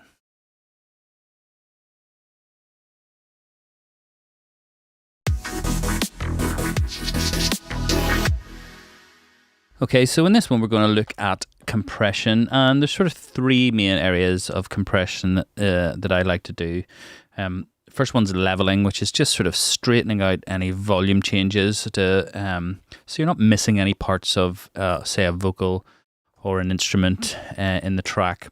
And then there is beefing, which is just enhancing the sound, making it chunkier sounding, and then sidechaining, which is when we use one sound to control the compressor on another sound. So I'll talk about all those in different videos. In this video, we're going to look at leveling. And for most of the time when I'm thinking about leveling, it's mostly vocals that I would be working with or live instruments, sometimes a main lead sound. But generally, because these are sort of synthesized, they don't need too much compression. So let's look at our vocal, and I'll briefly explain how compression works. Okay, so we're going to select, got 2 tracks here that are the vocals, this one and this one. You can hear a bit of artifacts there. I think that's just Ableton's time stretching. Let's just fix all those.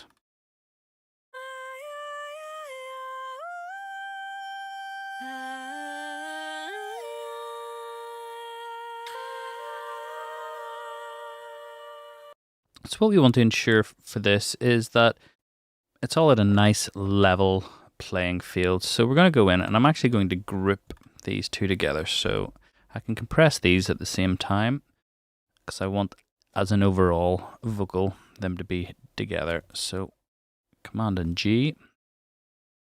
We'll name this VOX GRP. Actually, we'll call it Vox 2 group. Probably going to use these ones as well. And now we can apply compression to both these tracks at the same time. I'm going to use the glue compressor. It's based on the SSL bus compressor, and it's also quite good for vocals. One of the most popular compressors for vocals is the 1176, and you can kind of get similar sort of vibes to it. For vocals, I like to have the attack quick and the release quick too. Okay, so I'll explain a bit about compression. So basically all it is an automatic volume control. So imagine you have a friend and you say to him, when the volume gets a bit loud, can you please turn it down for me? And he goes, okay, how loud should it get before I turn it down? And that is what the threshold is. So you specify when the volume of the track gets past this point, we're going to start turning it down. And then your friend goes, how quickly do you want me to turn it down after it gets to that point? And that's the attack. And then when it goes back down below it, how quickly do you want me to turn it back up again? And that's the release. And the ratio is by how much should I turn it down. So threshold is the level at which we start changing the volume or turning it down. The attack is how quickly we start to do that. And the release is how quickly we go back to our normal volume after the signal has gone below the threshold again. If you want to know more about compression, we have a bunch of tutorials. We've got a full compressors course. There's all different types of compression techniques explained, so you can check that out. And we also have the top 5 dynamic plugins courtesy of Protoculture. So check those out if you want to know a bit more. For now, we're just going to crack in and just level these vocals out a bit. So I like to have the attack fast, the release fast.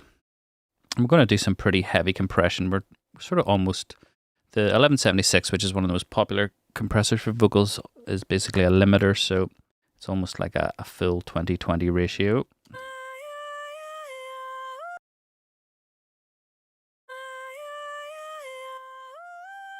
And I'm going to turn both these tracks up just so we get a bit more signal going into our group and on into our compressor.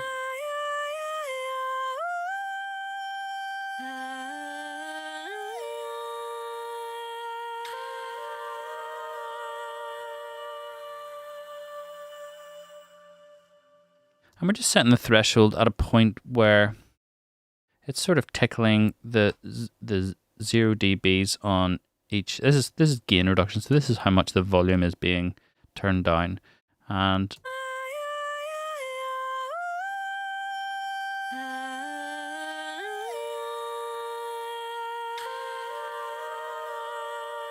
just at that quietest bit, we want it to just sort of start to be at 0.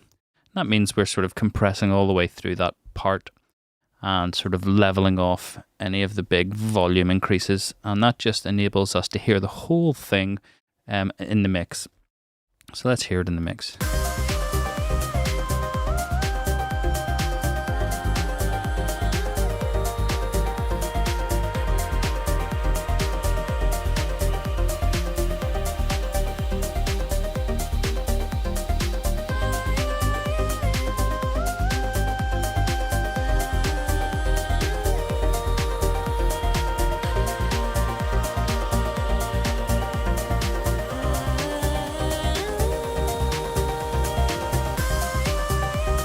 So we can hear that all the way through now. So that's that sorted. And we'll do the same thing with our 2 vocals here. So what I'm going to do, in the last video, we sort of just put our de-essing and a bit of EQ, and we'll need to put that on just both the vocal tracks. And then we'll do the same thing again. We can just group, and we can copy this compressor onto there as well. Let's go to...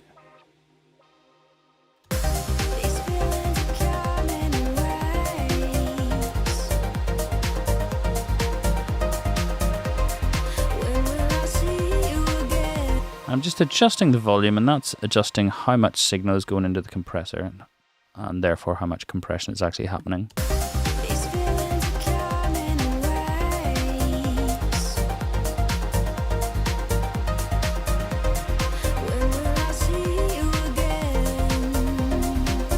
again, this is to level out the vocals so we can hear all the words clearly and none of them are sort of dipping below and getting lost in the mix. And for this part in the breakdown, These feelings are coming in waves. When will I see? that's going to be a quieter part anyway, and there's less going on around it, so we can actually turn the volume down and then it'll end up getting compressed less as well. Feelings are coming in waves. When will I see you again?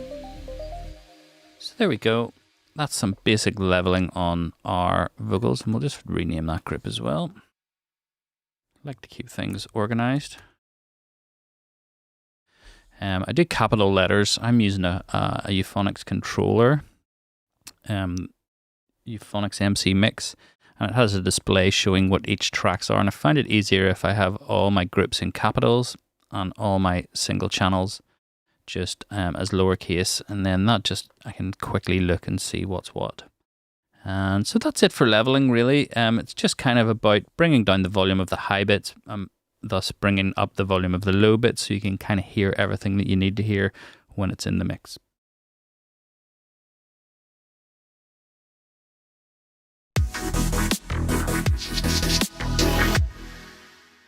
So in this one, we're going to look at another technique for compression, and this one is called beefing. Well, that's what I call it anyway. And this isn't the same as leveling. We're not trying to control volume necessarily. We're trying to enhance the sound, give it more of a chunky vibe. And we're going to use the glue compressor again. It's got a nice vibe to it. And we're going to use it on our drums. So let's have a look. And we'll just put it over the whole drum bus. And the idea behind this is we're going to use some really heavy compression, and then we're going to mix that in, and that's called parallel compression or New York compression, you might hear. And it's just a way of giving the track more energy. So if you listen to this, let's get to a main section. Again, we're going to go for a fast attack and a fast release. That gives us the most aggressive compression type, and we'll turn our ratio up to 10 again, very aggressive. And what we're going to do is we're going to really slam the threshold, get a really squashed sound, and that'll just thicken things up, and then we can mix that in with the signals. So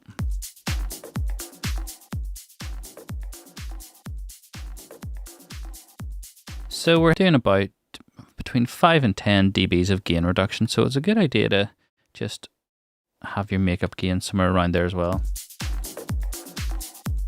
And that gives you a better reference point if you're disabling the compressor.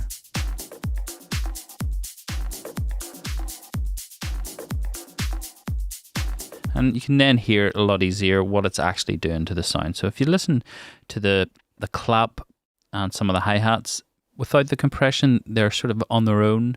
You can sort of stand out and you can hear the transients. And then with the compression, everything's sort of like glued and mushed together.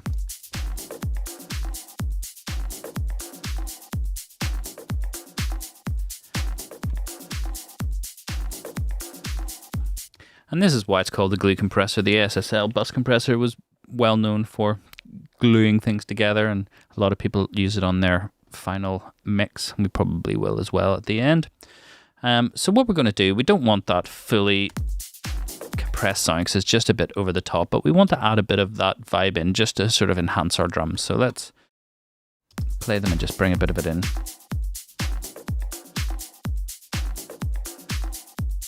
We can start to kind of hear it around there, making our hi-hats a bit slushier.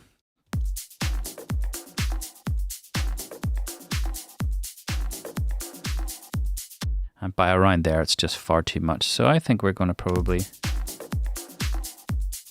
have it about there. And again, we can use our on-off button to bypass to make sure that what we're doing is actually enhancing the sound and not ruining it, which can happen very easily.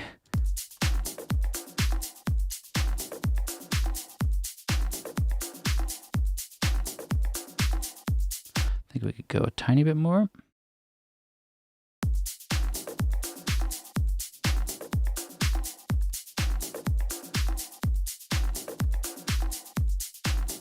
I think that sounds good. So basically what we've done there is we've used our compressor in parallel to the original signal, and we've mixed a bit of the super compressed sound into it to sort of just give it a bit more aggression, a bit more vibe.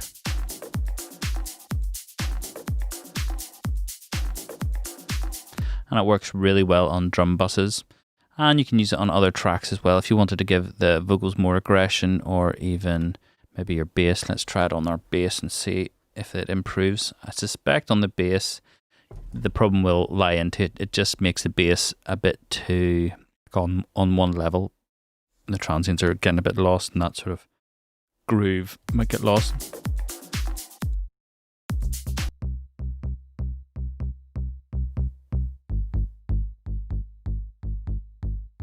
Yeah, don't really like it on the bass. If you listen to it without, you're getting a nice hit and a nice groove off those, and then when you put it on, it's sort of pumping and bouncing around, so it's not as desirable on the bass. So there we go. That's a very quick one on how to beef up your drums with compression.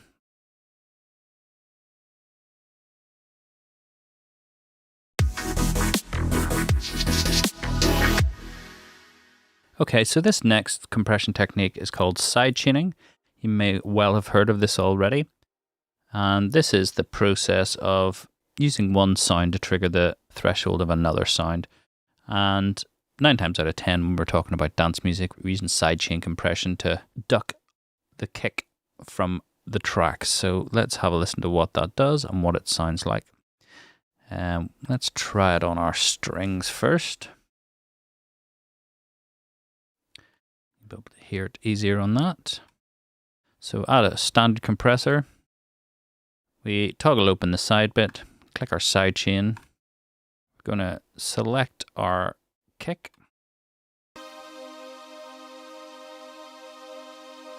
We can see there, that's our kick happening, and we can actually click on the headphone icon to make sure that that is the kick that we want.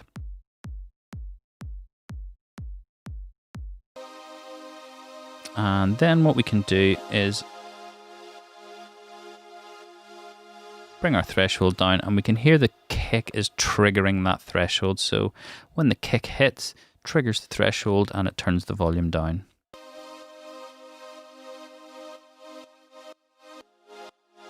So that's it happening very extremely. So there's a couple more things we can do to control how this sounds. And a lot of the time, you kind of want that nice offbeat pattern.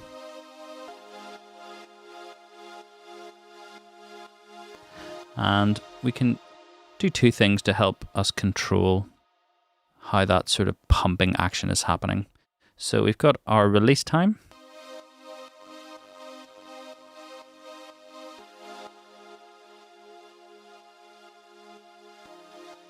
That's controlling how quickly that volume swell is going back up.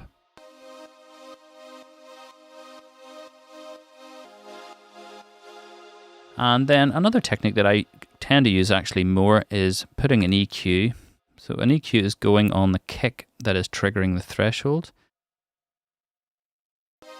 And we're just going to use, a frequency above about 400.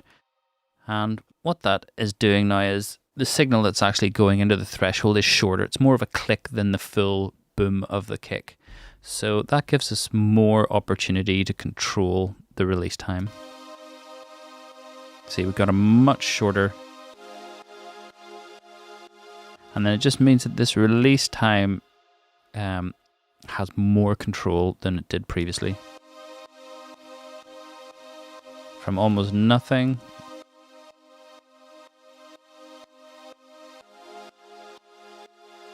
And then we can also play around with this frequency.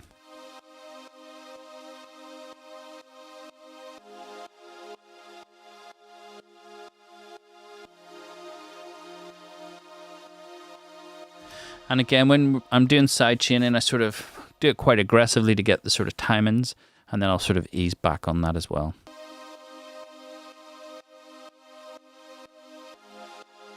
And the other thing you can do is use your dry wet. Once you've got your timing,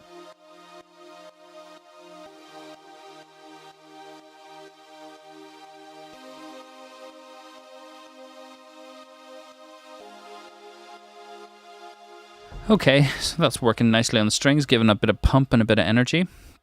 And the next one I'm going to put on is the bass. So let's solo our kick and our bass.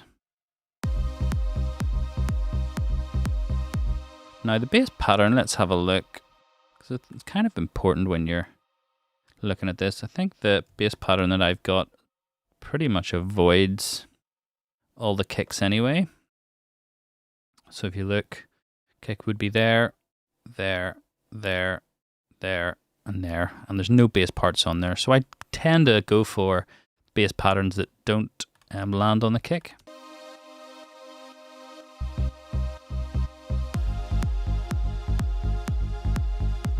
So it doesn't really need to be on that one. So we can actually just take that off. We'll actually move it down to this bass here, number 3.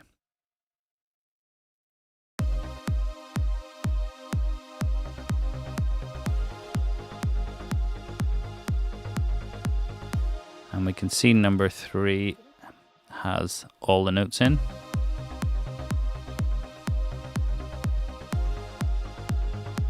Although in our synth, we are actually skipping out, I think, the first notes as well. But because there's a bit of delay on there, it's probably worth keeping it on.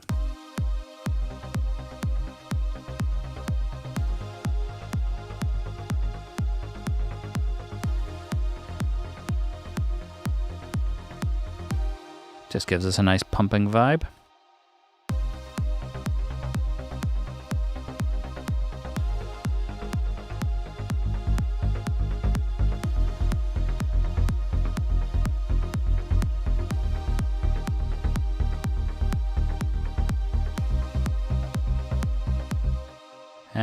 And we could put it on our leads as well, but sometimes I find that it can take away from the melodies. We'll give it a try.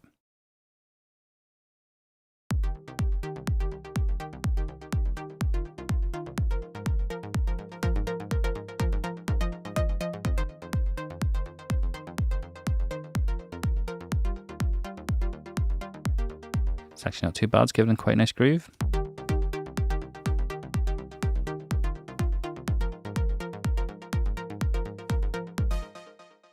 Let's try it on this one as well then.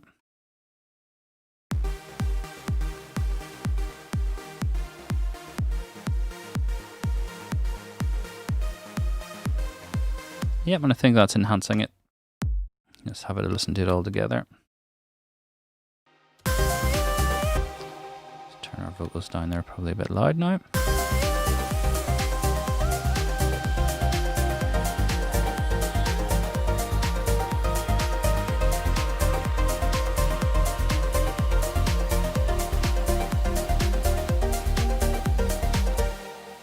Okay, so there's a few techniques on side chaining. In the next video, we're going to start getting into panning and creating space using wideners and panning and stuff like that.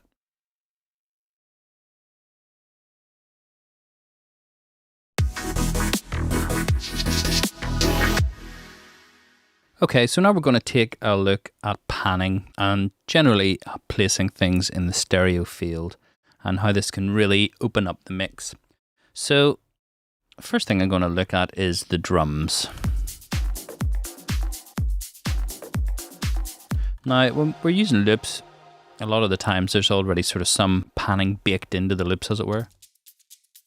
For example, the shake, you can hear there's some left and right action.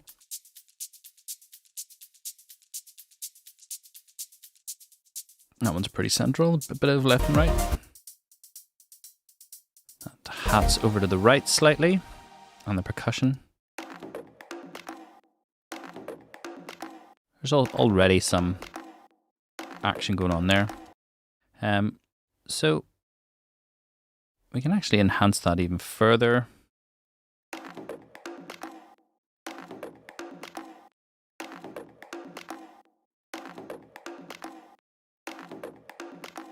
Just by doing some simple panning, we're moving that about, giving us some extra stereo width, making it more interesting.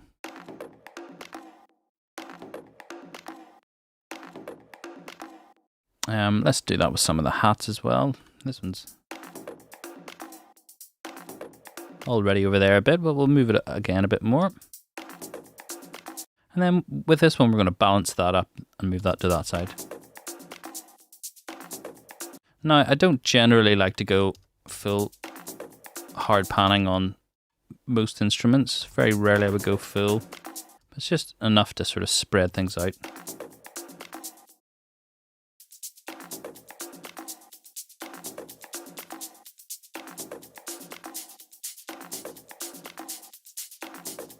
Generally, my main hat and my clap I'll just keep central.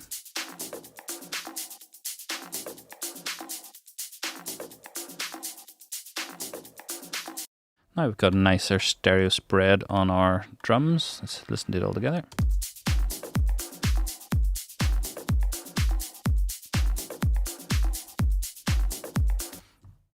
And what I like to do as well is I'll put a utility on. And what we can then do is, if we feel things are getting too wide in the drums, we can just start to dial things back. If you wanted them more central.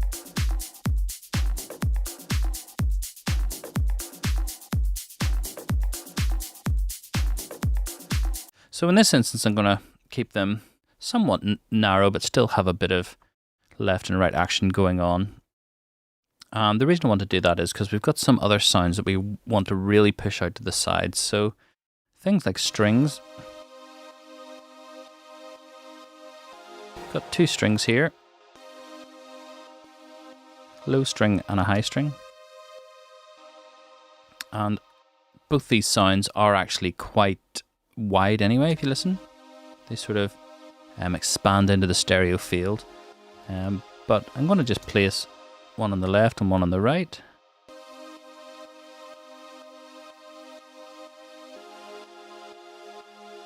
Again, I don't want to do that all the way. And actually what I'm going to do is put the utility on again. And what we can do is use our width control to get even wider sound on that.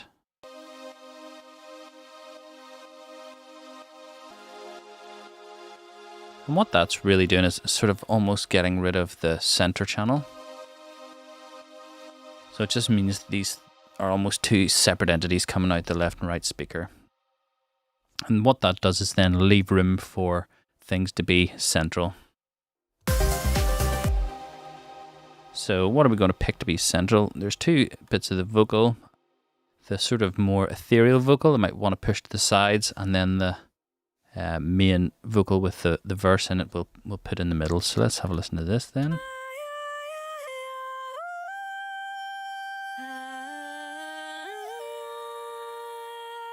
So again, we've got two parts, so we can use those to our advantage.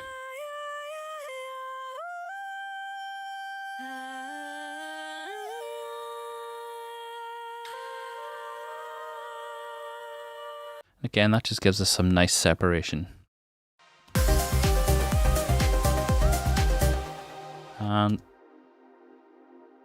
sweep and the atmos, both of those are sort of atmospheric sounds, and again I want to bring them out wide, again to leave space in the middle. So we're going to use our utility again.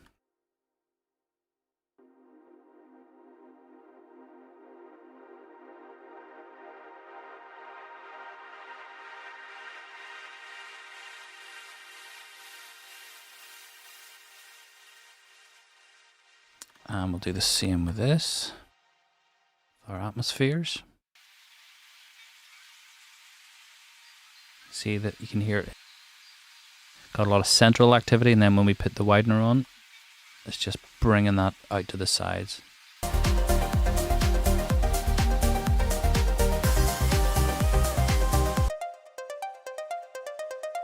And we've got our ARP, and I don't necessarily want it just sitting down the middle, so I can move it to one of the sides. And then I'm thinking about how to balance that up, and we've got another sound here, which is kind of that fast thing, so we can put that to the other side, and that gives us a bit of balance.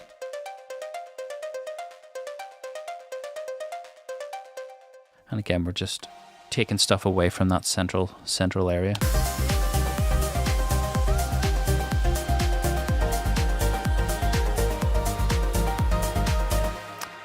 we've got these three. These are sort of four main parts.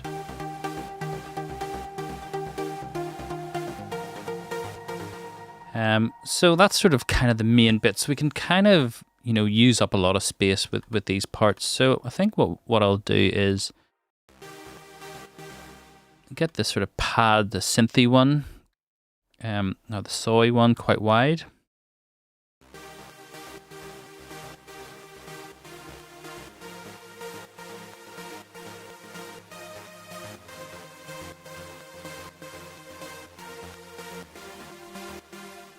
And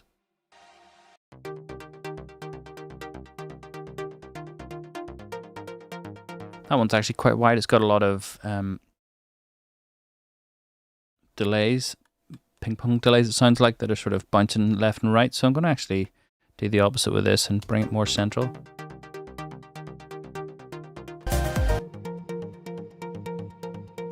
Same with this one, because these are sort of matching.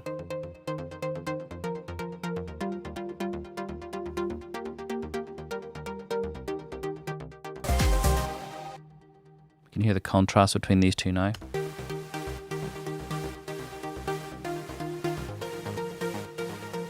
I'm just going to do the automation thing, or learn these in, and just so we can hear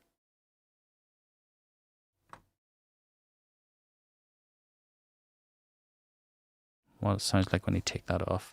And just listen for the sort of how dynamic it sounds with it on and off.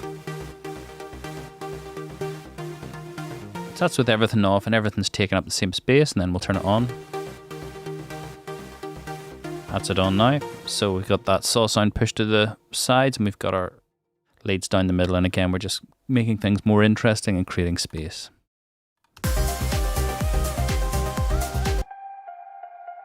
Again, this is more ethereal sound, so we can get that and make it nice and wide.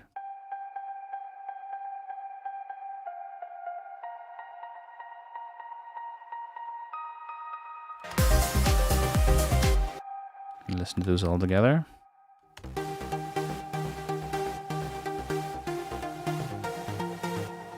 It's giving us some nice atmosphere.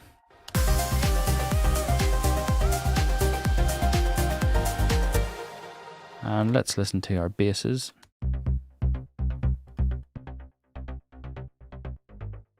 So this bass here is actually quite wide. It seems to be sort of almost phasing in and out. So we want to get that more solid and maybe just send it down the middle.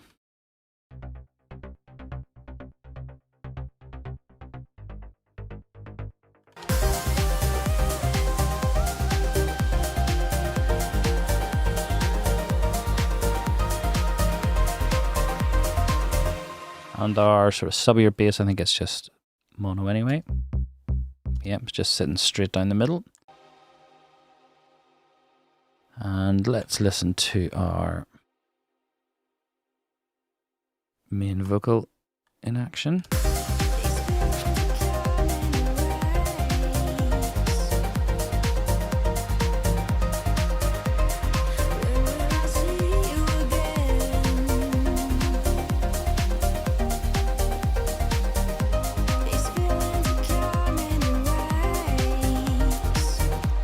We can hear now that we've got a bit more of a pocket to sit that vocal into, and it sort of sits nicely down the middle, and the rest seems to be out nice and wide. So that's pretty much it for panning. In the next one, we're going to look at some reverbs and delays to create some depth in our track.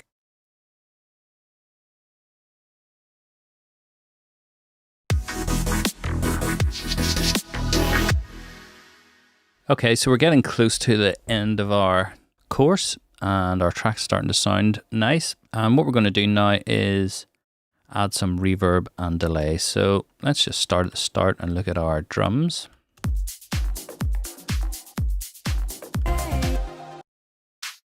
So our clap is pretty dry, and I'm just going to delete these two tracks and start from the start.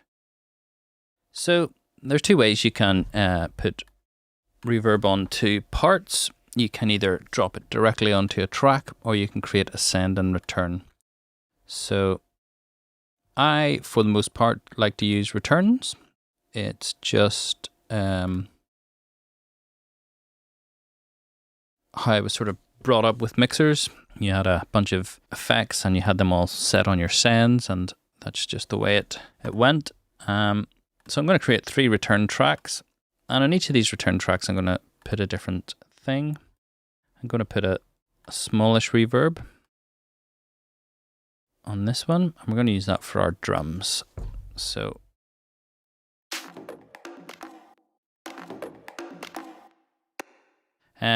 once you put reverb on, you want to turn your dry wet up full. Turn your echo or your quality setting to high. And we're going to go for quite a tight sound for this. We just want to make our percussion feel like it's in a space.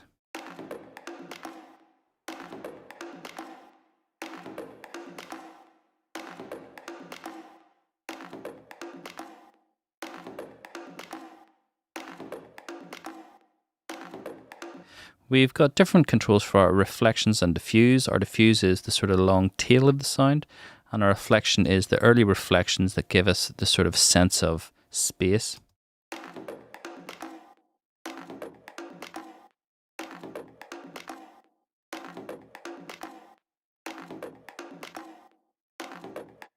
So we can try our diffuse now.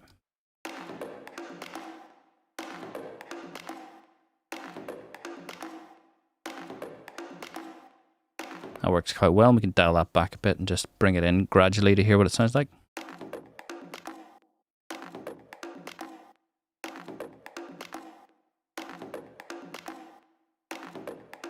So I'm just doing it up to the point where I can sort of start to get a sense of space.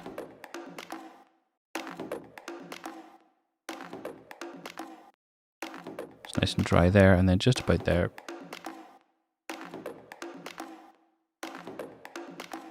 We can start to hear that space. The next one is the clap.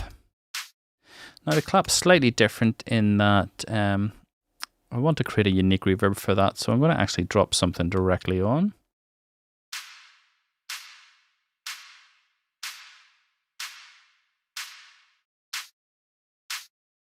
And we will put a gate after this. So this is like a gated reverb, effectively.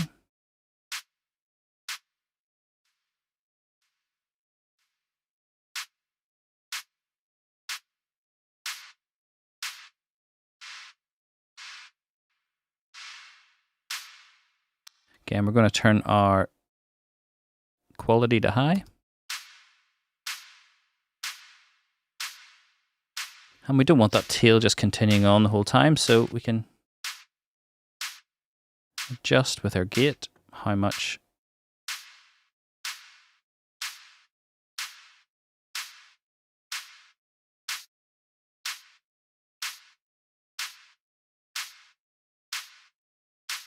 so something about like that will just give us a nice bit of sense of space without taking up too much room in the mix.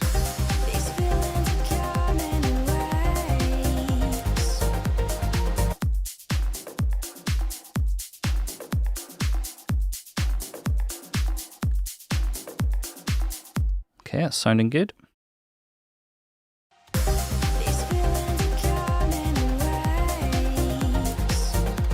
Okay, the next obvious bit is our vocals. So let's solo those. So we're going to create another return with a reverb on it. And this is going to be a bigger reverb for our vocals. These feelings are coming in waves. Okay, and we'll turn our dry wet up. Put it on high quality. These feelings are coming in waves. I want this a nice big ethereal vocal. We'll turn up the high cut. These feelings are coming in waves. Now you can hear there that on the end of the S's we're getting like a lot of bleed into our reverb. So what I like to do is I can just grab the de-esser from our vocal track. We'll actually grab that whole group. And we can drop that in front of our reverb. And what this will do is just cut off the S's before they're getting to the reverb. And that just will cut out those like big long S's. These feelings are coming in waves. And we'll need to adjust the threshold so they're actually kicking in. When will I see you again?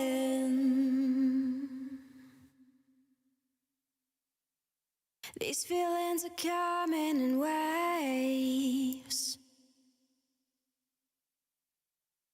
All these tears are real. So now we can turn our reverb up. We're not getting that splashy SE sound going into the reverb. These feelings are coming in waves. When will I see you again? These feelings are coming in waves. When will I see you again? These feelings are coming in waves. So that sounds nice and balanced. And we can just ease back on that a bit. These feelings are coming in waves.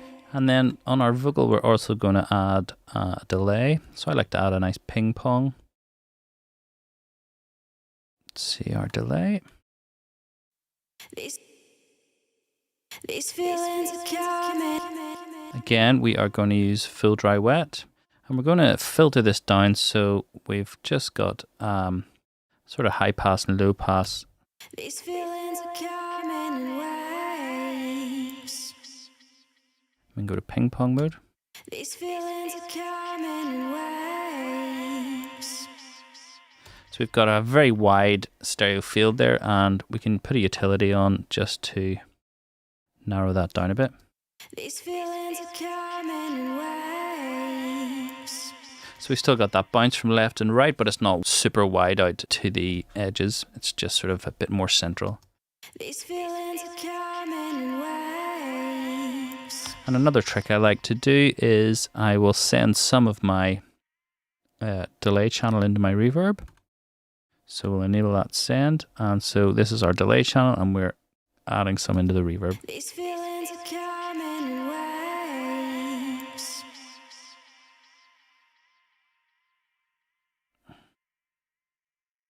And that is about it for our vocals. We can put this on to both our verses and our sort of ethereal bits. Let's have a listen to it on this.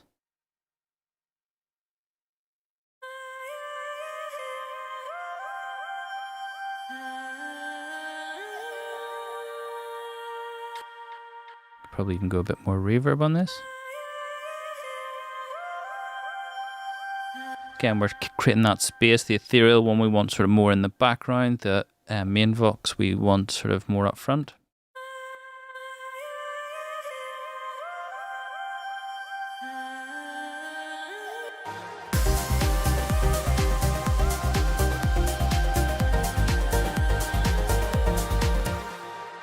Let's try our main vox in the mix. These feelings are coming in waves. When will I see you again? These feelings are coming in waves. When will I see you again? And that's sounding pretty good. Let's have a look at some of our other sections. We've got our saw pad. It's quite dry, so we can add some of the big reverb in there.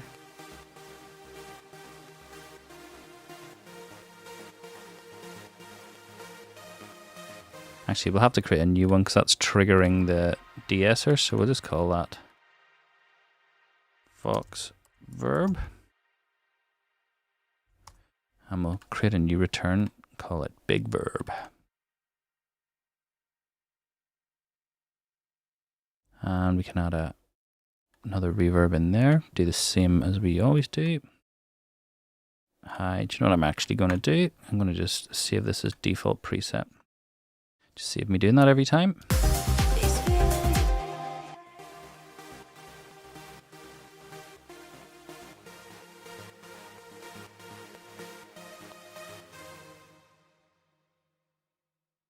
I'm not getting a huge sense of space there. Let's try turn this up.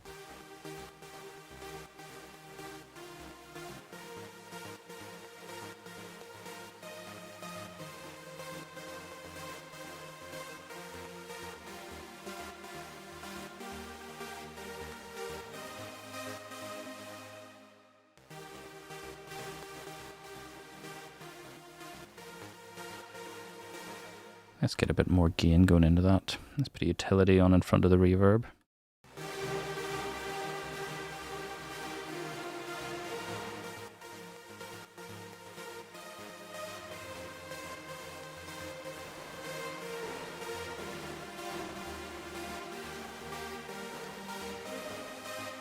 Generally speaking, I don't use the internal reverbs enabled in. I find them sort of hard to work with and hard to create that space.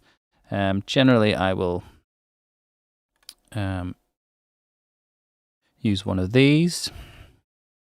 So we've got stuff like Valhalla Room, which I really like for big reverbs. So big spaces. Bright Cistern is my favorite, and I'll just bring the decay time.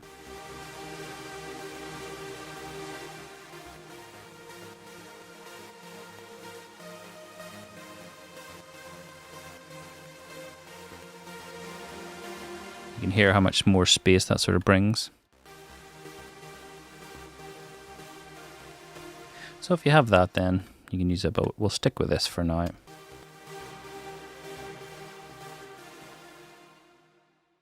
And let's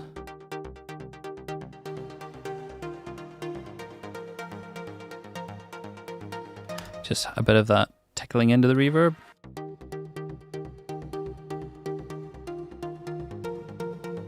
I'm thinking the reverb might be a bit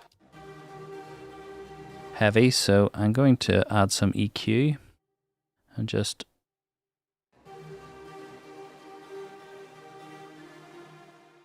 high pass some of that low mud out.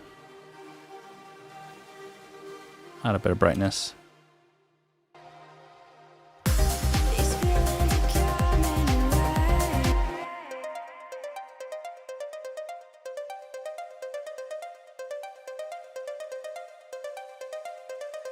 Give that some space too. And we're not going to touch any of our basses. We want them nice and dry and punchy. And our atmosphere already has enough vibe to it, so we don't need to really touch it. That sweep's okay too. We don't want to clutter everything with reverb. It's about choosing what things you want to be sort of more in the background and what things you want to be more up front. So I think we've got a decent balance there.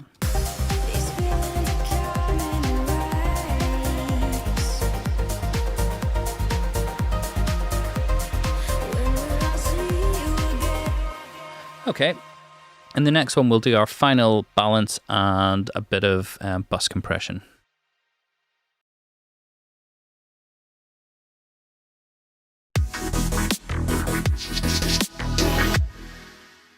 Okay, so let's go for our sort of final balance. I'm going to add a glue compressor onto the bus. You could take some of the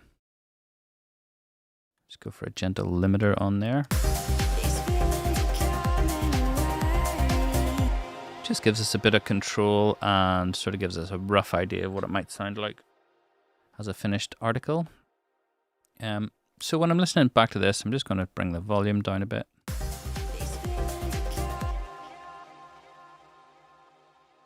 I want to bring the kick up. I don't feel it's sort of big enough.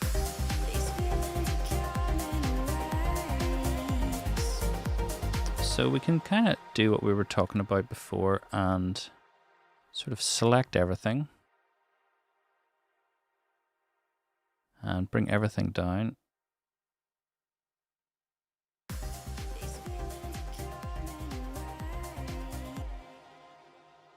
I'll actually bring all our percussion down as well.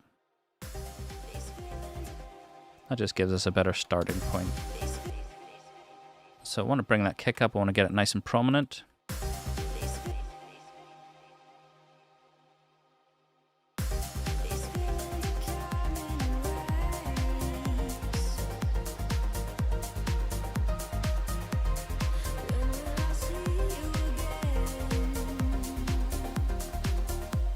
Okay, so I'm going to just mute some of this stuff.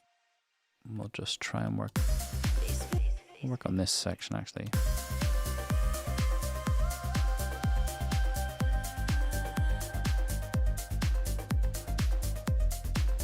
What I want to really focus on here is getting that really nice balance between our kick and our bass.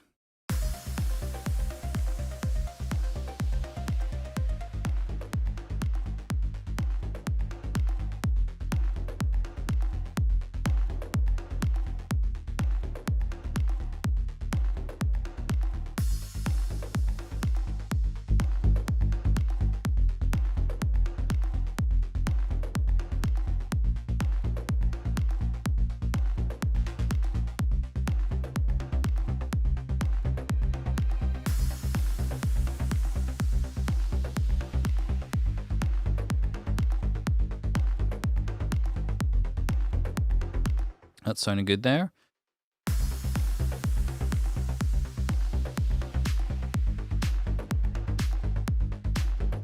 Maybe brighten that up a bit more.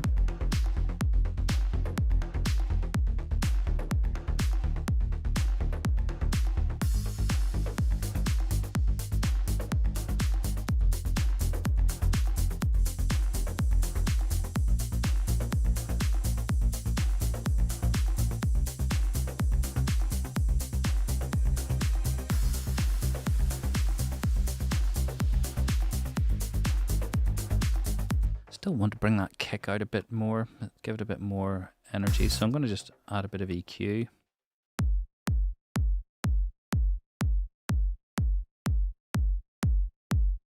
Just give it a tiny bit more weight.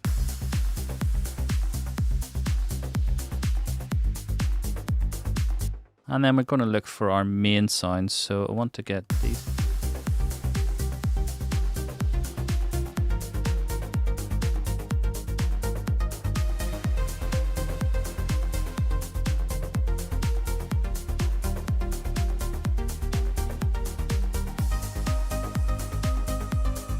And again, all I'm really doing is I have a sort of that picture in my head of how I want things to sound, and just trying to level things up and sort of match what's in my head. I've been referencing a few tracks in between courses or in between videos just to sort of keep tuned in. I recommend you do the same, either have metric A/B as I recommended previously, or just have some good idea of what you want it to sound like.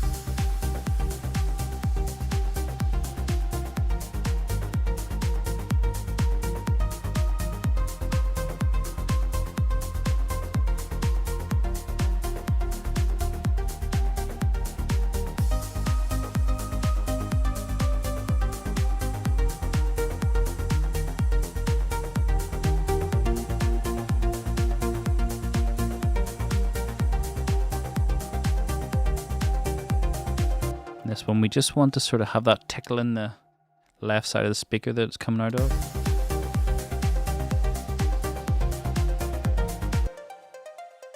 Again, I think I'll be more aggressive with the filtering on that.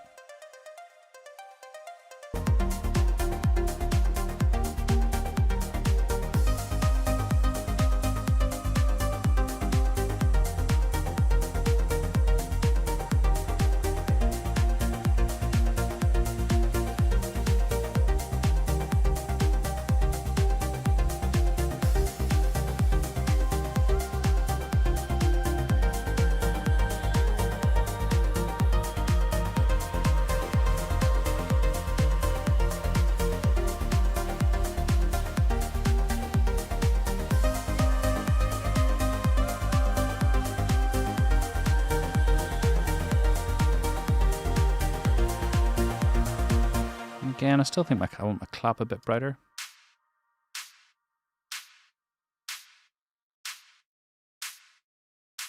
Just want that sparkly shininess to come through.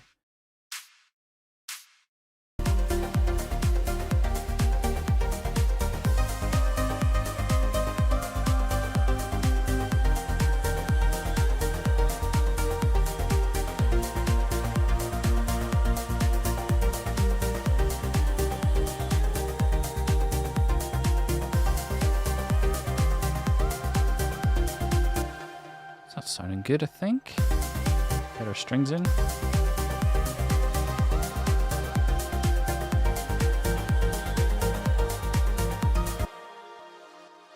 Yeah, really just to fill in the background, so that's fine where they are.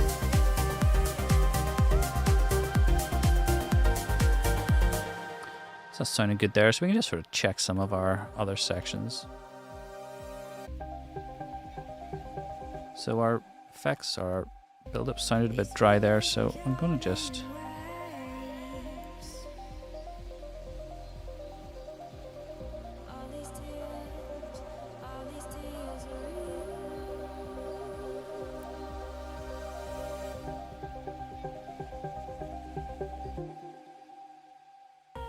These feelings are coming in waves.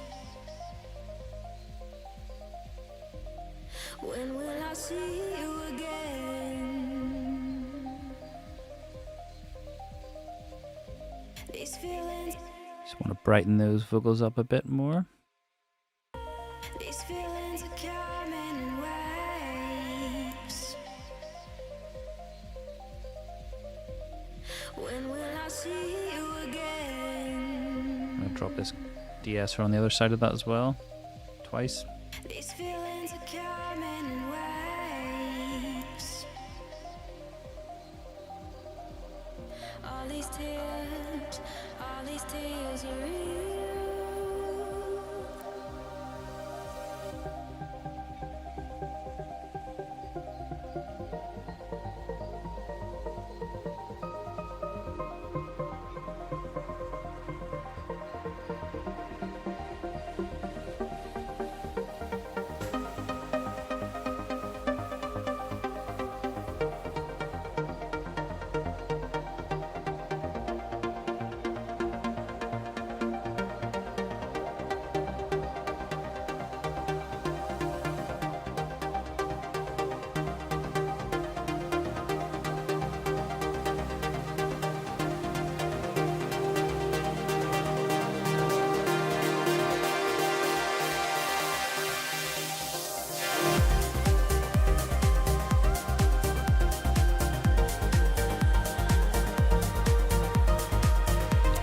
Okay, that's sounding pretty good. I think I'm happy with that.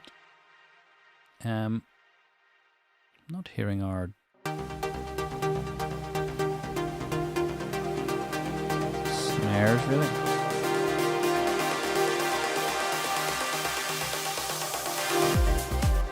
Got some. These we'll need to bring up too. Let's have a listen. These are just our effects that.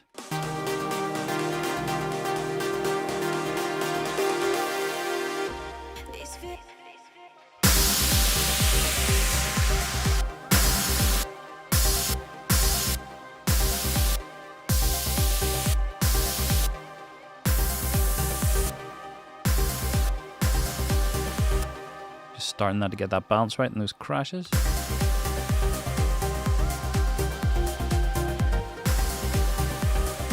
Still maybe a bit loud.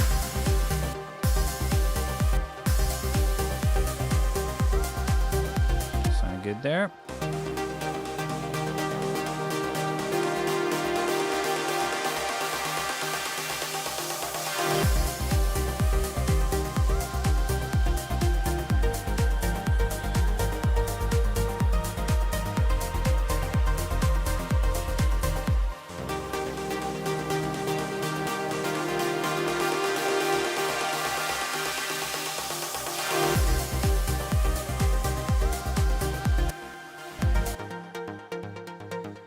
And we've got a lot of sidechain compression on this, so I'm just going to...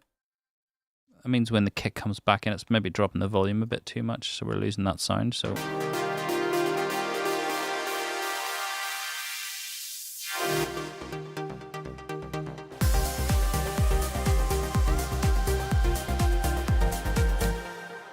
So there we go.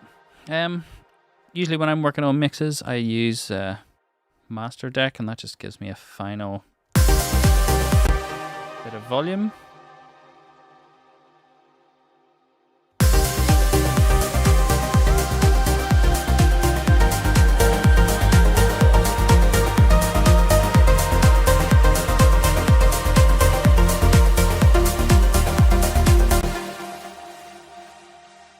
really for handy for just sending out mixes and tracks. Does a really good job of mastering in one plugin. So there you go. So I think that's it, folks. If you have any questions, feel free to hit me up on our Facebook group, on our forums, or drop us an email. So thanks for watching, guys, and I'll catch you next time.